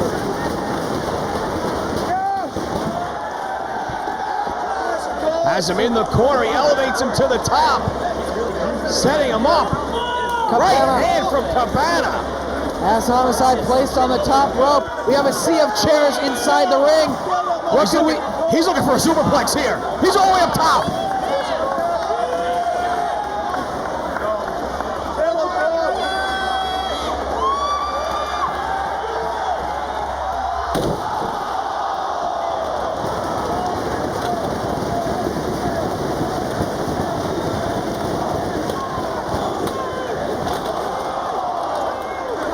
Superplex on the chair, and Homicide somehow able to kick out. A superplex onto hundreds of chairs, and he still kicks out. What's it gonna take for Colt Cabana to end this war? Homicide, a bloody mess, trying to figure out where he's at. Colt Cabana trying to dig down for more energy to keep fighting. Listen to the crowd here in Chicago. Solidly behind Colt Cabana. This isn't the kind of match that's just going to end a feud. This is the kind of match that's going to shorten careers. One more time, Homicide placed up top. Could we see a second superplex from Cabana? Will this finish him off?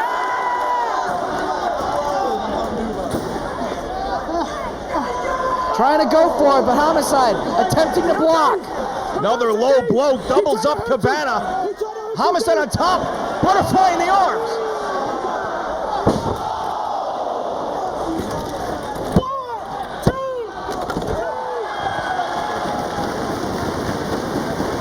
Utilizing the Pepsi plunge, the trademark maneuver of Colt Cabana's longtime friend, longtime tag team partner, CM Punk, but it can't put him away.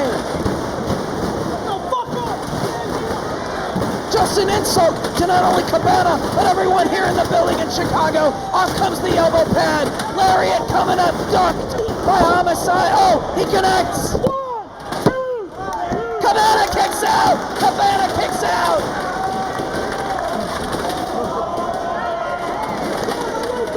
No matter what Homicide throws at him, Cabana continues to fight. Listen to the fans get behind Cabana. Trying to give him that energy that he needs to continue fighting, to win this matchup, to win this war, to get peace. Homicide calling for Julius Smokes. He wants some help. He's got Cabana set up. Smokes moving the chairs, trying to get ahead of steam. And he runs right into Homicide. Miscommunication, and down goes Smokes. Cabana now traps the head and dumps Homicide. Cabana now out to the floor once again. Going underneath the ring for yet another weapon, as if he doesn't have hundreds at his disposal already. We've got chairs, we've got barbed wire boards. Now he's undoing the tape that's covering his hands here. He's got Smokes in the corner. Right hand on the top of the head of Julius Smokes. He's looking to tie up Julius Smokes to the ropes, just like they did to Cabana at Vendetta and Final Battle, to neutralize Smokes and take him out of the equation. Smokes tied in the corner by the tape, nowhere to go. Homicide out on the floor. Well, at least now it's one-on-one. It's Cabana versus Homicide once again. Julius Smokes isn't going to get involved. Smart thinking by Cabana.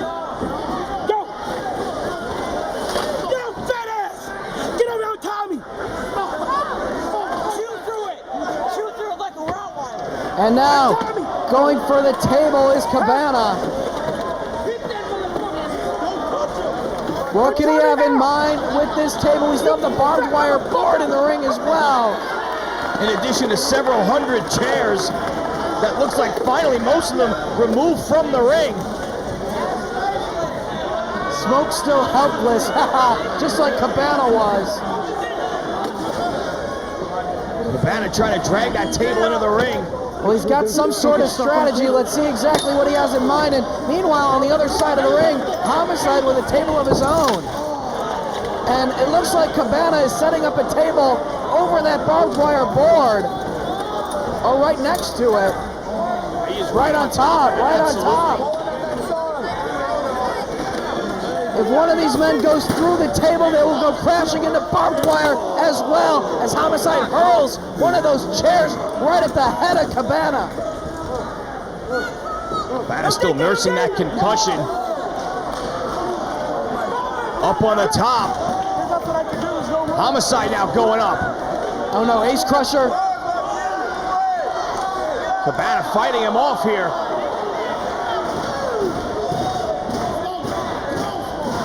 Both men struggling.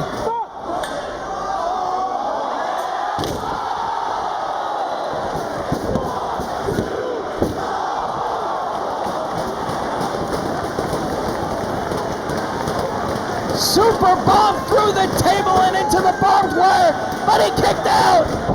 Lariat from Cabana, cover. And again, Homicide kicked out.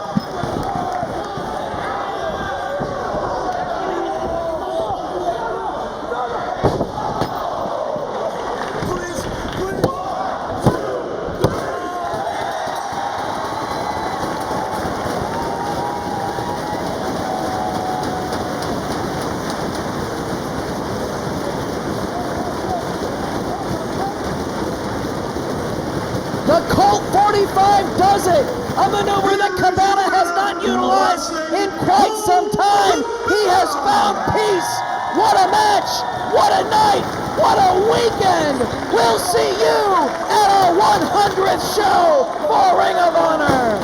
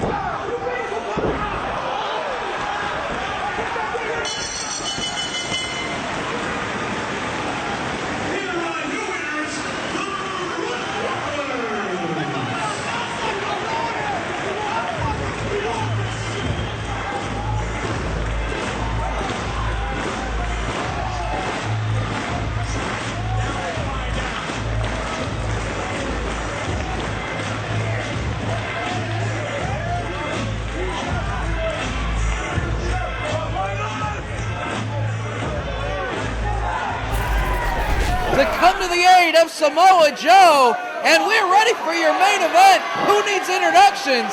The Briscoes, Jay and Mark, versus Homicide and Samoa Joe. No disqualification. Anything goes.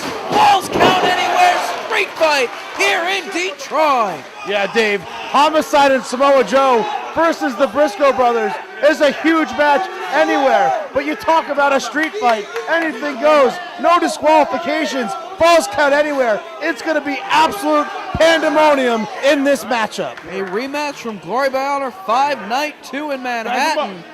And the Briscoes trying to slow down the pace a little bit here. Asking for some timeout.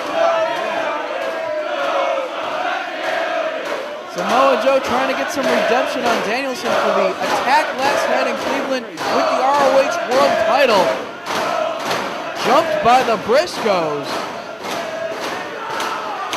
And now we are ready for this tag team matchup to officially get underway.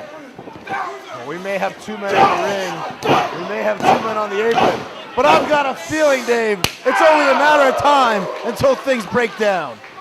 Samoa Joe sending Mark Briscoe into the corner, drives the elbow, and as well connects with the kick. Back forbidden kick right to the mouth.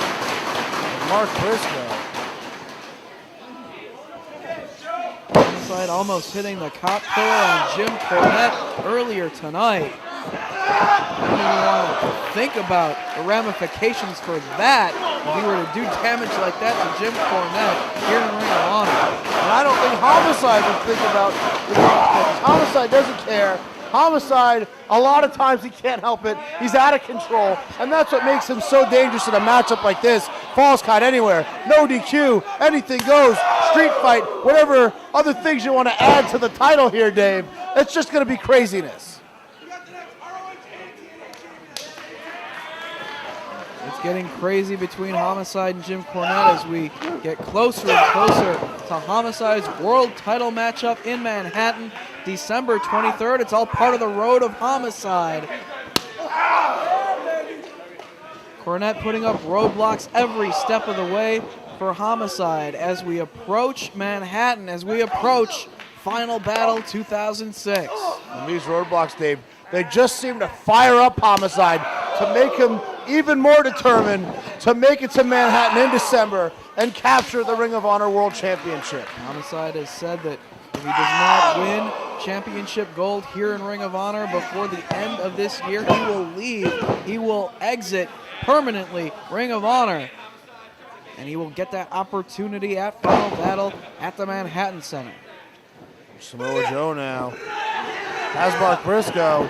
Briscoe reverses, and Joe kick to the back from the apron and slap, but after that, but had him distracted just long enough for the kick to connect, courtesy of Mark Briscoe. That's what makes the Briscoes so dangerous. If one doesn't get you, the other one will. Very difficult to maintain any sort of advantage when you're dealing with both of the Briscoe brothers. Headbutt from Mark Briscoe.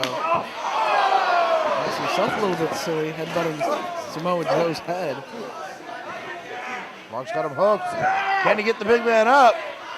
Samoa Joe holding his ground, not allowing himself to be suplexed. Here comes Jay, and they both go to work on the back of Samoa Joe.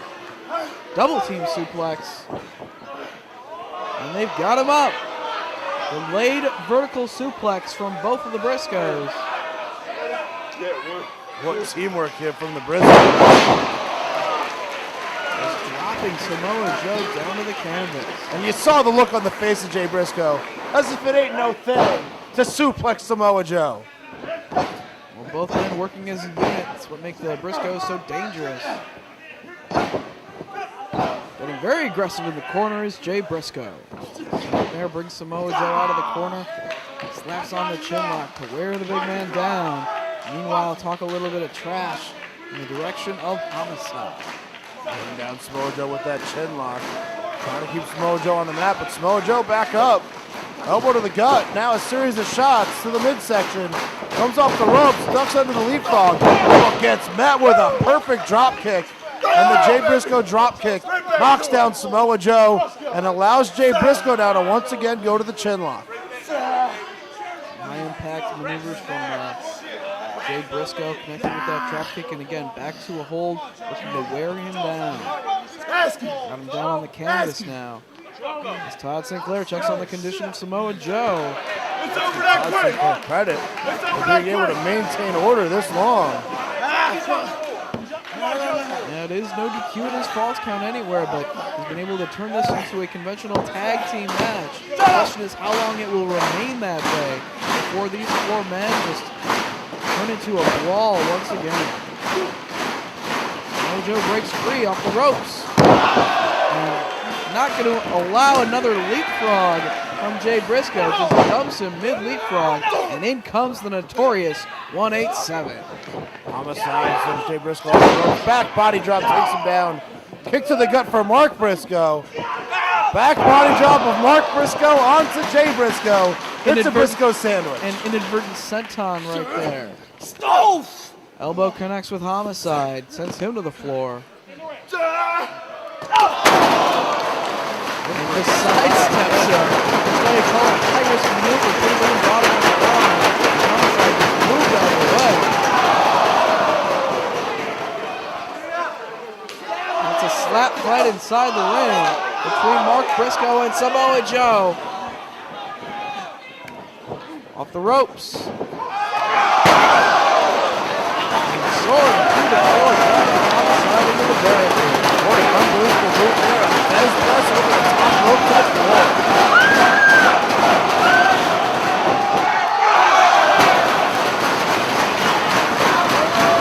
Elbow Suicida takes down both members of the Briscoe brothers.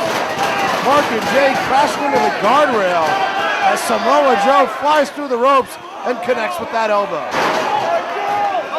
Into the barricade goes Jay Briscoe. And Samoa Joe realizing, hey, anything does go. This is Falls Count Anywhere. This is a street fight. We can do whatever we want. We can grab whatever weapons, whatever chairs we can get our hands on and put them to use. Homicide's doing just that. Give up to the referee trying to keep track of all this action on the outside. And with Falls Count Anywhere stipulations, Come on! Todd Sinclair not only has a tough task just trying to maintain some order in this match, but watching for pins all over the building with these four men. And now just launching chairs at the Briscoes. Samoa Joe, very impressed. A very accurate chair thrower, Dave Crazy. Yes, he's just launching them one by one after the other. Seems to connect a lot better when they're close. He has good aim as well. Great trajectory.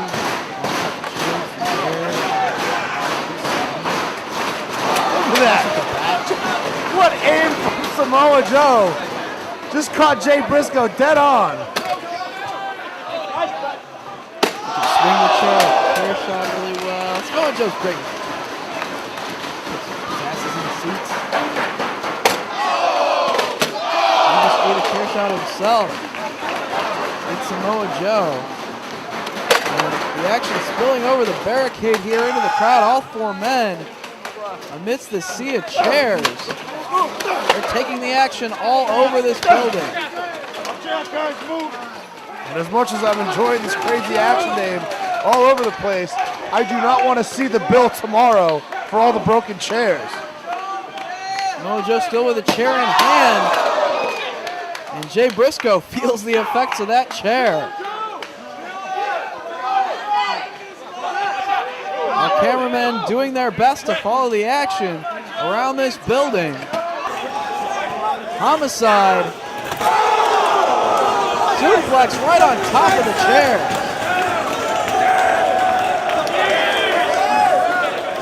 Mark Briscoe in a lot of pain at the hands of Homicide.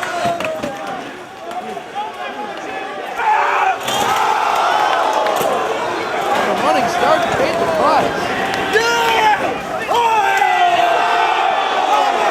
Homicide really making Mark Briscoe pay for agreeing to a match like this. Just launching chairs in his head.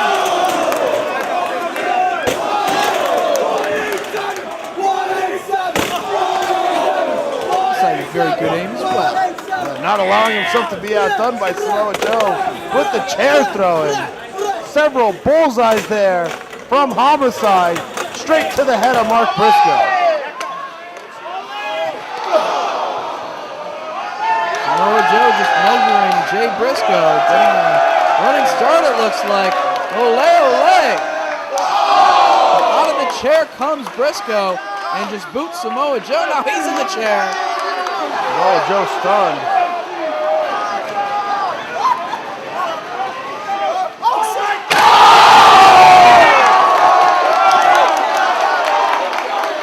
Able to power slam Jay Briscoe onto the chair. Dave Prazak, did we just see a power slam onto the chair? Yes, we did. Anything goes here in this street fight. Falls do count anywhere. Every fan in this building getting a front row seat here tonight. Dave Prazak, it defies all conventional logic that either Briscoe brother could stand right now. The suplexes on the chairs, a power slam on a chair. It's just unbelievable. Turning into an out-and-out ladder fight as Samoa Joe's got a ladder. What's he got in mind?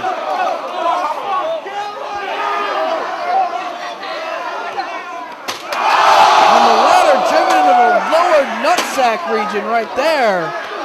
And here comes Jay Briscoe going after Samoa Joe. They're making their way toward the entrance of the building here. And after a move like that to Mark Briscoe with the ladder, you gotta wonder if maybe Jay Briscoe's the only hope for any future Briscoe. And falls do count anywhere, be it inside the building, being it on the grounds of the fairgrounds. They're taking the action outside. Hopefully our cameraman can follow the action. JD, this action will speak for itself. These men are brawling outside. Let's see if our camera crew can follow it all. I can't see what's going on. We gotta get out of here.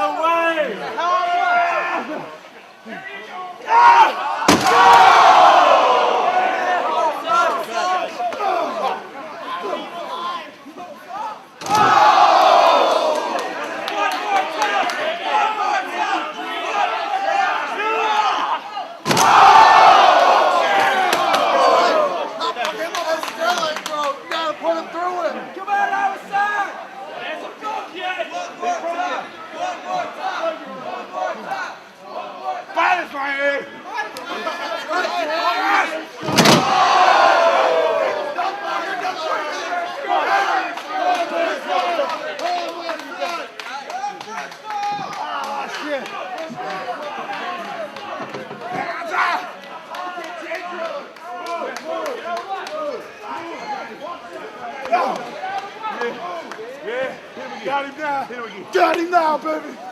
Got him now. You want one? Yeah. Sir. Sir. No. Watch it. Homicide. Fuck him up, Homicide. Come on, man. Homicide. Got him in there. Got him there. Got him now. Ah. Got him. Get him, Homicide.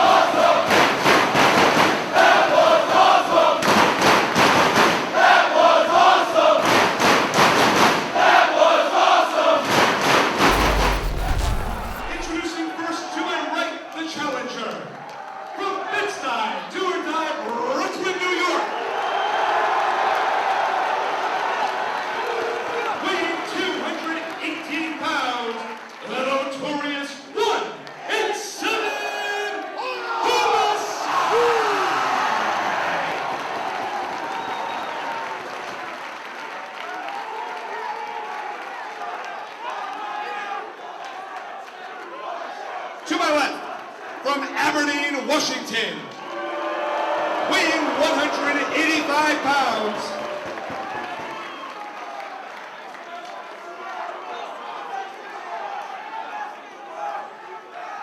and the best champion these wannabe thugs have ever seen.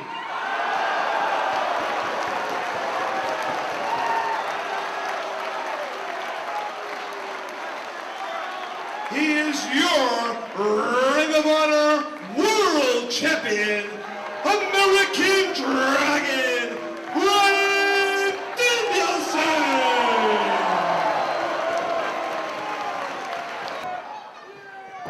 Big boot from Homicide.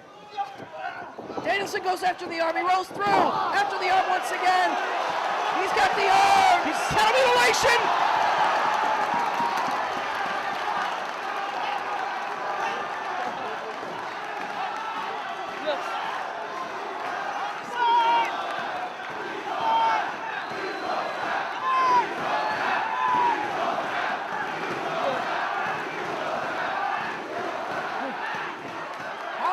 Not giving it up. The fans screaming, please don't tap at him. Tiger suplex. 1, 2, no. Only 2. Still with the arms hooked. Cattle mutilation once again. Right back in the center of the ring. How can he survive cattle mutilation a second time? And he is right in the middle of the ring. What pressure he is putting on the shoulders, but Homicide is fighting with everything he's got.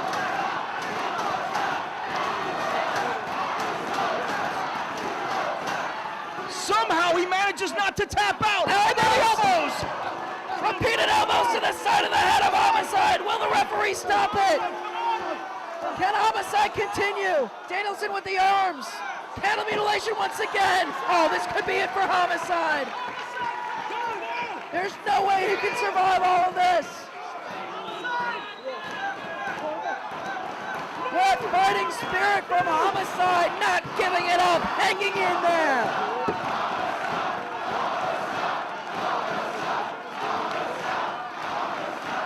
Danielson keeping control of the arms. Both men back to their feet. Homicide using the turnbuckles. He's got the shoulders. Oh, 2.5. Homicide using his own momentum off the turnbuckles to get a near fall. Both men feeling the effects of this grueling world title match. Forearm from Danielson, and again. 3. Comes roaring. Homicide catches.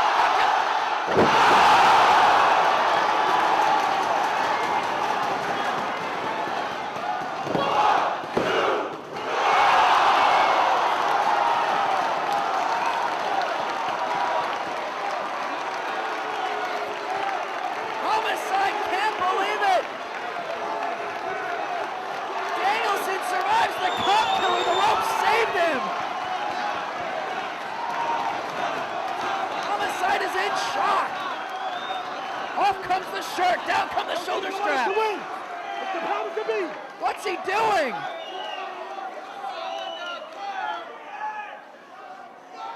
Oh, he's got the ring bell. Oh, he's risking a disqualification. Homicide might snap again. The fans are begging him not to use the ring bell. He's gonna snap again. Look at Todd Sinclair telling him to put it down. Julius Smoke's telling him to think.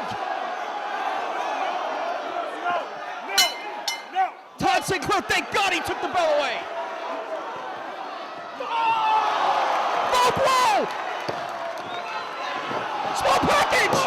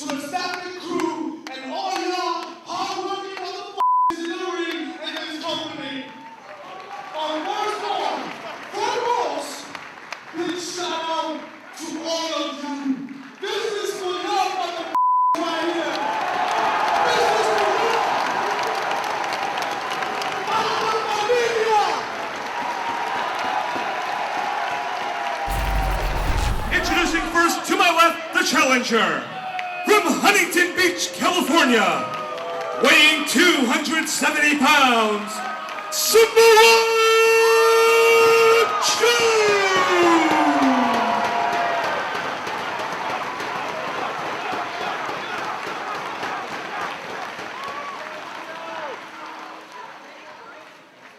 To my right, he's accompanied by Julius Smokes. From the time to a dark Brooklyn, New York, weighing 218 pounds, he is your Ring of Honor World Champion, the Notorious 187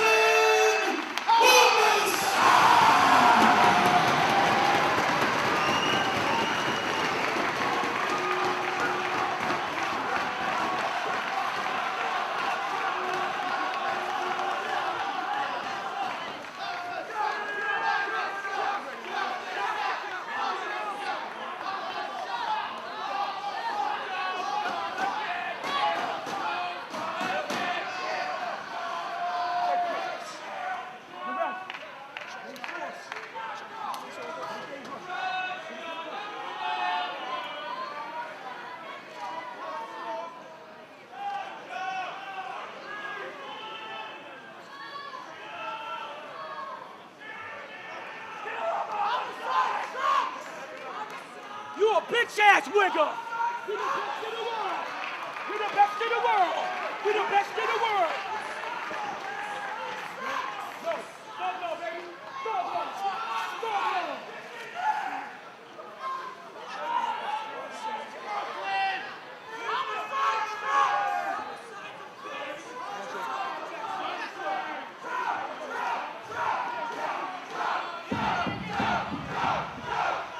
Do not make me jump over that red.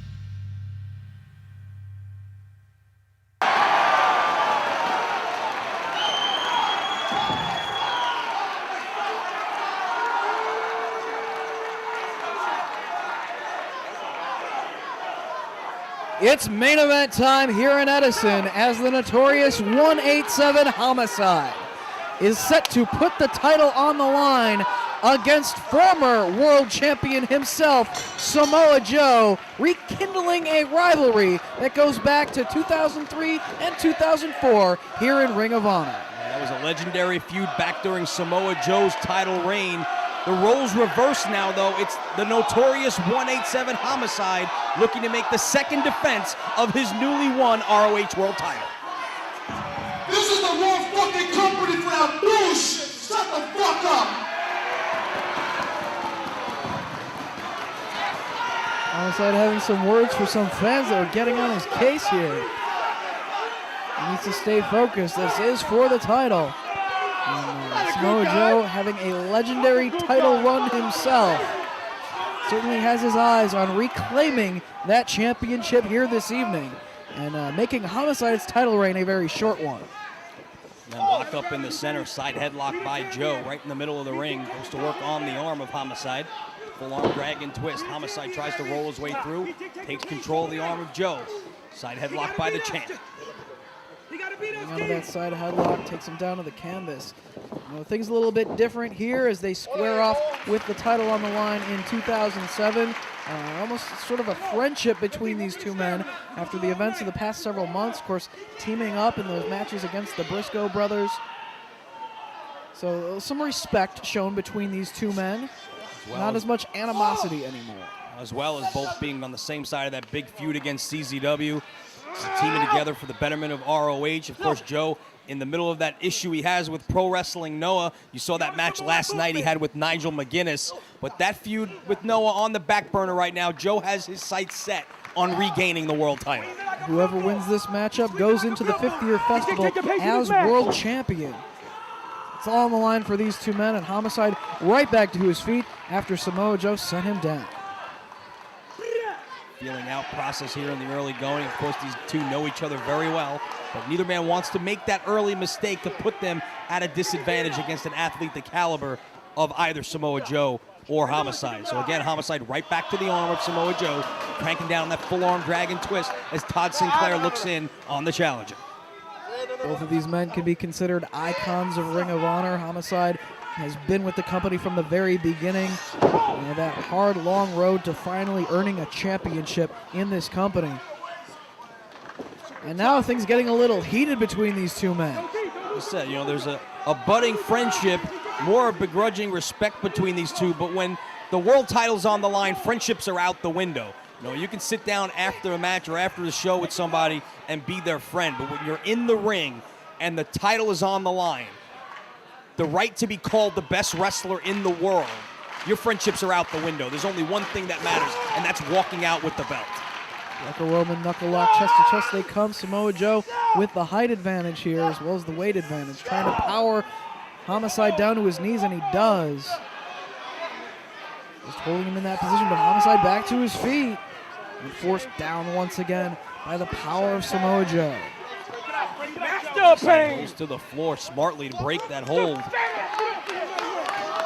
Taking out the hands a little bit. Taking his time, gets back inside the ring. Got a broken finger. No damage to that one finger. Both men very focused here in this matchup.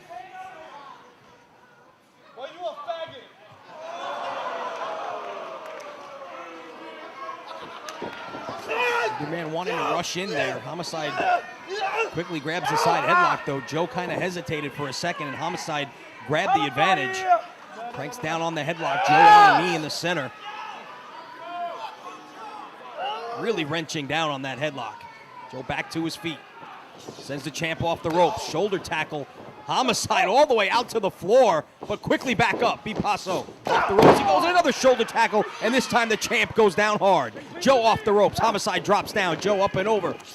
Went for the arm drag, but Joe takes the champ off his feet. One more time off the ropes goes Homicide. Tilt to whirl. Went for the backbreaker, but takes Joe down. Quickly back up to his feet. Waistlock. Rolls Joe up. Cover.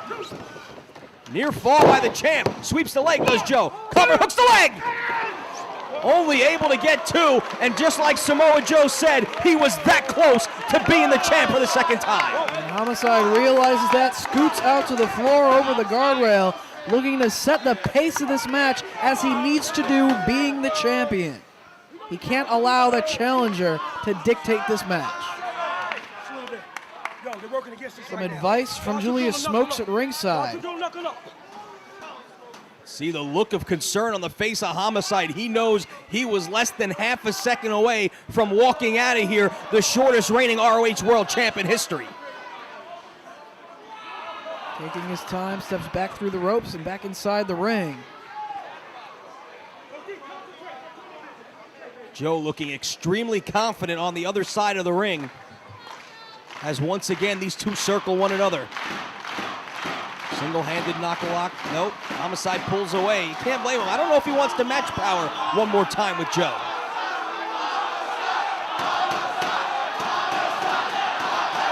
Also letting this crowd get into his head a little bit too is Julius Smokes taking his attention from one of the fans at ringside. There's an old lady going nuts out there. This is a world title match. Come on.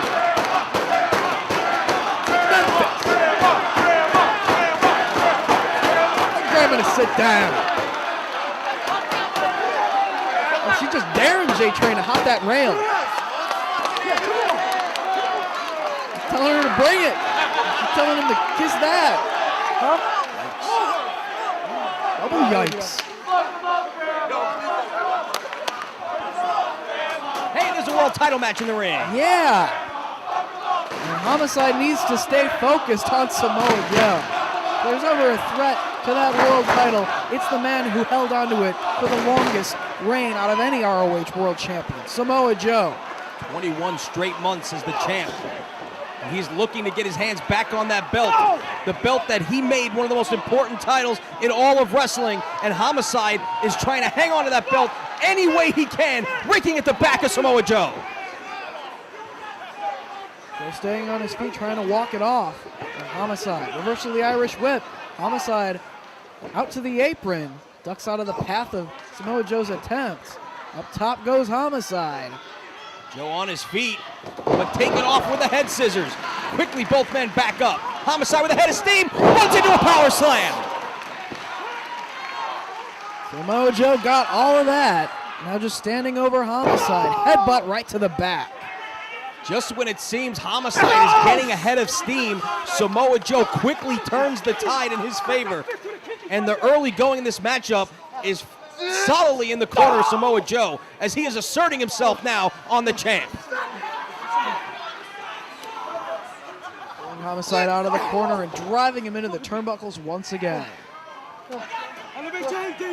Again, you see the strength of Samoa Joe just pitching Homicide into the turnbuckles. Homicide grabbing at his back in pain as Joe backs him to the corner one more time. Hard to the buckles.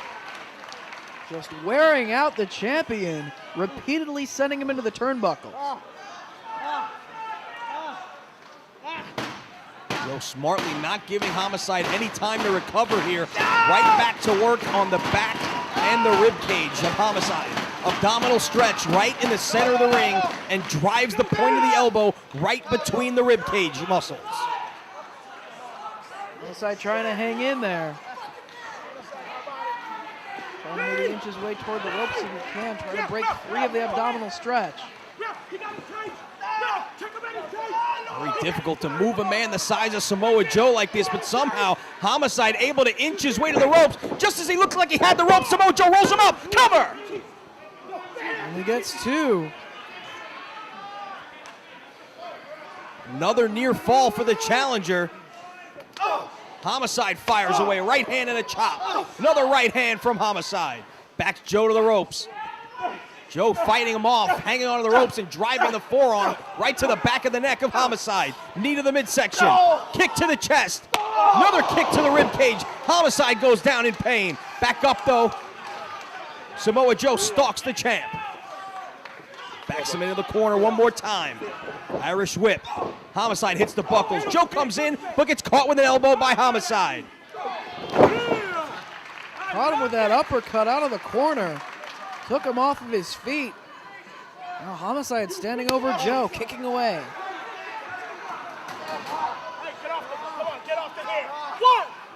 Turning away at the face of Samoa Joe. Todd Sinclair warning the champ to get off the eyes. Reversal by Joe. Homicide off the ropes. Elbow knocks the champ down hard. He caught him right in the jaw. Kick to the back. Back and forth the tide goes in this match. Samoa Joe now elevating Homicide. Backbreaker right over the knee. Samoa Joe obviously thinks there's a chink in the armor of Homicide. He's focusing much of his offense on the back. Cover. Does not hook the leg and only gets two.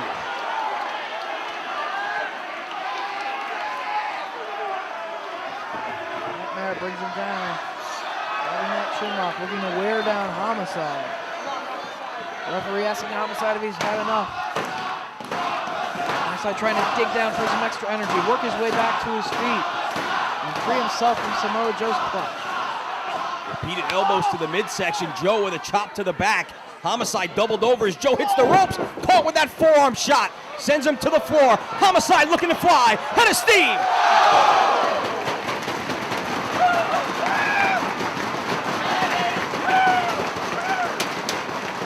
Both men down on the outside. Homicide working his way back to his feet. A little bit of coaching from Julius Smokes. Pulling the challenger back up. Drives Samoa Joe into the edge of the barricade. Once again, ripping at the face and now biting the ear. He's biting the ear of Samoa Joe. Hey, whatever it takes to hold on to the championship.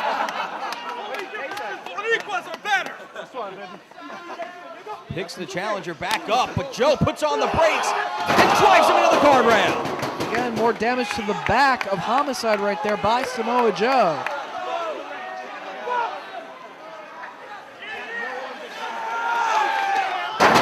Starting again, back first into the steel. Homicide flying through the air. Joe just tossing him into the guardrail. Now peppers him with a right hand. Fans know what's coming here. full force to the side of the head of the Notorious 187. Homicide's got the chair. He's just waiting for Samoa Joe. Oh, wasn't able to use that chair and put it to use on Samoa Joe. Instead, being dragged to the other side of the ringside area. In that chair in the corner by the barricade as Joe again picks up a head of steam. This time, able to launch the chair as Joe King charges. Homicide pulling out all the stops to defend his title here. He just launched the chair into the face of a charging Samoa Joe, and that may be the move that Homicide needs to turn this tide back in his favor. Make him bleed! You cover by the blood of Jesus! Look at a pile driver on the floor!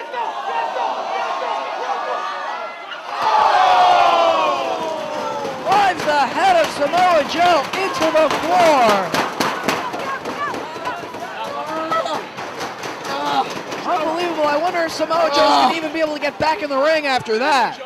Todd Sinclair checking on the challenger. He just got dumped on his head right on the floor. I'm not doing nothing. Sinclair getting in the face of the champ who says, I didn't do nothing. Besides drop Joe on his head. Somehow Joe back to his feet. No, he's going to do it again. He's going to power drive him on the floor 2 times.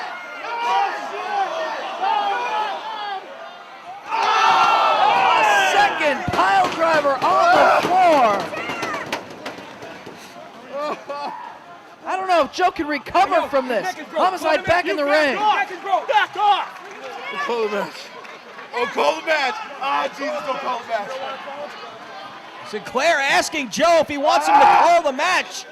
I don't know if Joe even knows where he is right now. 2 pile drivers on the floor. Homicide's got the belt. He thinks that's it. He thinks he's walking out of Jersey right now with the title. No, Sinclair grabs the belt back. He's not stopping the match. You knock it off. Get it in the ring.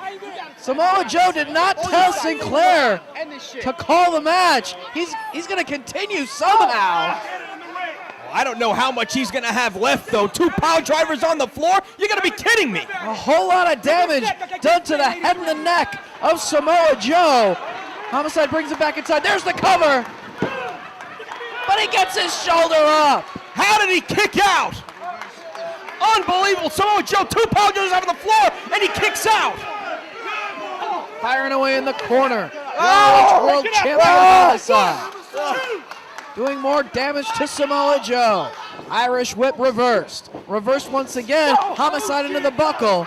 Knee to the midsection of Samoa Joe. Second turnbuckle on the inside. Drives the knee into the side of the head of Samoa Joe. More damage to the head of Samoa Joe. 2 pile drivers on the floor. He may have a concussion. If he didn't have it before, he might have it now. Cover. This is going to be it.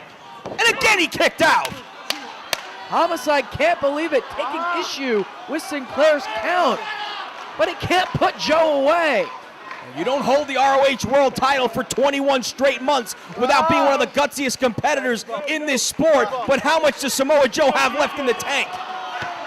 Homicide wondering, what is he going to do to put him away? Is he going to be able to leave Edison, New Jersey, still the ROH World Champion? Joe crawling with everything he's got to make it to the ropes and force the break.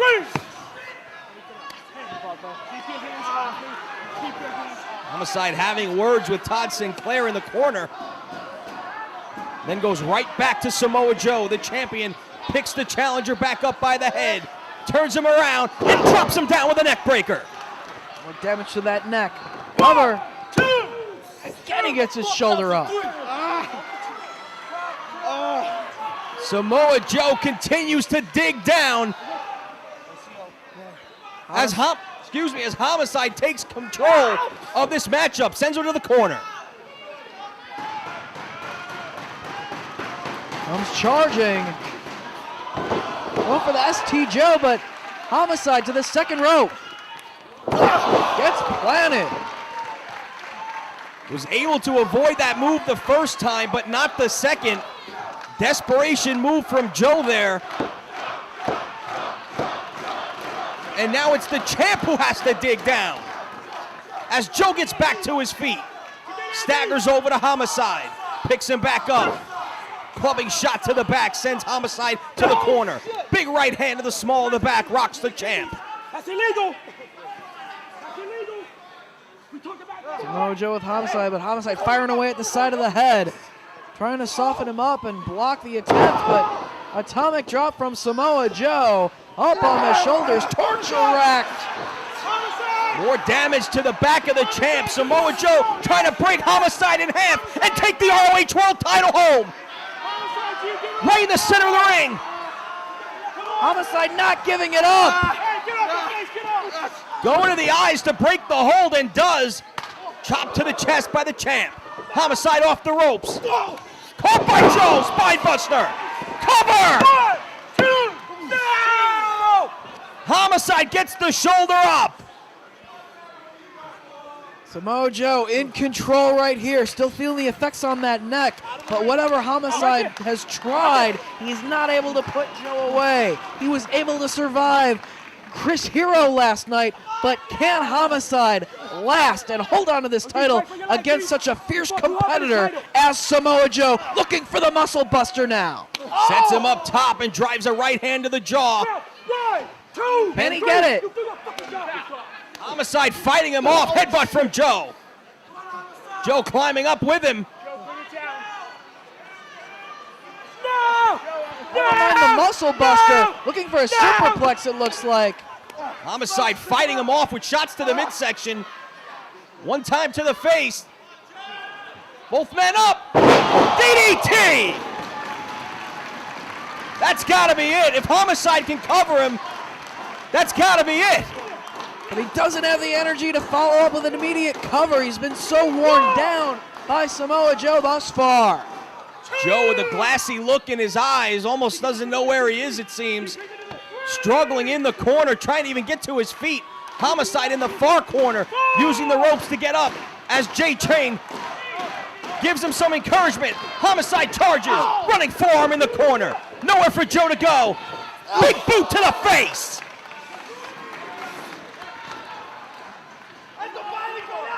I don't think Samoa Joe has ever recovered from those pile drivers on the floor. Homicide just trying to finish the job here. Has the challenger up one more time, trying to suplex him off his feet. Joe puts on the brakes. It's a big guy to get up for the suplex. Especially after all the damage that Joe did to the back of Homicide earlier, off the ropes. Boot to the midsection, stops Joe in his tracks. Suplex by Homicide. Feeling the effects on that back, you can see him clutching the back after delivering the suplex, but he was able to hit it somehow. Burst of adrenaline from Homicide right here. He's got Joe on his back. Champ going to the outside, might be trying to hit the diving headbutt as he makes his way to the top. Julius Smokes on the outside, looking on. Here comes the champ, but he gets caught. Joe gets the knee up, off the ropes. Big boot to the back.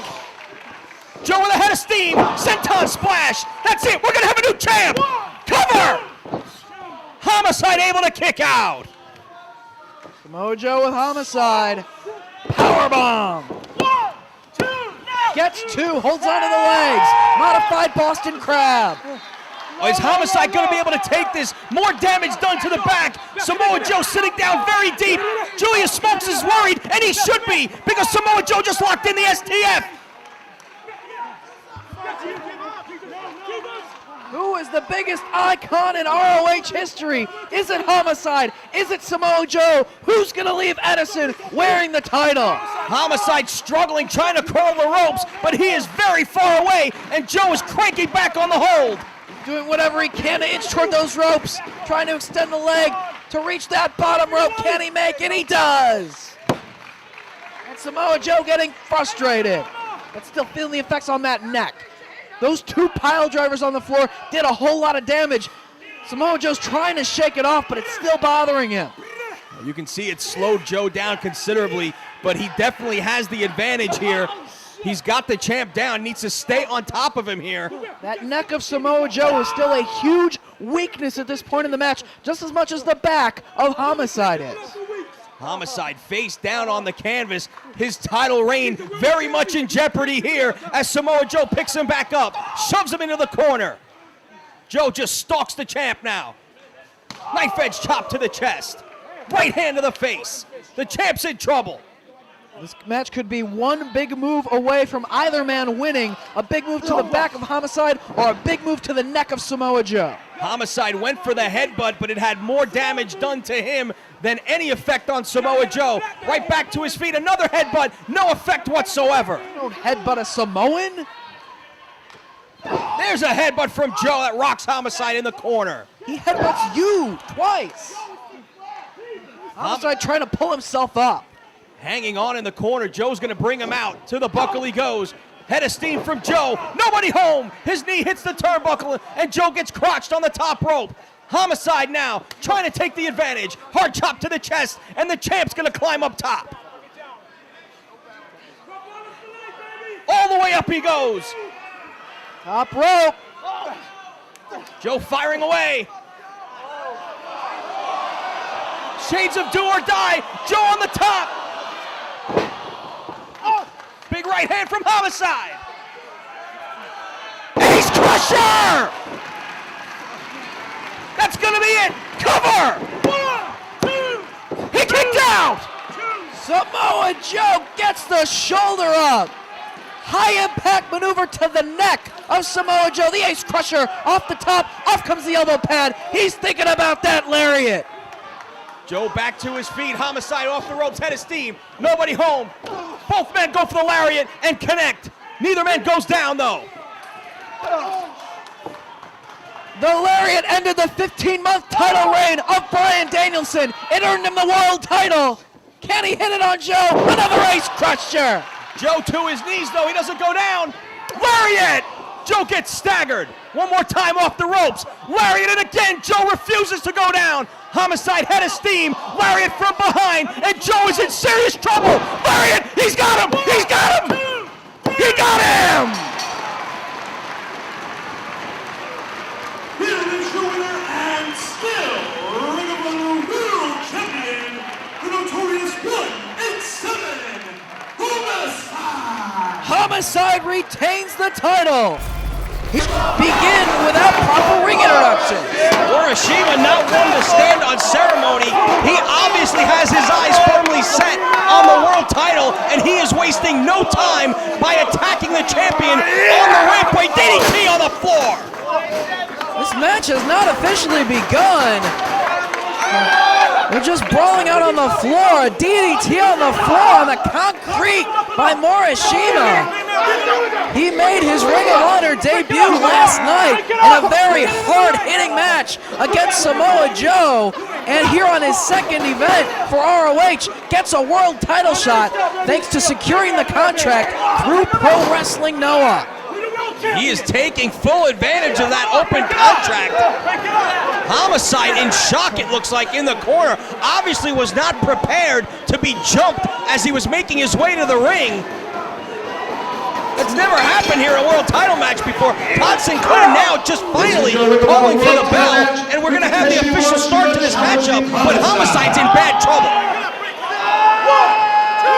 Trying to cut off the oxygen to Homicide, putting all of his body weight across the throat was Morishima, a very intimidating man. Look at just how large of a competitor he is. Sends Homicide hard to the corner, charges in, Side able to get the boot up. One more time, he catches him coming in. Off the top, tornado DDT. Morishima out to the floor.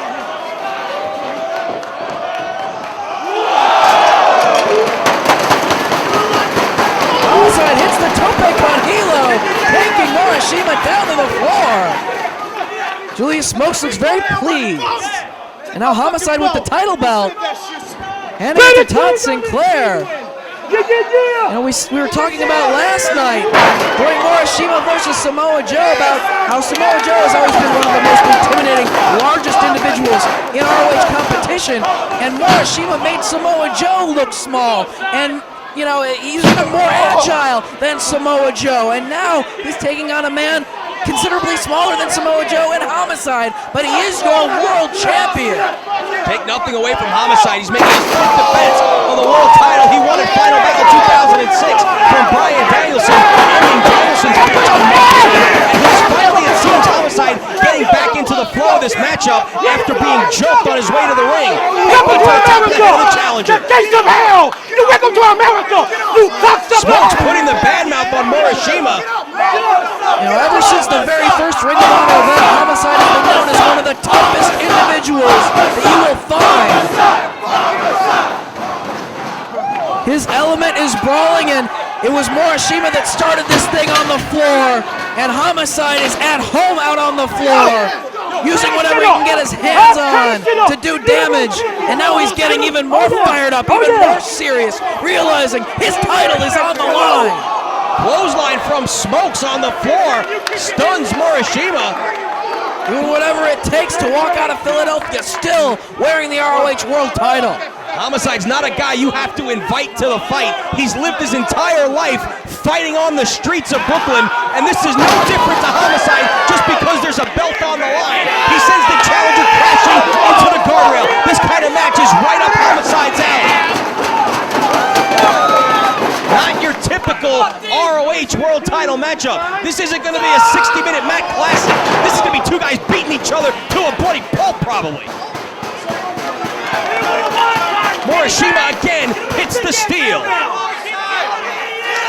Going away on the back of Morishima is Homicide. Ripping at the eyes is the champ. Todd Sinclair giving him a warning. And Homicide showed just what a tough individual he was during his long feud against Steve Corino.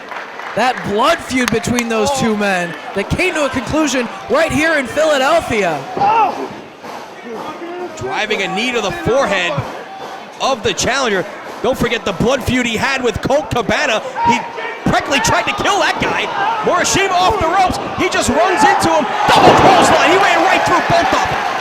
But just as tough as Homicide is, I mean, just look at the size of Morishima. It's certainly something that he's going to have to somehow find a way to overcome in this match. Great agility shown by Morishima. Cartwheel into the avalanche. You want to talk about guys being tough. Julius Smokes is wearing a bulletproof vest and he just ran right through him like he wasn't even standing there. Very good point.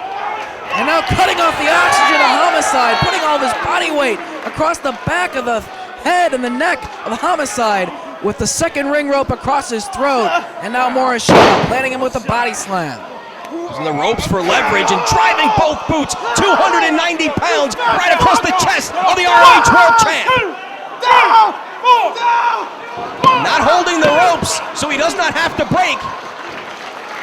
You know, 5 years ago, Homicide was one half of a tag team here in ROH. Now he's the world champion, and he's battling what many are saying is the future of heavyweight Japanese wrestling in Takeshi Morishima.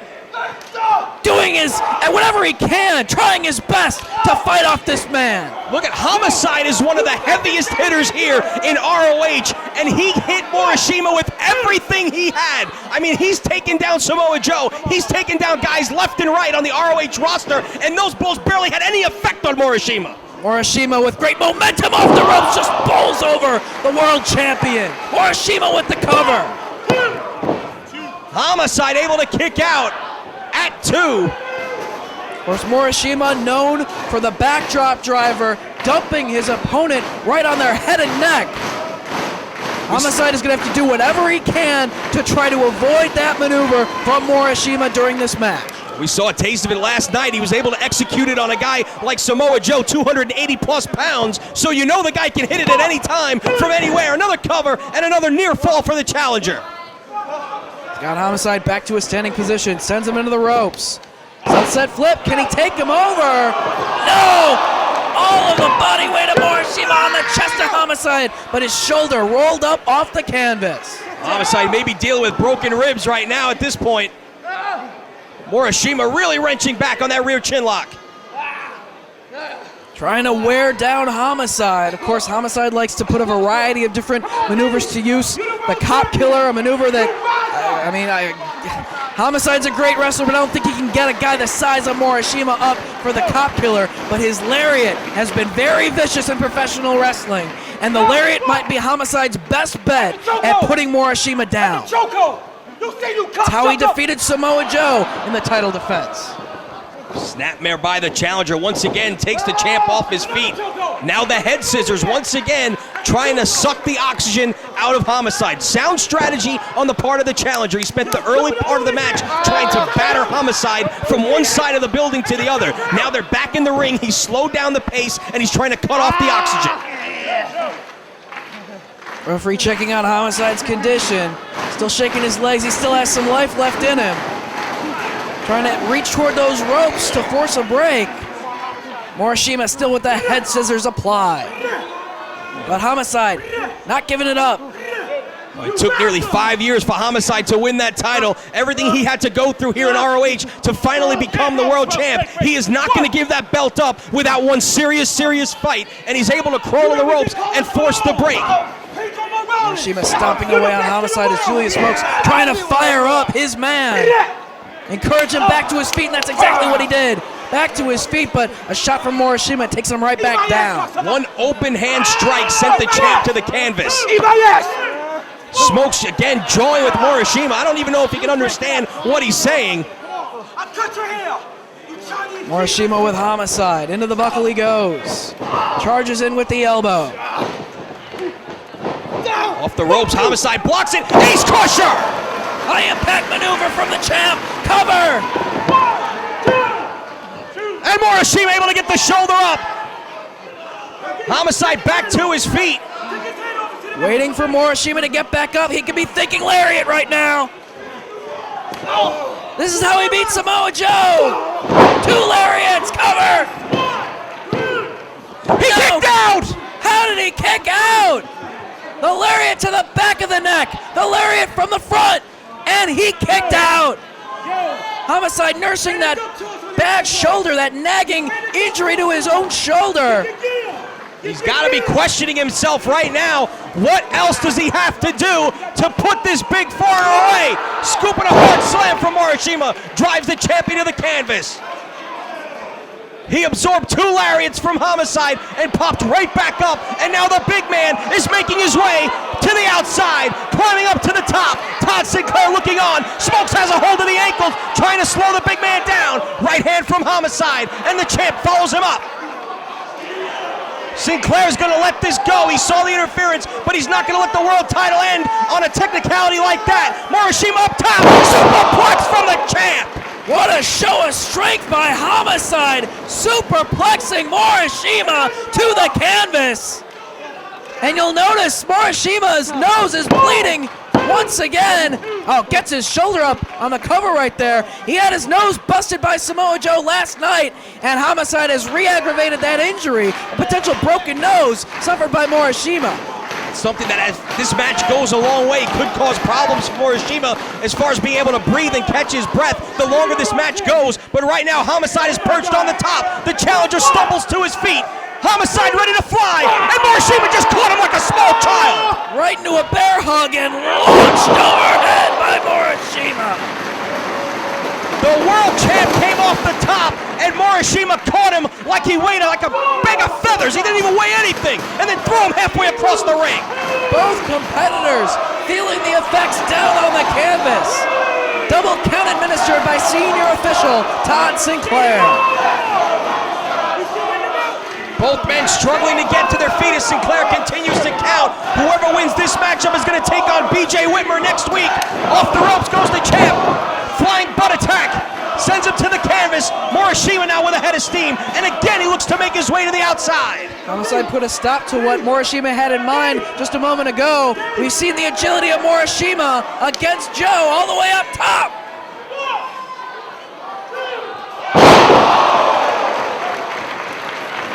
Who will face BJ Whitmer in Dayton? Missile dropkick has sent Homicide to the floor.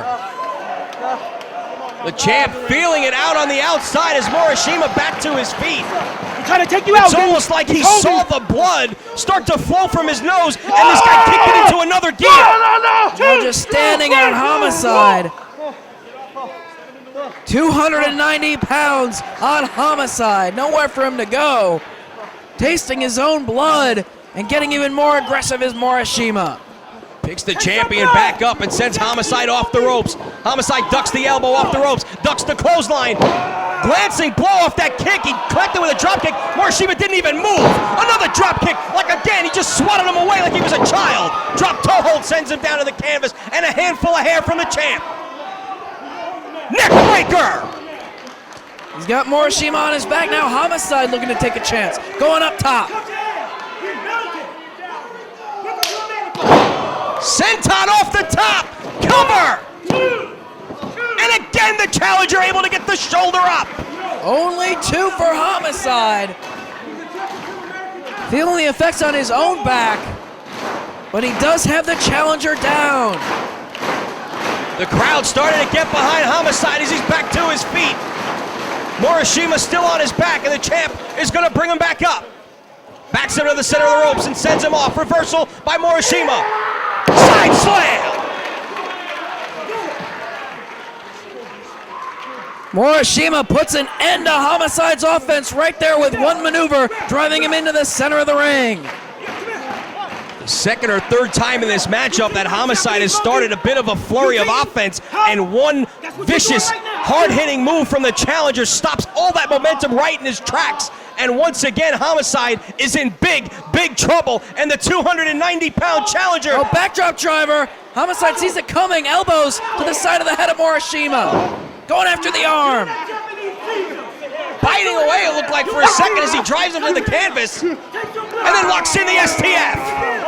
Trying to keep the big man grounded. A good strategy on Homicide's part. Trying to wear him down and keep him down on the mat where his size won't come into play. Also, that crossface he had locked in right across the bridge of the nose, causing more blood to flow. You see it around the nose and mouth of Morishima as he's struggling to try and get to his feet.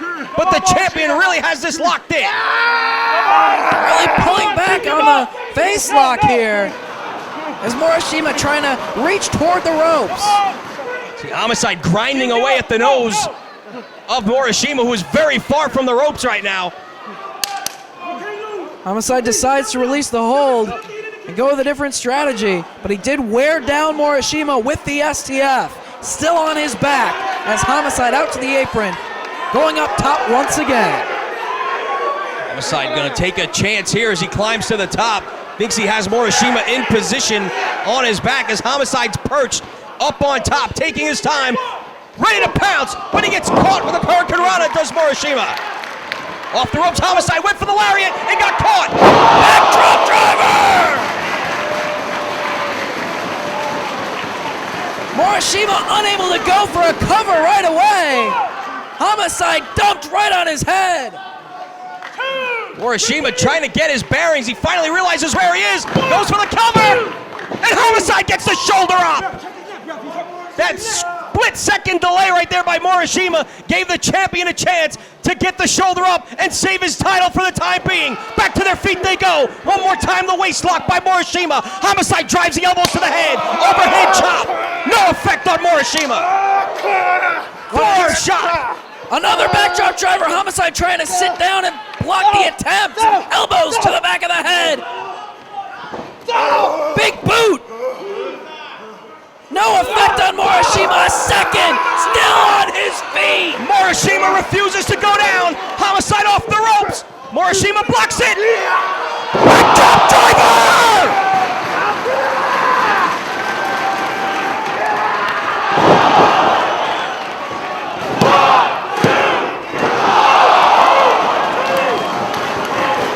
Somehow he kicked out. Huge lariat for Morishima, and he kicks out another backdrop driver.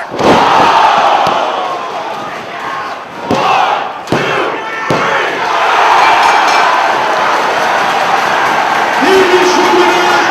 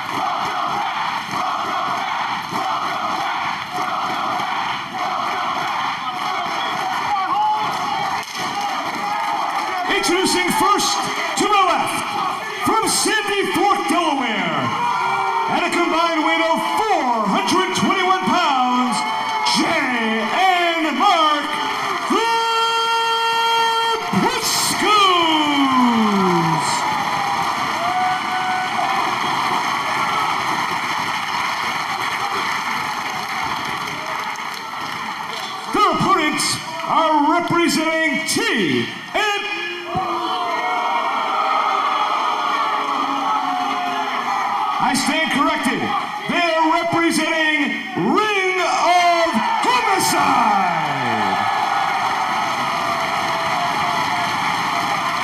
And a combined weight of 468 pounds, Homicide and Hernandez,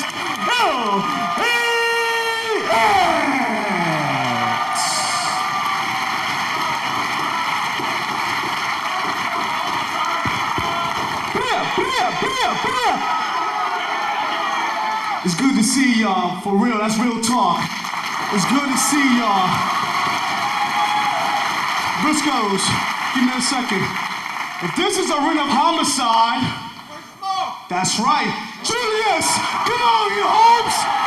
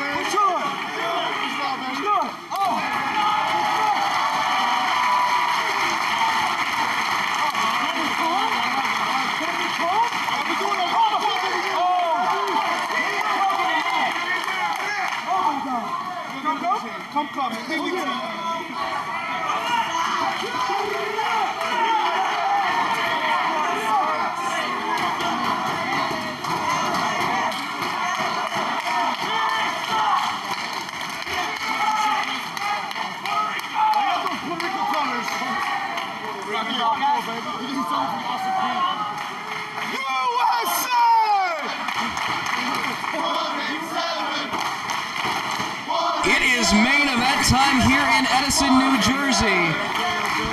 Former 5-time Ring of Honor World Tag Team Champions Jay and Mark the Briscoes to take on former Ring of Honor World Champion, the Notorious 187 Homicide, and his partner Hernandez, the team of LAX. Referee Paul Turner calls for the bell, and in the corner of Homicide and Hernandez tonight, the longtime friend and associate of the Notorious 187 Homicide, Julius Smokes. It's great to have Homicide back in ROH competition, and it's only fitting to have J-Train in his corner. Holding onto the wrist lock is Homicide, but Mark Briscoe quickly tossing him overhead and controlling the arm. Nice job of elevating Homicide and taking him off his feet. Both men quickly right back up.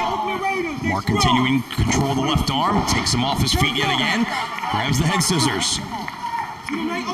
Homicide rolls over, trying to free himself, and does. And able to control the legs, grapevining the ankles of Mark Briscoe, and pulling back on the chin lock as well. Has them all tied up, but Mark reaches the bottom rope to force a break. Clean break from Homicide. Playing by the rules. For now. Hernandez on the outside, getting the crowd all fired up. He got the crowd all fired up last night in Danbury. Border toss on Tyler Black and a big dive over the top, and pretty much just wiping out everybody in his path. Yeah, that'll do it. LAX very successful last night. They came up the winning team of the Iron Team matchup with great momentum going against an ROH established duo, one of the greatest tag teams in Ring of Honor history, the Briscoes. Head scissors yet again by Mark Briscoe, and one more time, Homicide frees himself, and I'm gonna start trouble. Fuck that shit. apparently he's here to start some trouble. Bullshit, Orlando. One more. Jay, you mad? Yeah, they don't like that sort of thing at Orlando. Yeah, that place. Oh, what a shot from Mark Briscoe. And Jay and Mark Briscoe have been known to cause some trouble themselves. Now it is getting serious here.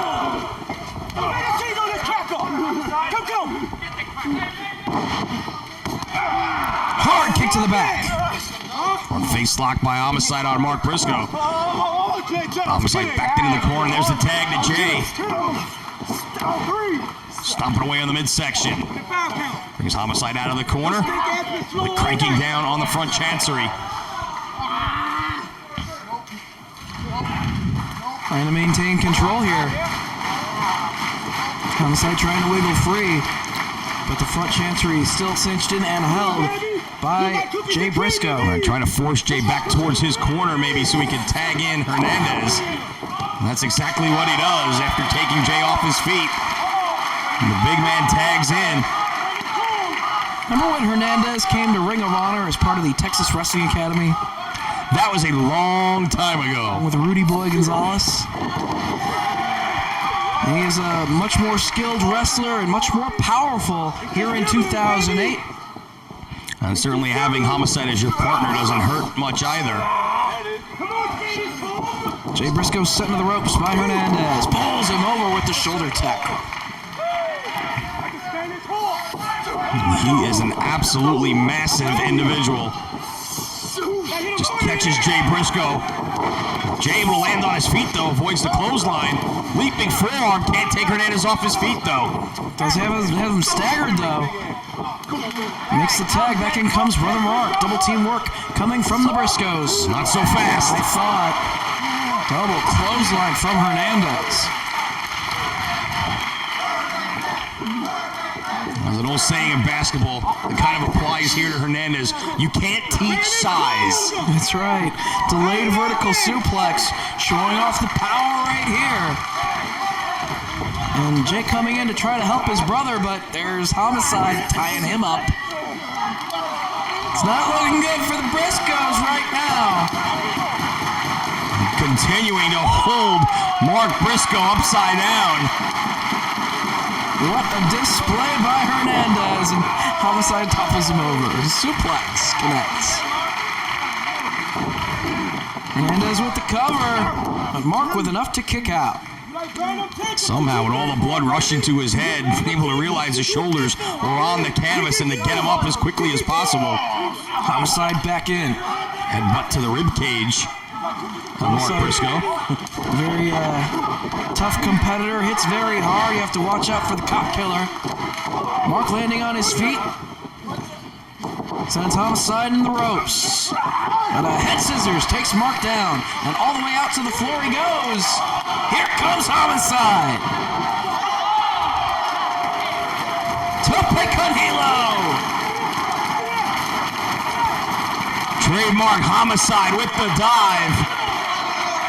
Wiping out Mark Briscoe in the aisle, and the fans here in Edison are on their feet. Jay Train very pleased. Here's the tag, back in comes the big man, Hernandez. Double team work from LAX. Both come charging in the corner. Great momentum on that body block. And Homicide with a basement drop kick. Right into the cover goes Hernandez, hooks the leg. And Mark gets the left shoulder off the canvas.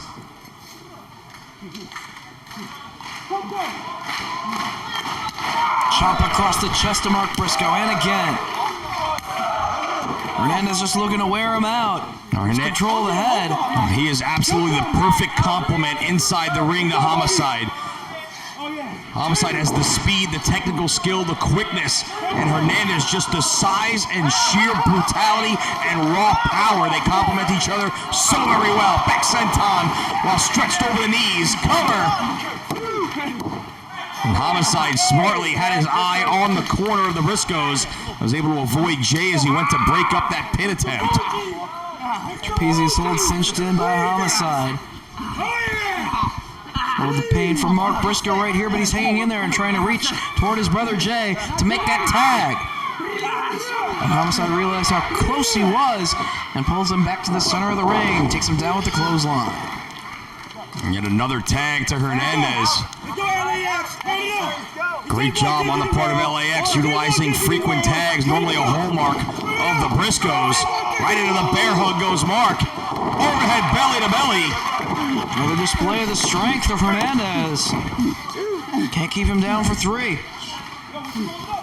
Launched Mark overhead very close to his own corner, but quickly put a stop to any attempt at making a tag, did Hernandez.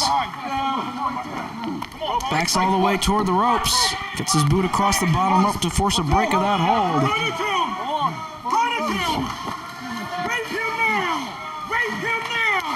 Pounding down across the back of Mark Briscoe. Trying to fire away at the midsection, not having much of an effect on Hernandez here. A chop right to the neck. And one to the back sends him to the corner. Or another tag is made to the Notorious 187 Homicide. Into the ropes goes Mark Briscoe. Overhead, release belly-to-belly suplex from Homicide. Hooks the leg, but Mark kicks out. Mark trying to make the tag, looking to get to his corner. Homicide puts a stop to it. He's got him by the foot. What you doing? What are you doing? Oh, it is getting physical, and that headbutt from Homicide, he's out. And Mark Briscoe is not moving an inch. And Homicide's not going to wait for him. Oh, he's trying to make him come to. If he did get knocked out, he just woke him up. But Mark was able to get to his own corner there. Good thing he was able to tag out to Brother Jay. Yeah, sitting on the apron, you can see he is not right. Right now is Mark Briscoe. The lights are on, but nobody's home. That headbutt completely dimmed the lights of Mark Briscoe. And now Jay dishing out the punishment in retaliation for his brother. Fortunately, a very well-rested Jay Briscoe, who's been on the outside for quite some time, but he may be having to go on his own for a little bit here because I don't think Mark is in any shape to continue right this second. And now it is double team work coming from LAX. Just dropping Jay chest first to the canvas, knee to the midsection by Homicide. Hernandez with the cover. Jay gets the shoulder up. Mark continuing to suffer the effects from that headbutt down on the outside. Still not back up on the apron yet as Jay off the ropes, but kicked right back down to the canvas by Hernandez, who's got him up with one arm. Backbreaker over the shoulder. Cover. No, he gets the shoulder up. Yeah, that headbutt that still has Mark down. One of the most brutal headbutts I've ever seen in any pro wrestling match. It was followed by preceded by several extremely vicious slaps from both Mark and Homicide. And Jay finds himself in a bad way in the corner. Oh, but there's Mark! Just when you counted him out, bleeding from the eye as a result of that headbutt. He came to the aid of his brother. He saw Homicide going for that trademark face wash in the corner, the knee strike, and saved his brother, and now it's the Briscoes in control of the match. Yeah, that right eye is swelling shut as we speak, too, on the part of Mark Briscoe. The blood continues to flow down the cheek from just underneath the eye. It looks like that headbutt caught him just on the cheekbone. Could perhaps have done damage to the orbital rim. We won't know until the doctor gets to take a better look at things, but right now, somehow, miraculously, Mark Briscoe not showing any ill effects. Yeah, he's moving very quickly and was hitting all those maneuvers despite any damage done to the eye or any vision that may be clouded as a result of the blood. And now he has the head scissors cinched in, trying to keep Homicide away from his corner and away from being able to tag Hernandez in. A double team here from the Briscoes as they've lured Hernandez in. Did Mark spat in his direction, allowing the choke double team to go on by the Briscoes. A little bit of extra leverage from the apron while the referee had his back turned, occupied with Hernandez on the other side of the ring. And now there is the tag. Jay and Mark Briscoe looking to double team the Notorious 187. In the middle of the corner and a running clothesline by Jay. Right into the elbow from Mark. Back senton. Homicide able to kick out. Just choking away is Jay. Not really appreciative of the efforts of referee Paul Turner to break that choke. Homicide set off the ropes. Beautiful drop kick. And the right hand sends Hernandez down to the floor. The Briscoes in there with Homicide. More double team work coming from the former multi-time Ring of Honor World Tag Team Champions. Homicide firing away on both men. And connects with that knee he was looking for earlier. Looking for the ace crusher. Nice counter into the elbow. And a cover. Not the legal man, however. Mark is who goes for the cover and gets himself a 2 count. Mark trying to not let that injury stop him from dishing out the punishment and continuing to work as a unit with his brother. Knocking Hernandez off the apron. Up to the second rope in the corner of LAX. And connects with Homicide. It pays off. And there's J-Train getting right in the face of Jay Briscoe. It takes a swipe. But Julius Smokes able to get out of harm's way, trying to revive and calm down maybe just a little bit. Hernandez out on the floor. And give the Briscoes credit here. Good strategy on isolating Homicide from Hernandez. Keep the big man out on the apron where he can't do any damage. And take your chances working over Homicide 2-on-1. Well, Jay and Mark Briscoe know Homicide very well. They've been in Ring of Honor from the very beginning here. And they're here in the main event here in 2008. And it was just a matter of time before we saw Homicide make his return to competition in ROH. And this weekend, he's doing just that. And Jay Briscoe now doing as much damage as he can, pounding away on the back of Homicide. It was supposed to be the Motor City Machine Guns of Alex Shelley and Chris Sabin back in competition here this weekend in Ring of Honor, but they were pulled due to commitments elsewhere. And LAX graciously stepping in to take their place and picking up the victory in that Iron Team matchup last night in Danbury, and are on their way here perhaps to another victory tonight. But Homicide runs into an exploder. He had that lariat cocked, but Mark Briscoe pushed his brother out of harm's way and delivered the exploder suplex for an ear fall. It has been a very good weekend for LAX here in ROH, and these fans really getting a treat. Seeing Homicide's return, seeing Hernandez, a great tag team partner, a great compliment to Notorious 187 at his side. Some great tag team wrestling both nights here this weekend out of LAX. And Homicide's starting to get pissed off. An exchange of strikes between Jay Briscoe and Homicide. There's the tag.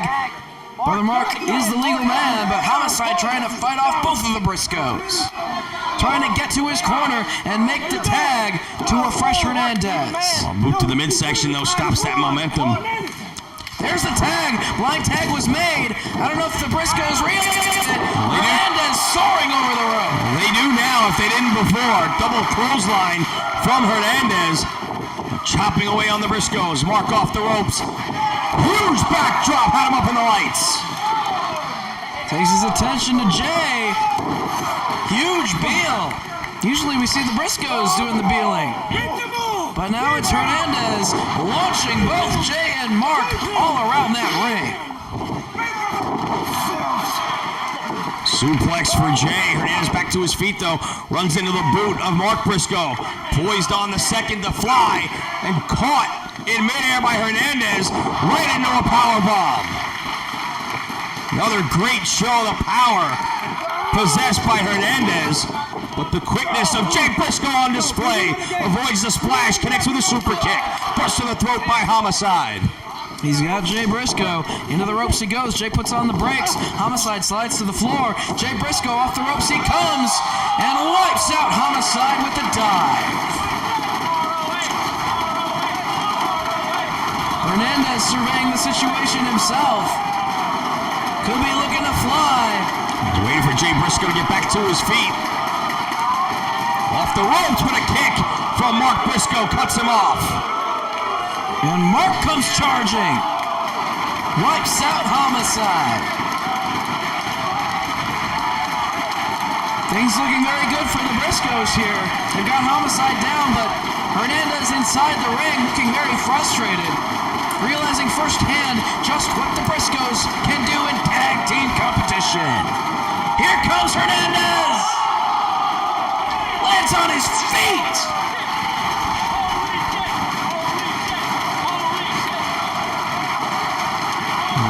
hit Jay Briscoe right in the face and busted him open. Jay Briscoe may have a broken nose. Both of the Briscoes bloody, but still fighting. Hernandez walking tall around the ring here in ROH. Unfortunately for Julius Smokes, he kind of got caught. Collateral damage, he was in the way himself. And now LAX looking to work together. Mark Briscoe on the shoulders of Hernandez. Drop down to the canvas. Top rope elbow drop from Homicide. Cover. Only two. Gotta hand it to the Briscoes. Staying in this fight despite the odds and despite blood loss on both of their parts.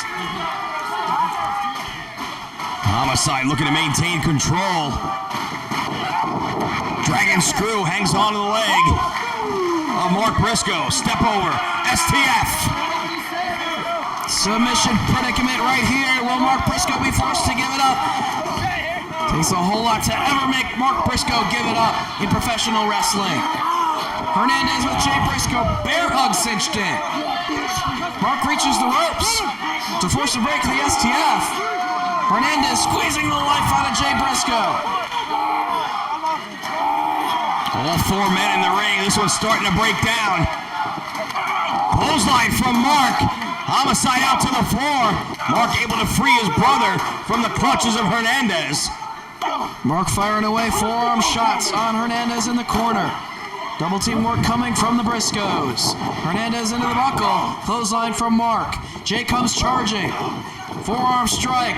Both of the Briscoes off the ropes. No! Homicide from the outside puts a stop to Mark Briscoe, and Jay runs into the boot of Hernandez. Leaping enziguri right to the side of the head as Hernandez is perched on the top. Caused him to lose his balance just a bit. Let's see what Jay Briscoe can do to capitalize on this situation with Hernandez on the turnbuckles. Can he get superplex? Yeah, can't even get the big man off though. He's gonna try his best to get the superplex. Mark Briscoe back inside the ring, maybe a double team superplex. Maybe that's what it'll take to take the big man off the top rope and drive him down to the canvas. Superplex from the Briscoes on Hernandez. Hernandez rolling back towards his corner as Homicide tosses Mark Briscoe out to the floor. Jay Driller countered. Ace Crusher by Homicide. Oh, here comes the lariat. Nails it. No! He kicks out. Mark Briscoe now, forearms on Homicide. Holds on to the wrist. Blocks the attempt. Ace Crusher on Mark Briscoe. It didn't look like he got all of it, but still some damage done. Cop Killer. He gets it! Cover! Jay makes the save! Just in the nick of time to save his brother Mark and the team from defeat at the hands of Homicide. Homicide and Jay Briscoe. Neckbreaker by Homicide. Hernandez still down on the outside as Homicide looking to take a chance. Out on the apron, climbing to the top. Homicide looking to fly, perhaps the diving headbutt from the Notorious 187. Nobody home. Jay Briscoe. Jay Driller. He gets it. Cover. Homicide kicks out. And in comes Hernandez. I don't think Jay realizes it. He's about to. Hernandez with Jay. He's got him up. Jay trying to fight his way free and does. Forearm shot off the ropes he comes. But taken right down. Unable to budge Hernandez. Homicide back out to the floor. Hernandez with Jay up on the shoulders. Went for the border toss again. Unable to hit it. Super kick. Big boot. Has him staggered. What strength from Jay Briscoe. Death Valley driver on Hernandez. Can't follow up. Goes to the apron all the way to the outside. Mark with Hernandez, trying to get him in position. Time to man up.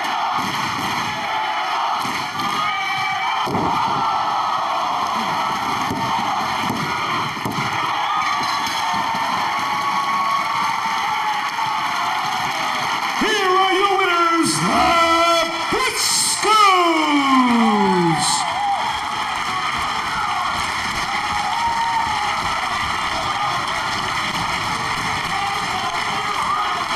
What a battle between these two teams! Four of the best tag team wrestlers in the business today, giving it all they've got here in Ring of Honor. But it's the Briscoes, five-time Ring of Honor World Tag Team Champions, scoring the victory. It was great to see the Notorious 187 Homicide back in Ring of Honor this weekend. But the Briscoes pull out the victory here tonight in Edison. Thank you for joining us.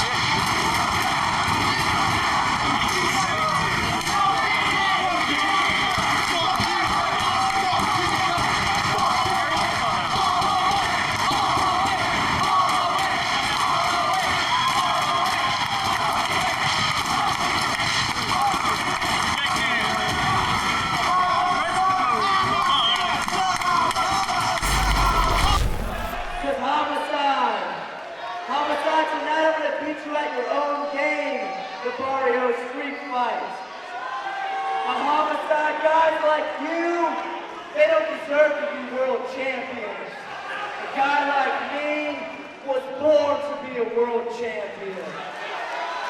Strong words. So Homicide, I know you're from the streets and you like to fight.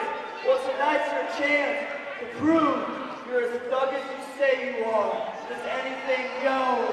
But this pretty boy from Tampa, Homicide, this pretty boy's gonna whoop your ass. Very confident world champion. Well, the rules certainly do favor Homicide. The champion knows his back is against the wall. So later tonight, Homicide's gonna realize, in the end, only the strong survive. Homicide with his chance later tonight to become a two-time Ring of Honor World Champion. Well, we're going to take another look at... Wait a minute! Here comes Homicide! The Notorious 187 has hit the ring. Very wisely, Roderick out to the floor. Hiding right behind us.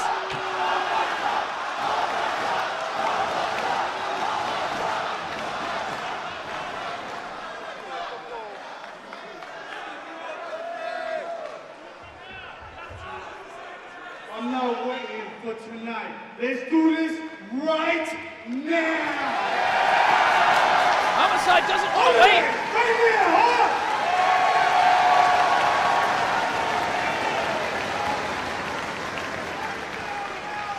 What's it going to be, champ?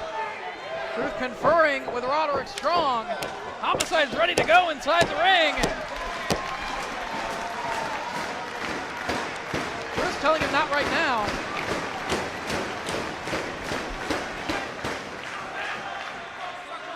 Martini pleading with his champion to go to the back, finish their pre-match preparation. Homicide's not going to let him. Oh my God! And there's the bell. Ladies and gentlemen, the no holds barred Barrio Street Fight for the Ring of Honor World Title happens right now. The match is on right now. Homicide didn't want to wait for his chance to regain what he feels is his belt. Truth Martini beside himself. Truth Martini has to know that his champion is in the deep danger zone right now. And this street fight rules, anything goes, anything can happen. They could fight all over the building. We'll do our best to call the action. Obviously, you'll be able to see a lot much more than we will, as we don't have the benefit of a monitor here at the broadcast position, but our cameramen will do their best to follow these guys as they fight over the Ring of Honor World Championship here at the Frontier Fieldhouse. You think fans can tweet us?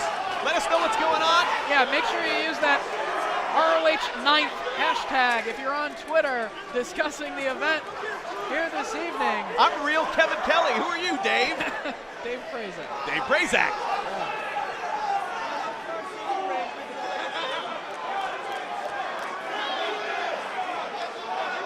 Homicide was on an undefeated streak since making his return to Ring of Honor competition to prove to Jim Cornette, Kerry Silkin, ROH management, the entire locker room that he is deserving of a main event spot here in 2011, despite his absence from the company for a period of time.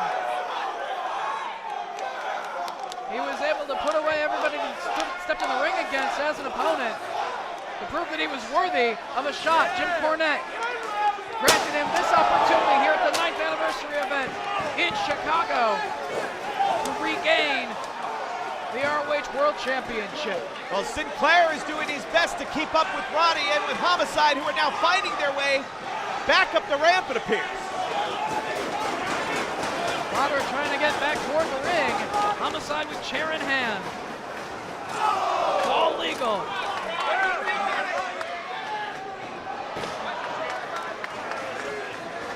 Roderick Strong clutching at his midsection after the damage done. Like you said, Dave, fans at home know better than us as to what is going on out there on the floor. One can only imagine. All that matters is Homicide right now has the advantage, pounding away in the corner. Homicide's legacy, part and parcel with ROH. And the one goal that he always wanted was to get a rematch. Fighting his ear. Oh, he's going to do everything. That chair is bent. Strong's frame is bent. The chair set, what's left of that chair, it's all bent. Mangled. It's going to be used once again. Face first into the chair goes Roderick Strong.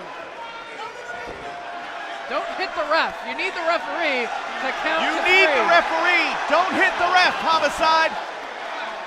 Now the resplendent Truth Martini, that might be another story. Moved to the midsection, took too much time. Thinking about hitting that ref, and Roderick Strong able to out some offense here. Well, Roderick Strong, of course, since capturing the gold, has been never forgiven Homicide for interrupting what he really felt should have been the victory parade. It was in New York City. Roderick Strong becoming ROH World Champion. And Homicide coming out to make his plans known that he wanted to have an opportunity at some point to regain the ROH World Championship. Well, it was right in the very same building that Homicide won the world title for the first time in Manhattan Center. Defeated Bryan Danielson for that brief title reign.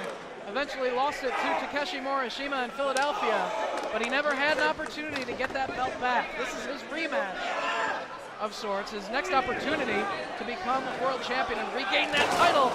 And Roderick Strong just dropped across the barricade.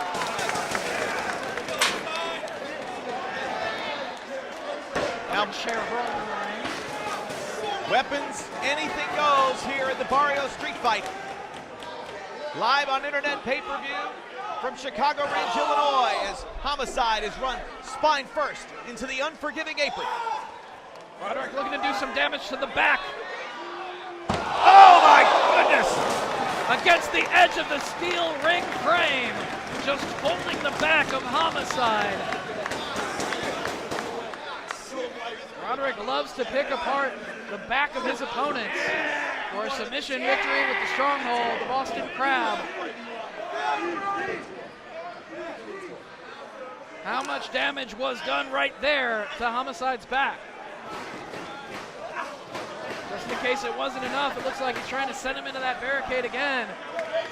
So dangerous out on the floor.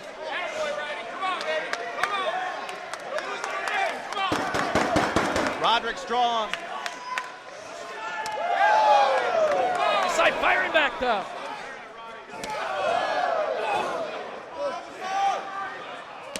Homicide responding to the brutal chops from Roderick Strong, as now they come right by us and right behind us.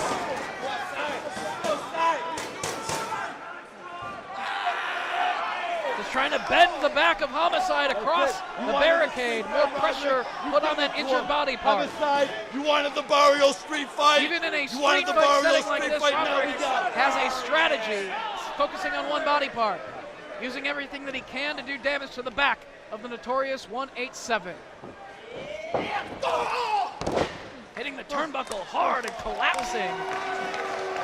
It's all Roderick right now. Has Roderick Strong been able to quiet the naysayers, Dave? Those who said that his victory over Tyler Black may have been tainted, and that Roderick Strong may not be the right man to be the flagship, the flag bearer for Ring of Honor. Well, he's held on to that belt thus far. He was able to defeat Davey Richards at Final Battle, a man that many felt was going to be the next world champion. And Roderick Strong has successfully defended that title in the time since.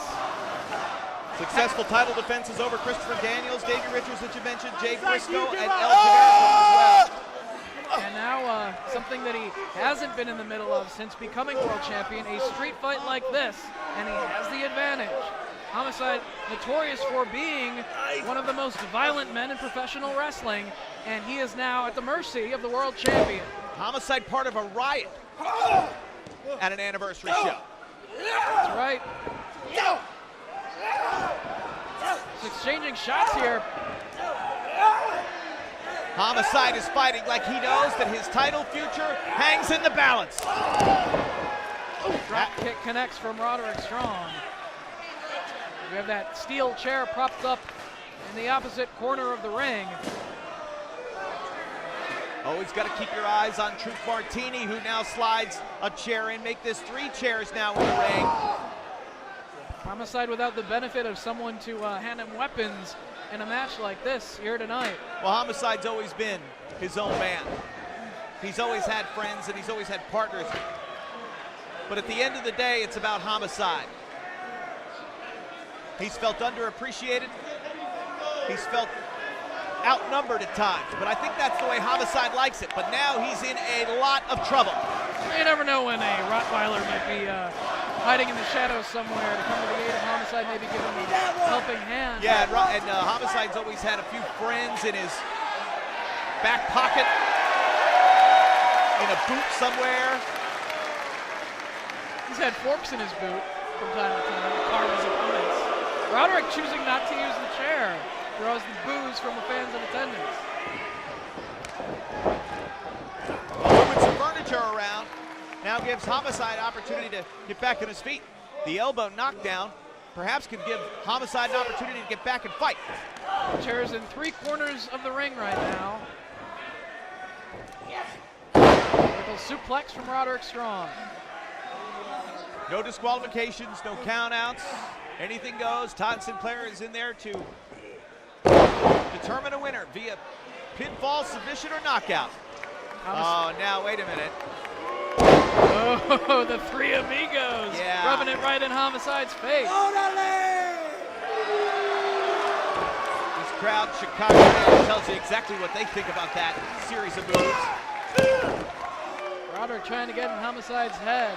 Strong has shown, despite his critics, that he almost relishes that role of being the underdog, of being the hated one. I think he uses it as motivation from time to time to prove everyone wrong. And you know he had to have been embarrassed when his suit of clothes was shredded recently on television.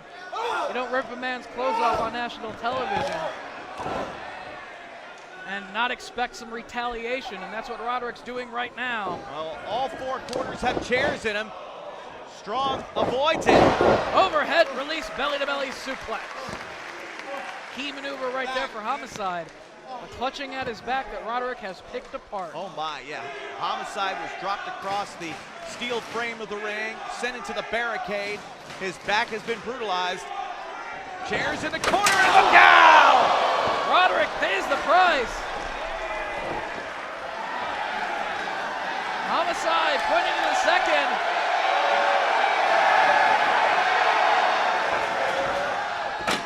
Right above us, that chair doesn't budge. That looks reinforced.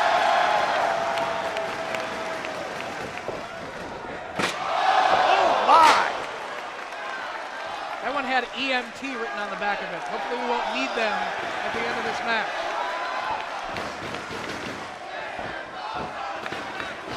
Grabbing hold of the champion again. 3 amigos from Roddy equals 4 chairs from Homicide. Got him! 2! No! Roderick able to kick out, even being driven headfirst into those chairs repeatedly. He knows the world title is on the line. Who will head into Manhattan Mayhem 4 as the ROH World Champion? We are finding out here at the 9th anniversary show. Homicide puts on the brakes. Big knee from Roderick Strong now. 1, 2, oh, that foot was on the bottom rope. Forced the break. Even in a street fight, ring positioning can save you. Foot across the bottom rope, and Roderick now looking underneath the ring for more weapons that he could put to use. Well, the Messiah, the backbreaker, not known for his street fight strengths, but now a table has been introduced into this ring, and it's getting even more and more dangerous. From time to time, when the situation presented itself, Roderick has proven that he can battle in a match with these violent stipulations. When he was part of the No Remorse Corps, he spilled a lot of blood in the ROH ring over the past several years.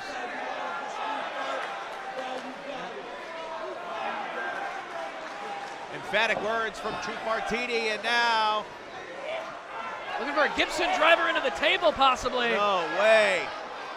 Homicide trying to block.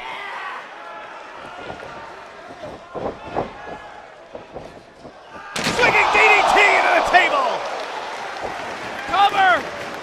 New champion, here we go. Oh! Roderick with enough to kick out. Only two. Only two. Broke that table with the head of Roderick Strong. Homicide has been effectively utilizing the Ace Crusher as well as the Cop Killer as of late to finish off opponents. Homicide could be 3 seconds away from immortality, and now Truth seeing the World Championship. No disqualification here in this matchup. He saw the title was in jeopardy and tried to come to the aid of Roderick. Cop Killer on Truth. No! Wait a minute, look out from behind. Michael Elgin. Elgin in and out just as quick. Big boot from Strong. And the response from Homicide. Ace Crusher. Ace Crusher! Time for the lariat. Off comes the elbow pad. Lariat! What a moment! Oh, come on! Truth Martini saves the title. Damn you, Truth Martini! Turn around, Truth! Homicide had the title won! He had Roderick Strong beaten right in the center of the ring! He's got Truth by the braids. How good will this feel for Homicide? Truth begging for mercy. Oh, come on! A low blow. Hey, anything goes. If Homicide had someone out here to low blow Roderick Strong, maybe he'd have the advantage right now. Now he's just mocking Homicide. Now Truth, it looks like he's gonna do some damage.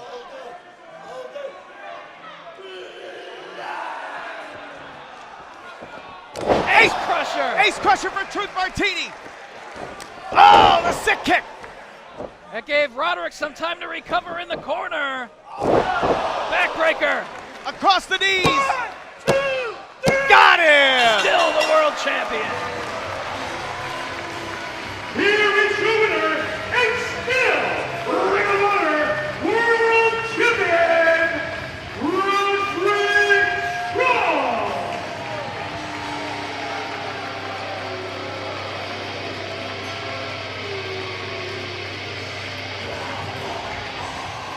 Well, Roderick Strong retains the ROH World Championship.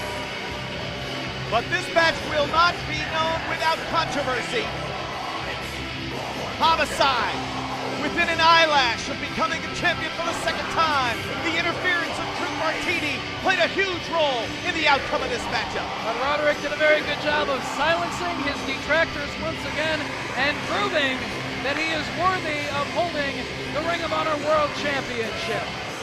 Carnage and chaos, steel chairs, broken tables, bodies laying all over the ring.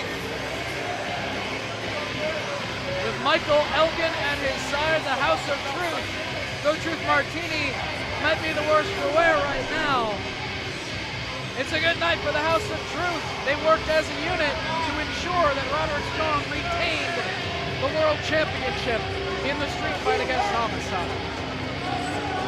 Well, all right, I got that. I'm being told that we're shuffling the deck a little bit here. This is our main event, ladies and gentlemen. It was supposed to be our main event. This is our main event, so what we're going to do is put the match in the main event spot that was supposed to be in this place, and that's going to be the Briscoes against Charlie Haas and Shelton Benjamin. So that will be the final match on this evening's card. And that should be an excellent way to cap off the 9th anniversary of Ring of Honor here in Chicago.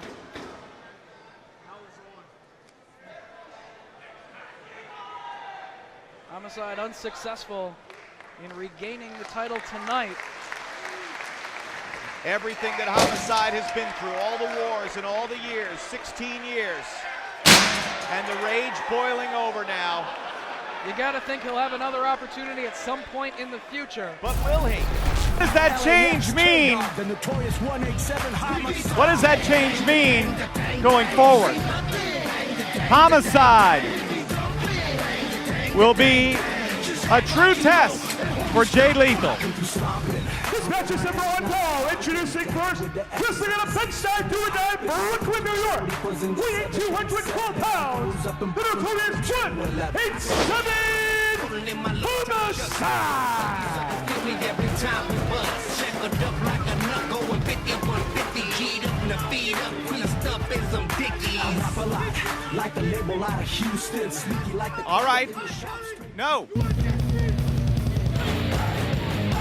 Says he can't beat him. Yeah, I don't know if we picked that up on the microphone, but Homicide screaming above us, he cannot beat me. Tell your fans that. Well, here comes a man who thinks he certainly can beat him. Jay Lethal, as you saw there, reinvigorated, tenured, and certainly with a mission here tonight. Arguably, it's a passing of the torch, but it's a torch he is going to have to pull out of Homicide's hands. His opponent, wrestling out of Tampa, Florida, weighing 216 pounds, Jay Lethal. And of course, Jay Lethal getting set to take on Kevin Steen for the Ring of Honor World title if Steen is successful. That match to come up in Rahway. Of course, that could be Rhino if Rhino is victorious here tonight. Let's go to the tail of the tape where you can see Homicide, of course, with the experience advantage. They're evenly matched in terms of height and weight. The adherence of the Code of Honor with Lethal was certainly something we never took for granted. I have a question about it now, and we know which way Homicide goes, and that's his own way. So Todd Sinclair calling for the Code of Honor, and we'll see if either man...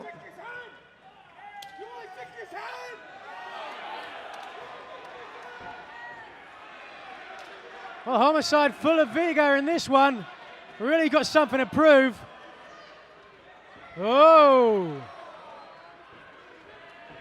Like I said, this is a new Jay Lethal, and I like the new Jay Lethal. He's been here longer than I have ever been here in Ring of Honor and never managed to capture the big prize. I think this could be his year. Well, but he's going to have to go through Homicide first. Exactly, and of course, Lethal was, as a lot of people were talked about in that world title conversation, Jim Cornette wanting to do anything he could to get that title off of Kevin Steen. I think Lethal felt a little slighted. Why not me, Jim? Why am I not getting called? Cornette basically told him it's that killer instinct. It's that mean streak. I didn't think he could survive against Kevin Steen. I don't know if those questions exist now, but this is a great test for Jay Lethal if he is to go to Rahway, and if indeed he is, whether he faces Rhino or he faces Kevin Steen, that is not a good part of town to walk on. Hey, you ain't kidding. But it's arguably the best test you could possibly have. Former Ring of Honor World Champion.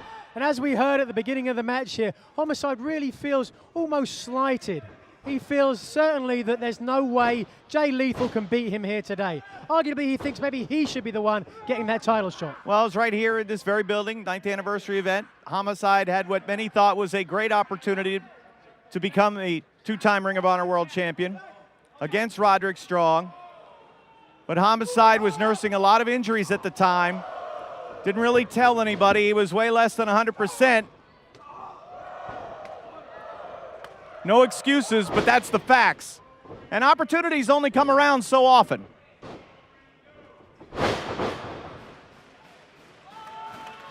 Watch out, Jay.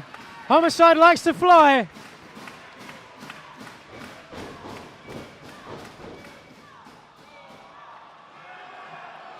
Well, sometimes he doesn't.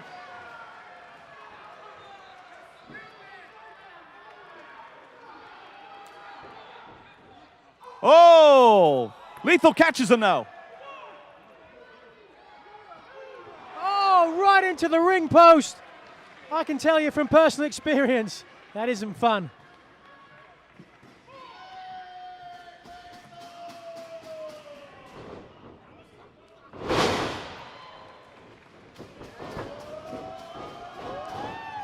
Oh! Wipe him out!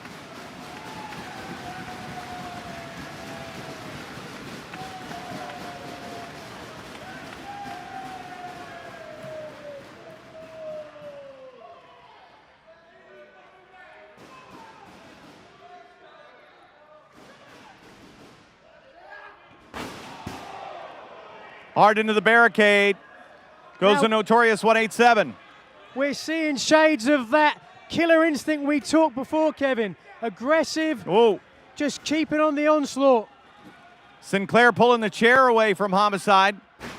Oh, what elevation into the barricade. He's got a chair. He looks like he's got a chair.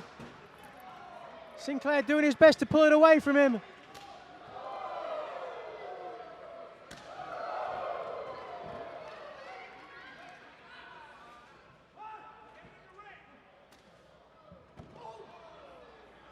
Homicide crumbles down hard to the floor of the Frontier Fieldhouse.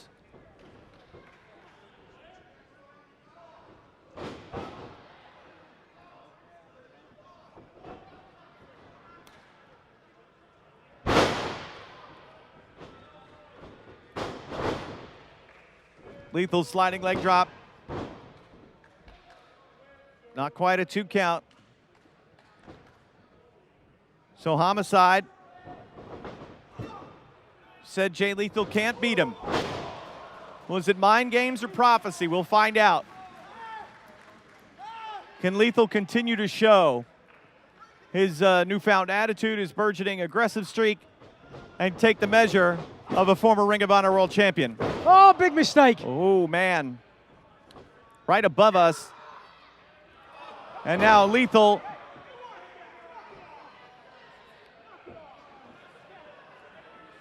Look at his eyes. Crazed eyes of Homicide. Shades of Tony Montana there. Say hello to my little friend. So now Homicide with the advantage. Got the bell. Come on, Sinclair.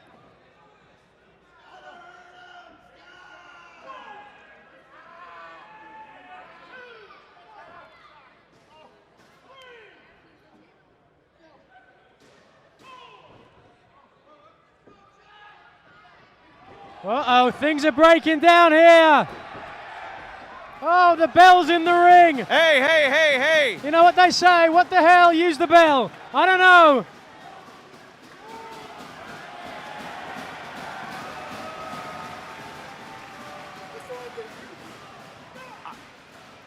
They love violence.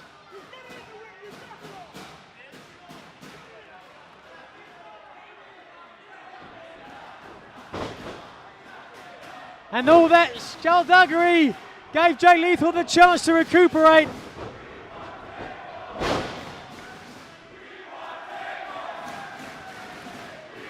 Don't you give it to him. One of our ringside attendants here, I'm telling him.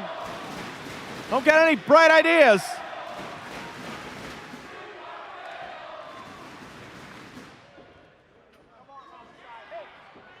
Oh, whoa, whoa. No, no, no. Nigel. Homicide's certainly not a fan favorite, but he's trying to give the fans what they want. Or maybe not. Maybe they want to see Homicide driven through the table. Each man sitting out, trying to block the other.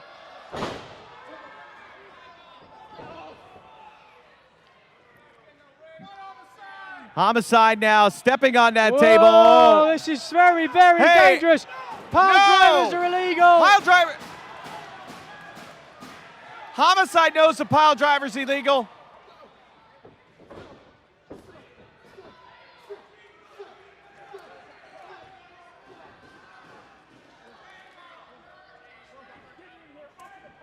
And this story really building in this one. Jay Lethal was almost a protege of Homicide early days. Certainly admired him when he started out in Ring of Honor. And here we are, nearly a decade later. Jay Lethal on the rise and has to beat Homicide. Has to beat him to really move to the next level. You talk about their history, certainly well known, and maybe that's where Homicide got that belief that Jay Lethal can't beat him. Yeah.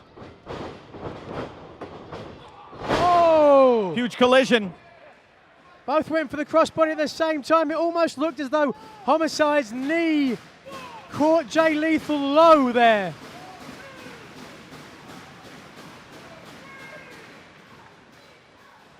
Homicide, a veteran and one of the dirtiest players in the game.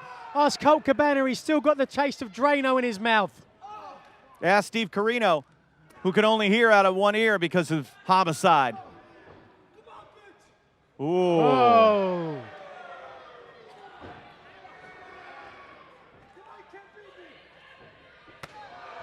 Oh, this isn't about wins and losses so much as it is about passion. And proving who's the toughest. Oh, here it wait a goes. second. Went for the Gringo Killer. Roll up, 2.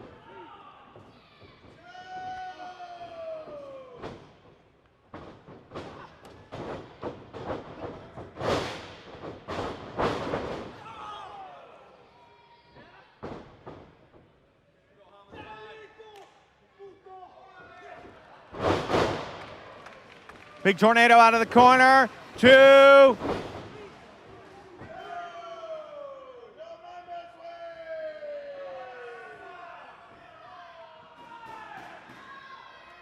Maybe going for a lariat here.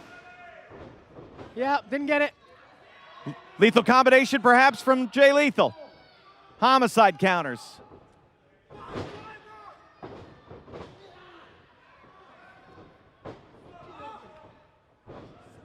Oh! Jagged suplex. Cover. 2.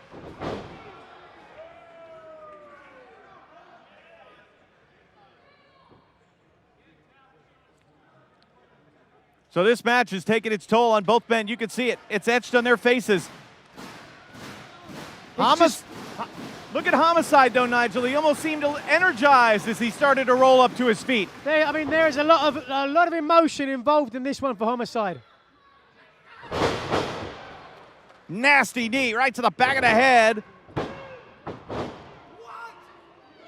I think were he to lose to Jay Lethal here, he would really take it personally. He really feels there's no way Jay Lethal can beat him. You know, and Homicide knows what Lethal's all about. Homicide knows this is his chance to perhaps get the measure of Lethal.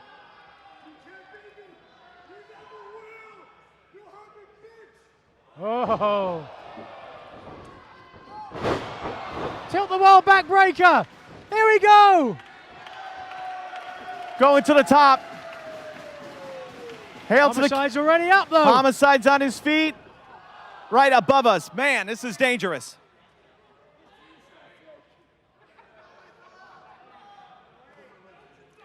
Homicide and Lethal jockeying for position on the top rope. Homicide drills Lethal. Gonna look to bring him in the hard way here from the top rope. Very dangerous territory. He's trying to turn him round there for the ace crusher out of the corner. Lethal holding on for all he can do. Death grip on the top rope, head Jay Lethal. Homicide unable to do it. Wait a minute now. Oh, wait a second. Oh, Death Valley driver. Is that it? 1, 2, no. Thought that might have been it, but it was not. Homicide kicked out. It's going to take a lot more to beat Homicide. Trust me, he does not want to lose this one. Belly to belly. Homicide back on his feet. Oh, what a lariat. Murdered him. Oh, that's it. 1, 2. He kicked out, but only just. Reaching for the stars. I think it was just 2. A sickle-like clothesline. Lariat caught him right under the chin. Trust me, Kevin, I know how to throw those, and that was devastating. Well, Homicide shocked that Lethal was able to kick out. Just when one man... Oh, there it is! There it is! Ace Crusher. Oh! That super kick. Right on the chin!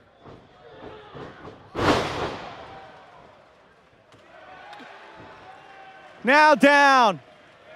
Amazing resiliency from both men. He's beat a lot of men with this.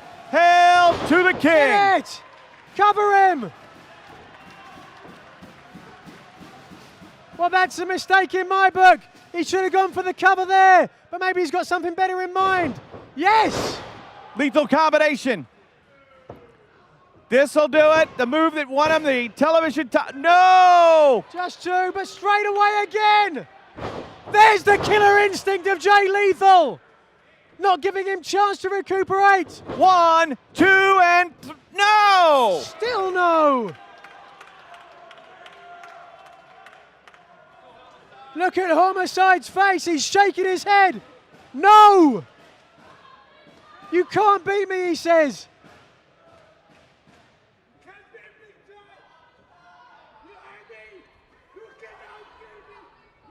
Oh!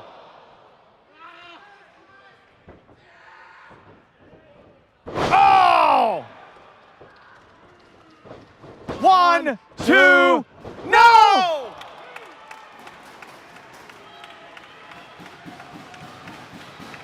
Homicide will not go down. Again, shaking his hand. This is personal, Homicide. This is more about wins than losses. Barely able to stand. What does Jay Lethal have to do to put Homicide away? We got to see that killer instinct. Even Jay Lethal has to be shocked.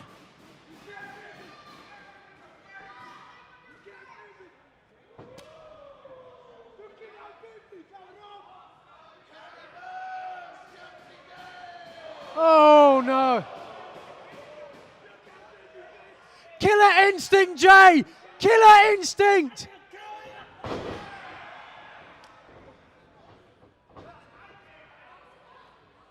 Oh! Jesus.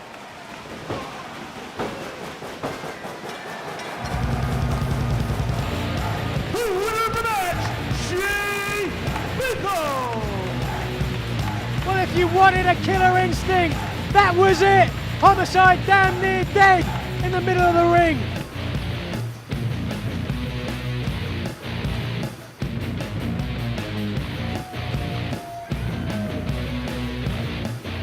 Standing above a fallen Homicide is a man who looks poised and ready for world title opportunities coming his way.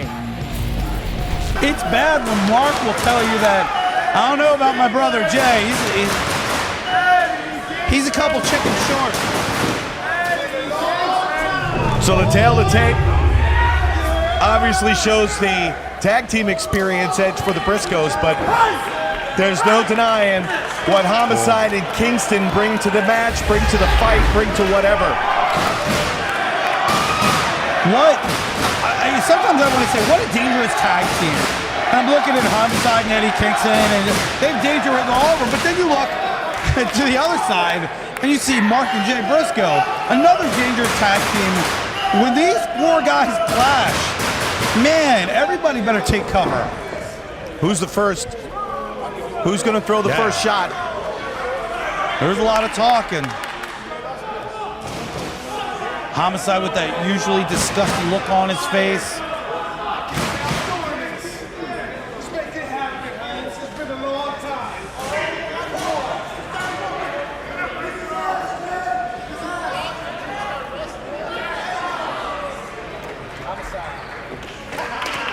Very cautious handshake.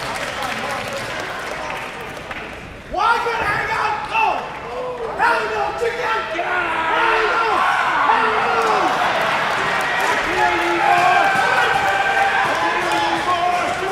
Kevin, we're going to have to get some subtitles for that exchange there. goes from hugging the man to saying he's going to kill him. And I couldn't understand a word out of Mark Briscoe's mouth. Paul Turner, I feel badly for you, young man. I like Paul. He's a nice young man. I've known him a long time. But this would be one time where I would have just... gave it to Gino Colucci. Yep. I'd have called in sick.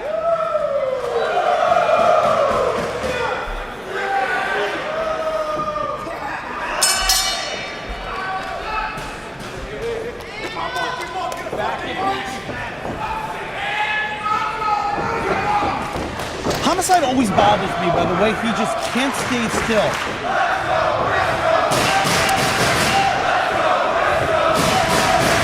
He's like a 35-year-old man with ADHD. Yeah, it's that... And just had a 15 Mountain Dew. Oh.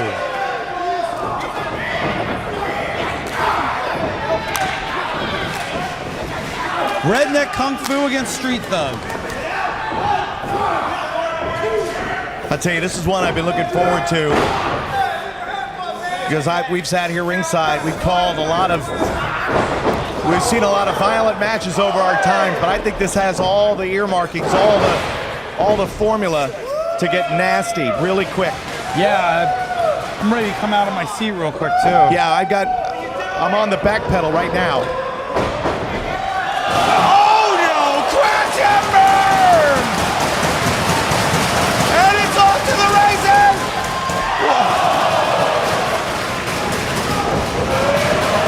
No way! White crash and burn!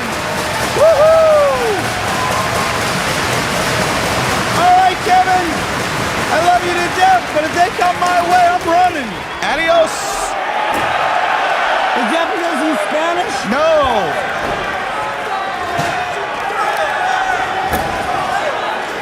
You better give up your... He's going on. Kevin will protect you, Scarlett. Don't worry. Come here. Scarlett, stay by us. Sit on my lap. Oh boy. Chicago's known for street fights, and I've been through a few here. Oh, suplex on the floor. Oh my God. Kingston and Jay Briscoe here. Slugfest right to our side. Oh boy. We're gonna need some danger paint. Kevin Kelly down. And I am the only one still in the chair. I'm the only one with a chair. What has he got? He may have a gun. I don't know. They're right behind me. Time for first down. Bryan bells ringing. Whew, luckily I'm deaf in that ear. There's a chair. We got some dueling chairs. Paul Turner has lost control of this. Scarlett Bordeaux's in my lap. That might be a lie. Oh! What is going on? I'm not equipped to call this match on my own.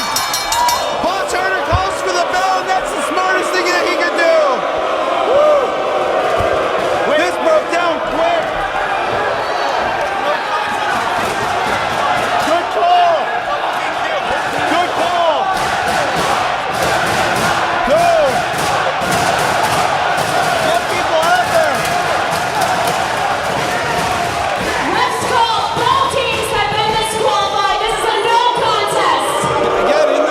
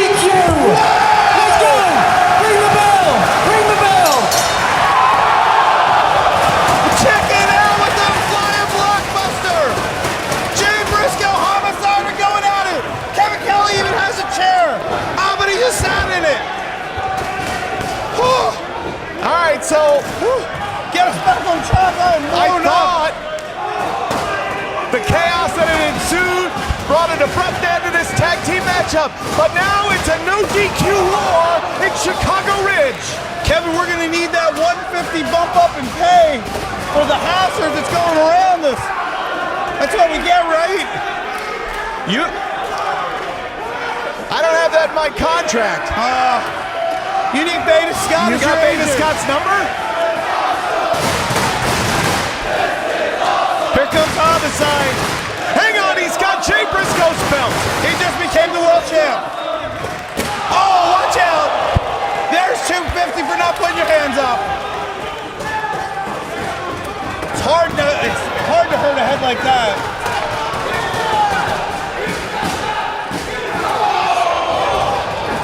Kingston down. Maybe this should have been a no DQ from the start, so these four animals could have just went at it from the I think the hope was when Nigel put this together is that Outlaw Inc. would find a way to work within the rules and compete here in some tag team structure. But maybe the chemistry with the Briscoes wasn't going to allow that. Jay had set that up for Homicide, but Jay's the one who ended up going skull first into the chair. And you got four guys that love to fight, not just wrestle, but fight.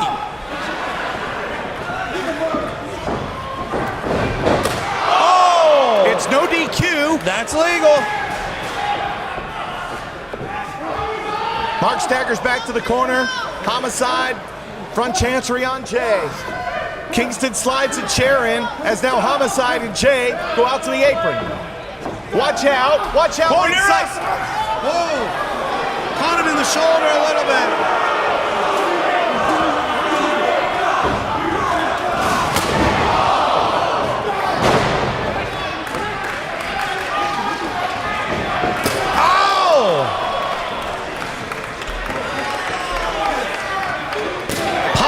With the chair times 2. I think you're just making Kingston mad. Oh, I'm sweating now, Kevin. This is dangerous over here. Oh! Just hit his brother.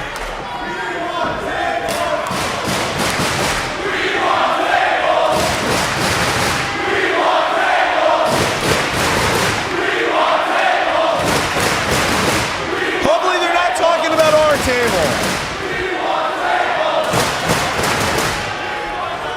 Oh boy. Oh no. It's going for that pile driver.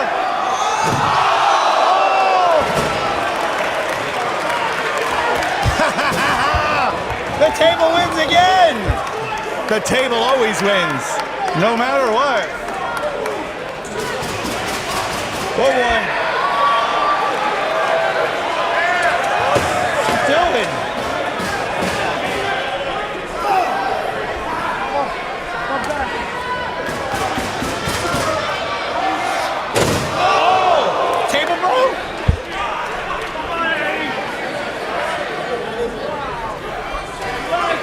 Right in front of us, the deranged Jay Briscoe stalking around. Kingston down. Uppercut thrust into the throat of Homicide. Are you protecting Scarlett? Kingston down. Mark Briscoe down. Eddie Kingston got wiped out in the table. He's still laying in the broken heap. Kevin, how in the hell did I do matches like this? This is crazy. That's why I'm saying, I'm glad you're here with me. I'm glad I'm here too. Oh.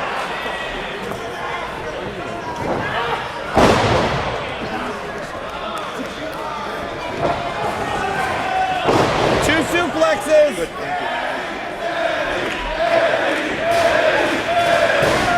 Fans are confused. They're cheering for Eddie Kingston, who's actually on the outside. Falcon Arrow, Turner in position. If you don't hear Kevin Kelly, it's because he's taking care of Scarlett. I gotta make sure she's okay. Yeah, but giving her your phone number is not helping. I'm not giving her my phone number. I'm old enough to be her father, for God's sakes. That's a sad, sad statement I just made. It is, right? Very true, though. You are the wrong commentator to say that. Oh, just dumped him down. Somehow Homicide, or somehow Kingston is crawling back in, which I can't believe. Froggy Bow. Oh, is that his head that hit the railing?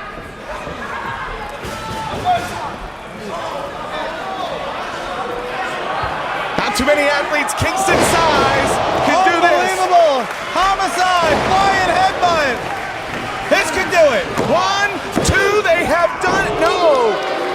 Grabbed a handful of shorts, but oh, so you that's saw legal. that. You saw that. Yeah, why wouldn't I? You missed it before with Lethal and Bennett. I didn't say it was perfect at this job. It's a work in progress, Kevin. It is all Can't see everything. It is all legal and no DQ. I'm sure your boy Nigel misses a lot. Oh!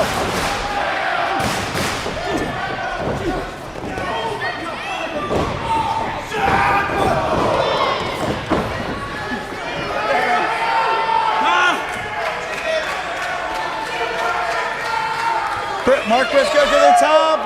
It's Froggy Bow time. Cover.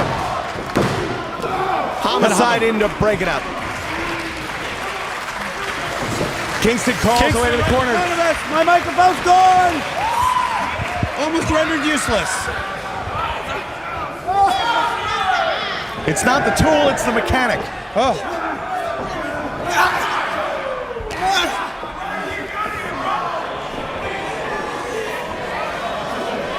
Watch this now. High impact collision. Shoulders down, 2. Very, very close. Homicide lacerated on the top of his head a bit. Right square on the top of his head. That guy's no stranger to bleeding. He don't mind. Oh, he's just like his hero Terry Funk. Yeah.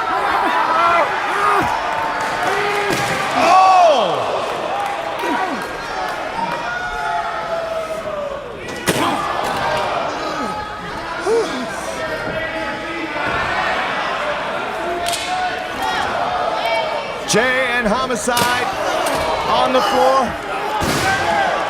Mark continuing to sling chairs into the skull and face. Way too close to us. Yeah, Eddie Kingston.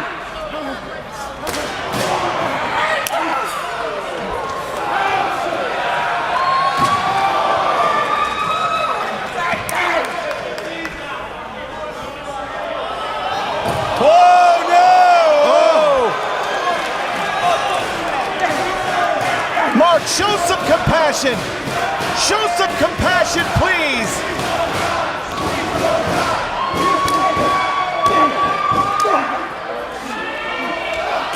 Oh, no!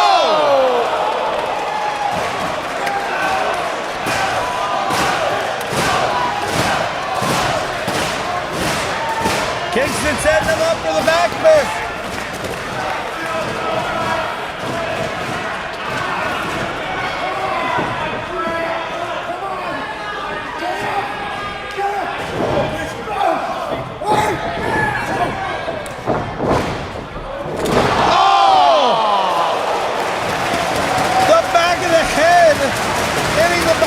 Hitting that chair.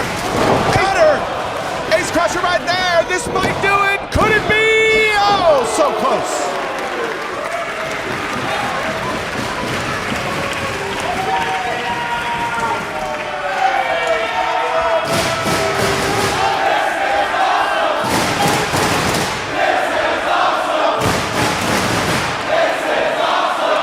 Going for the Gringo Killer.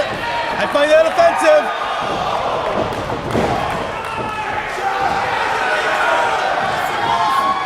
The two former world champions going right at it. Oh.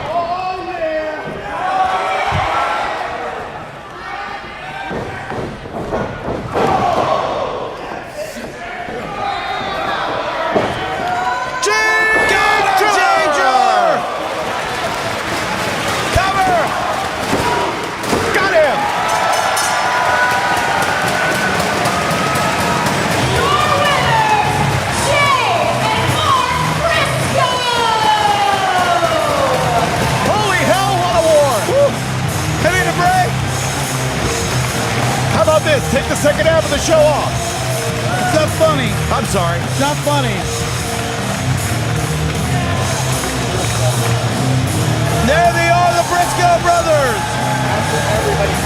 Whether in single competition or tag team action, you're always going to get your money's worth when you see Mark and Jay Briscoe. That's one of those matches that you want to see again and again, but there's a part of me that doesn't because it's so damn physical. It's so damn violent. It's crazy to call it when you're right in front of it. The athletes in Ring of Honor are like no other. They push each other. They fight to try to prove they are the best. And we know how great the Briscoes are, but I'm telling you what, Homicide and Kingston showed me a hell of a lot here tonight. They sure did. They decided to calm down we're corporate, we're ROH. John Moxley, man, completely defenseless, completely isolated with his hands behind the back. You could separate both shoulders like that. No doubt about it. Good point, good observation, Excalibur. I agree. This is nasty, violent attack. Great game plan by Suzuki and Archer. Meaning the duct tape. And look at the face of John Moxley just turning crimson red.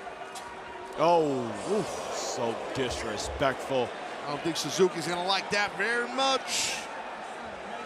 Minoru Suzuki. Oh no. Punch him right in the face. Oh!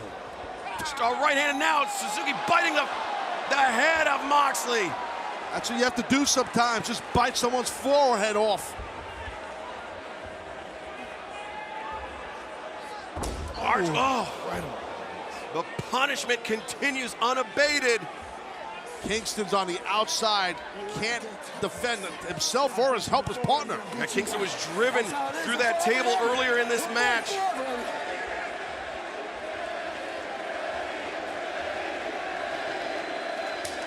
It's just a 2-on-1 assault while Moxley's hands are obviously duct taped behind him. Look at that shot by Archer onto Kingston. And that's the range of Archer, able to strike Kingston with that kendo stick, and Kingston's on the floor.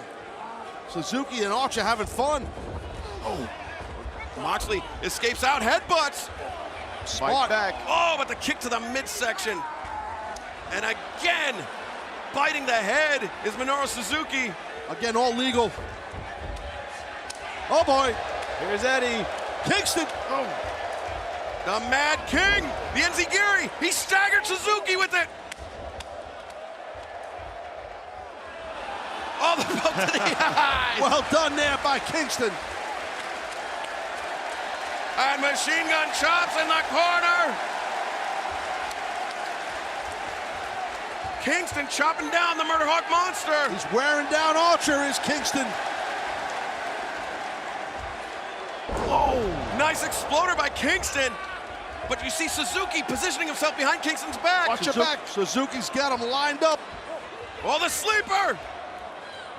The sleeper locked in. And the helicoaster by Archer.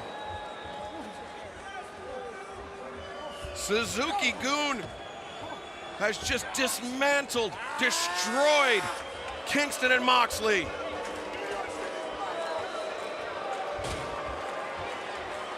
It's just not ending. Suzuki now just chucking chairs in the ring.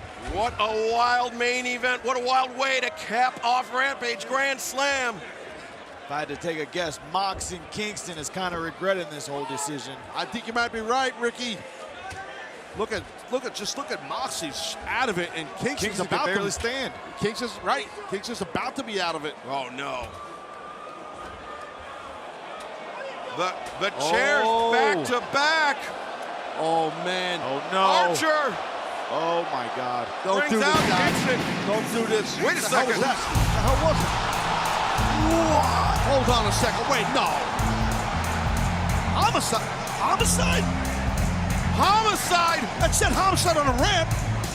No. That can't be. One of Eddie Kingston's best friends. One of the baddest men to come out of Brooklyn in the last 20 years. That is Homicide. He's here. Oh my God. Homicide, the pro wrestling legend of New York. He's a bad simple. I promise you, I know him a long time. He's a vicious, violent man, Homicide. And look at this, he's freeing John Moxley. Watch your back. Oh, Suzuki, the boot to the midsection.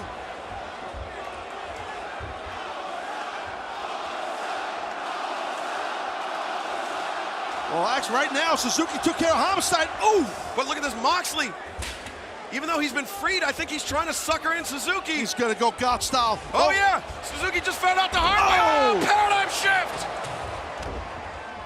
Archer comes in, he's looking for the choke slam. Oh, the Hurricane. The back fist. Another one. Second one. Moxley breaks the grip, boot to the mid, paradigm shift. Mox is like he's uncaged since that duct tape is off from Dexter Homicide. And the trash can passed to Kingston by his best friend Homicide. What's he thinking here? Oh, Kingston, man. He's got Archer inside the trash can. This is all legal. That's crazy, as it sounds. Kingston just hammering the trash can. It's like a damn lumberjack on Francis Lewis Boulevard here in Queens. And Archer just completely defenseless. He's losing his mind. He's lost it. Eddie Kingston, a man possessed. Crazy son of a bitch. He covers. And the Mad King wins it. The winners of this match, the team of John Moxley and Eddie Kingston. And look at this, it's not over between Suzuki and Moxley. Well, what about this? Homicide. Homicide in All Elite Wrestling. Give a big assist to Homicide, man. Shocked everybody. That's what friends are for, baby. I wish I had friends. It is all legal here in our main event. Thank you for joining us from Rampage Grand Slam. We will be back next Wednesday night. AEW Dynamite from Rochester, New York. And two former world champions going at it, these two men. If you're a newer Ring of Honor viewer, in 2005, it was Samoa Joe that took Jay Lethal under his wing. They had a long-standing rivalry with Homicide. Jay Lethal used to look up to Homicide, but it was Homicide. He's fighting Homicide's match right now. Homicide has baited Lethal into a fight. And as long as it's a fight, no matter what's going on now, Homicide will come out on top. Springboard dropkick. And Lethal's accomplishments as perhaps the greatest Ring of Honor World Champion of all time have surpassed those of the man he's facing. But it's no doubt about it that he's trying to earn his respect here in Philadelphia. Absolutely. I think he has it. I got all the fight in the world. Look at him. And it's Jay Lethal connecting with two dives to the outside. The eyes of Lethal tell you that he is not here to wrestle. He is here to fight. And it's Lethal looking for number 3 and gets it. And the last time these two men fought was 2012. And their history goes back to Final Battle 2002, Caprice. Yeah. First time they fought in Ring of Honor. Jay Lethal bringing Homicide into the ring. Homicide connects with the right. Oh, but going to the eyes. Wow. Raking the eyes. Shoulder to the midsection there. That's what I mean. Wow. It's exactly what I was talking about, Riccaboni. He's playing Homicide's game, throwing him off of his game plan. Jay Lethal is the legit best wrestler in the world. He is not the best fighter. That title may belong to Homicide, as now both men on the outside. And these are scars and wounds of the last nearly 20 years. Yeah, and to know somebody like Homicide knows Jay Lethal, I know for a fact it's the game plan. Homicide can take punishment. Homicide, one of the most resilient people I know. He will weather the storm to get you where he wants you at and turn your lights out. Going to the ears, headbutt there.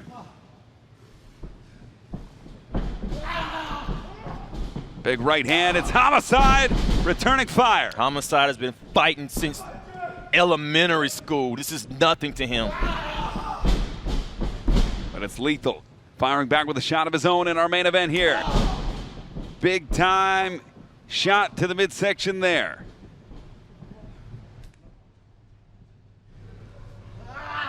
And now perching Jay Lethal up top.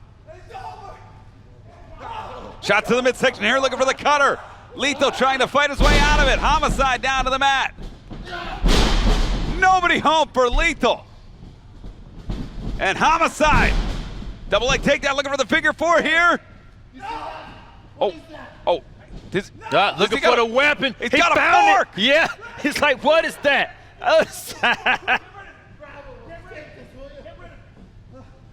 Wow, ahead of the game plan. It's just in case. Just in case he wants to fork things up. You know what I mean? Is he going to go through a dry? Is he preparing for what? I'm going to show you what it's for. Oh, no, right in the turnbuckle. What? He's going to try to. Oh, wow. God. Oh, God. Put his eye out. No. And Homicide. Oh, and Homicide's got the fork. He's got the fork. And Lethal rolls him up. Fork goes flying. 2.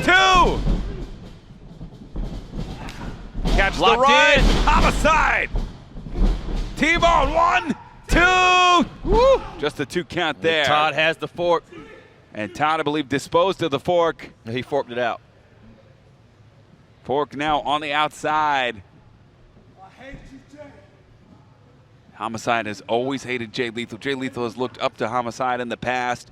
Jay Lethal's been under the wing of Samoa Joe. And I don't know if it's hate or if this mental frustration that he's trying to put inside of Lethal's head to stay inside of Lethal's head. Lethal, I could see he's trying to say, hey, I need to wrestle this guy to beat him. I need to survive. Oh, no! And Homicide is turning up the heat. He's turning up the pressure. Sure is choking Look at him him. biting the back of his head.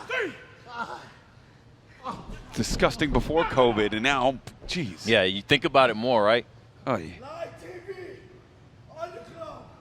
Your franchise is gonna die. And Homicide looking to dial up 187.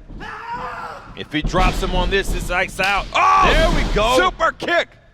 Lethal needed that super kick. I don't know if he's going to be able to cover or he's going to reset and try to put him away for the lethal injection. But right now you can see that Lethal is in so much trouble that he cannot make a pin. Now we have Deppin coming out with the chair. What is Tony Deppin?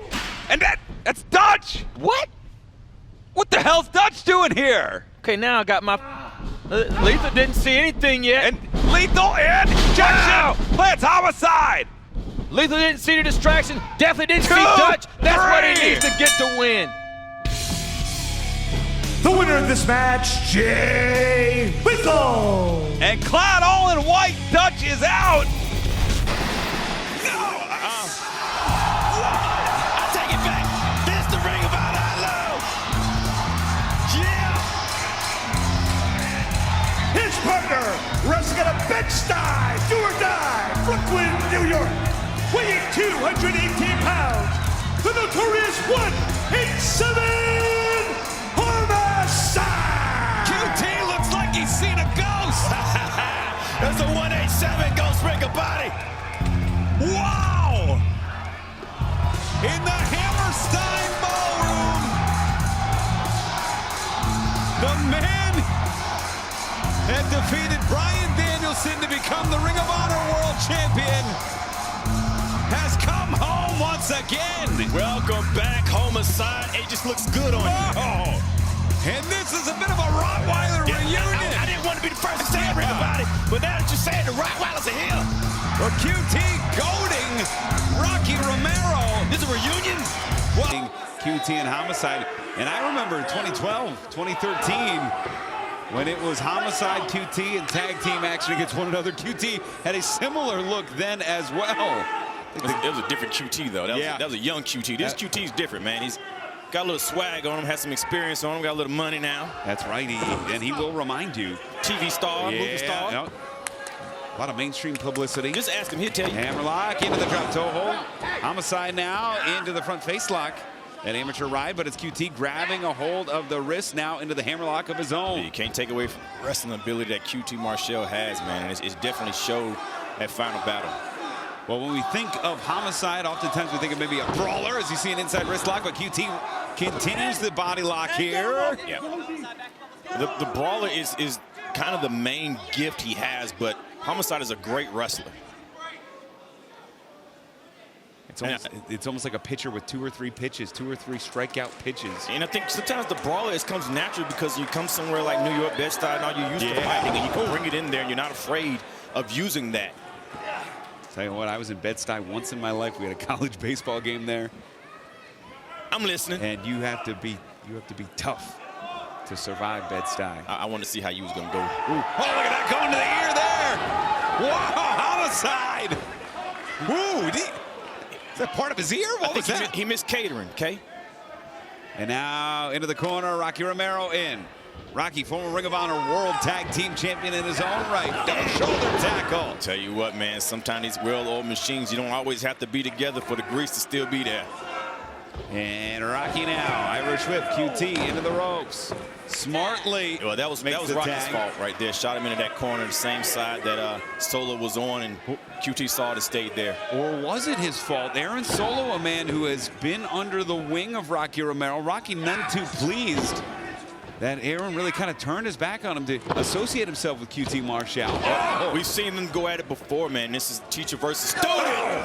It certainly is. Rocky showing the student that he still has a lot to learn. Well, for those uninitiated, Rocky Romero is so vital to New Japan's expansion in the United States and at the New Japan Academy. And the New Japan Dojo before that, Rocky Romero really helped influence the young talent coming in, Aaron Solo being one of them. Rocky Romero, one of the first talents to win gold in America, Mexico, and Japan. Yes, sir. Still doing so.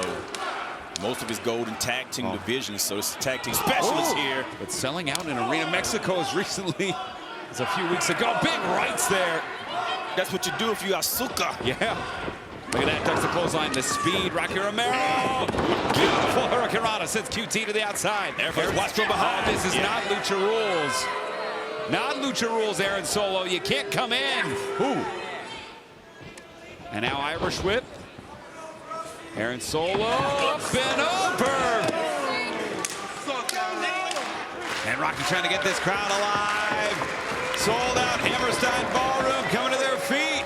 Rocky Romero. Oh, no. That was good timing right there. Marshall. Oh, my goodness.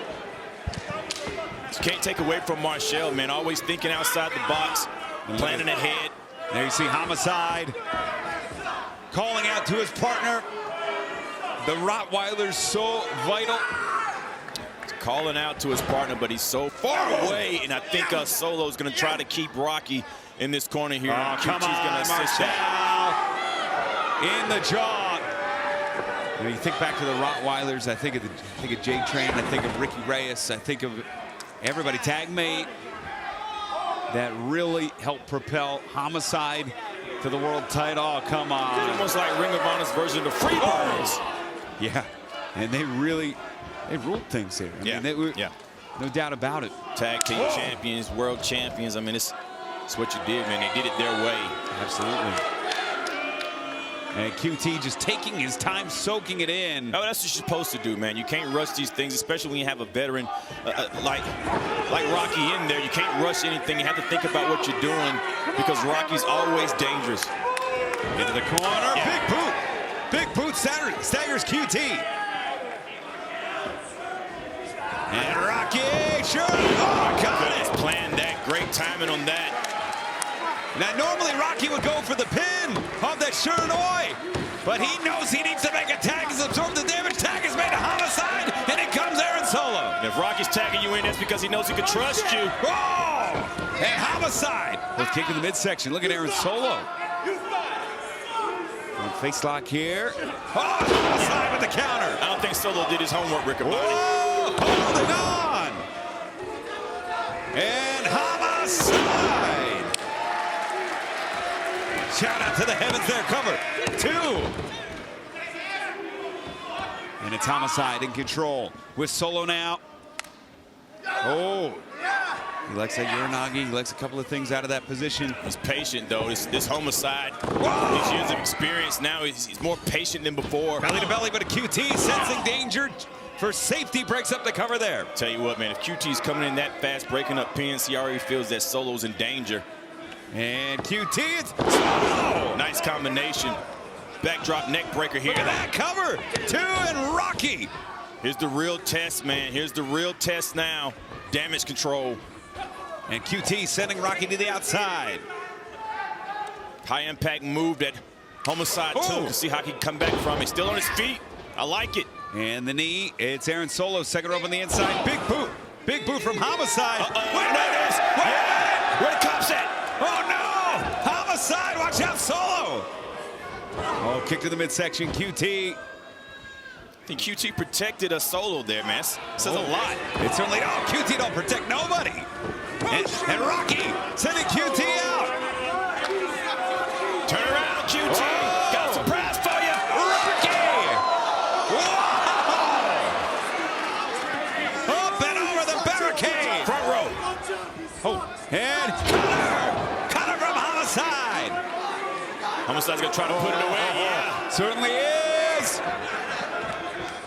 Larry plants Solo, leg hooked. 2. That's it. Welcome back.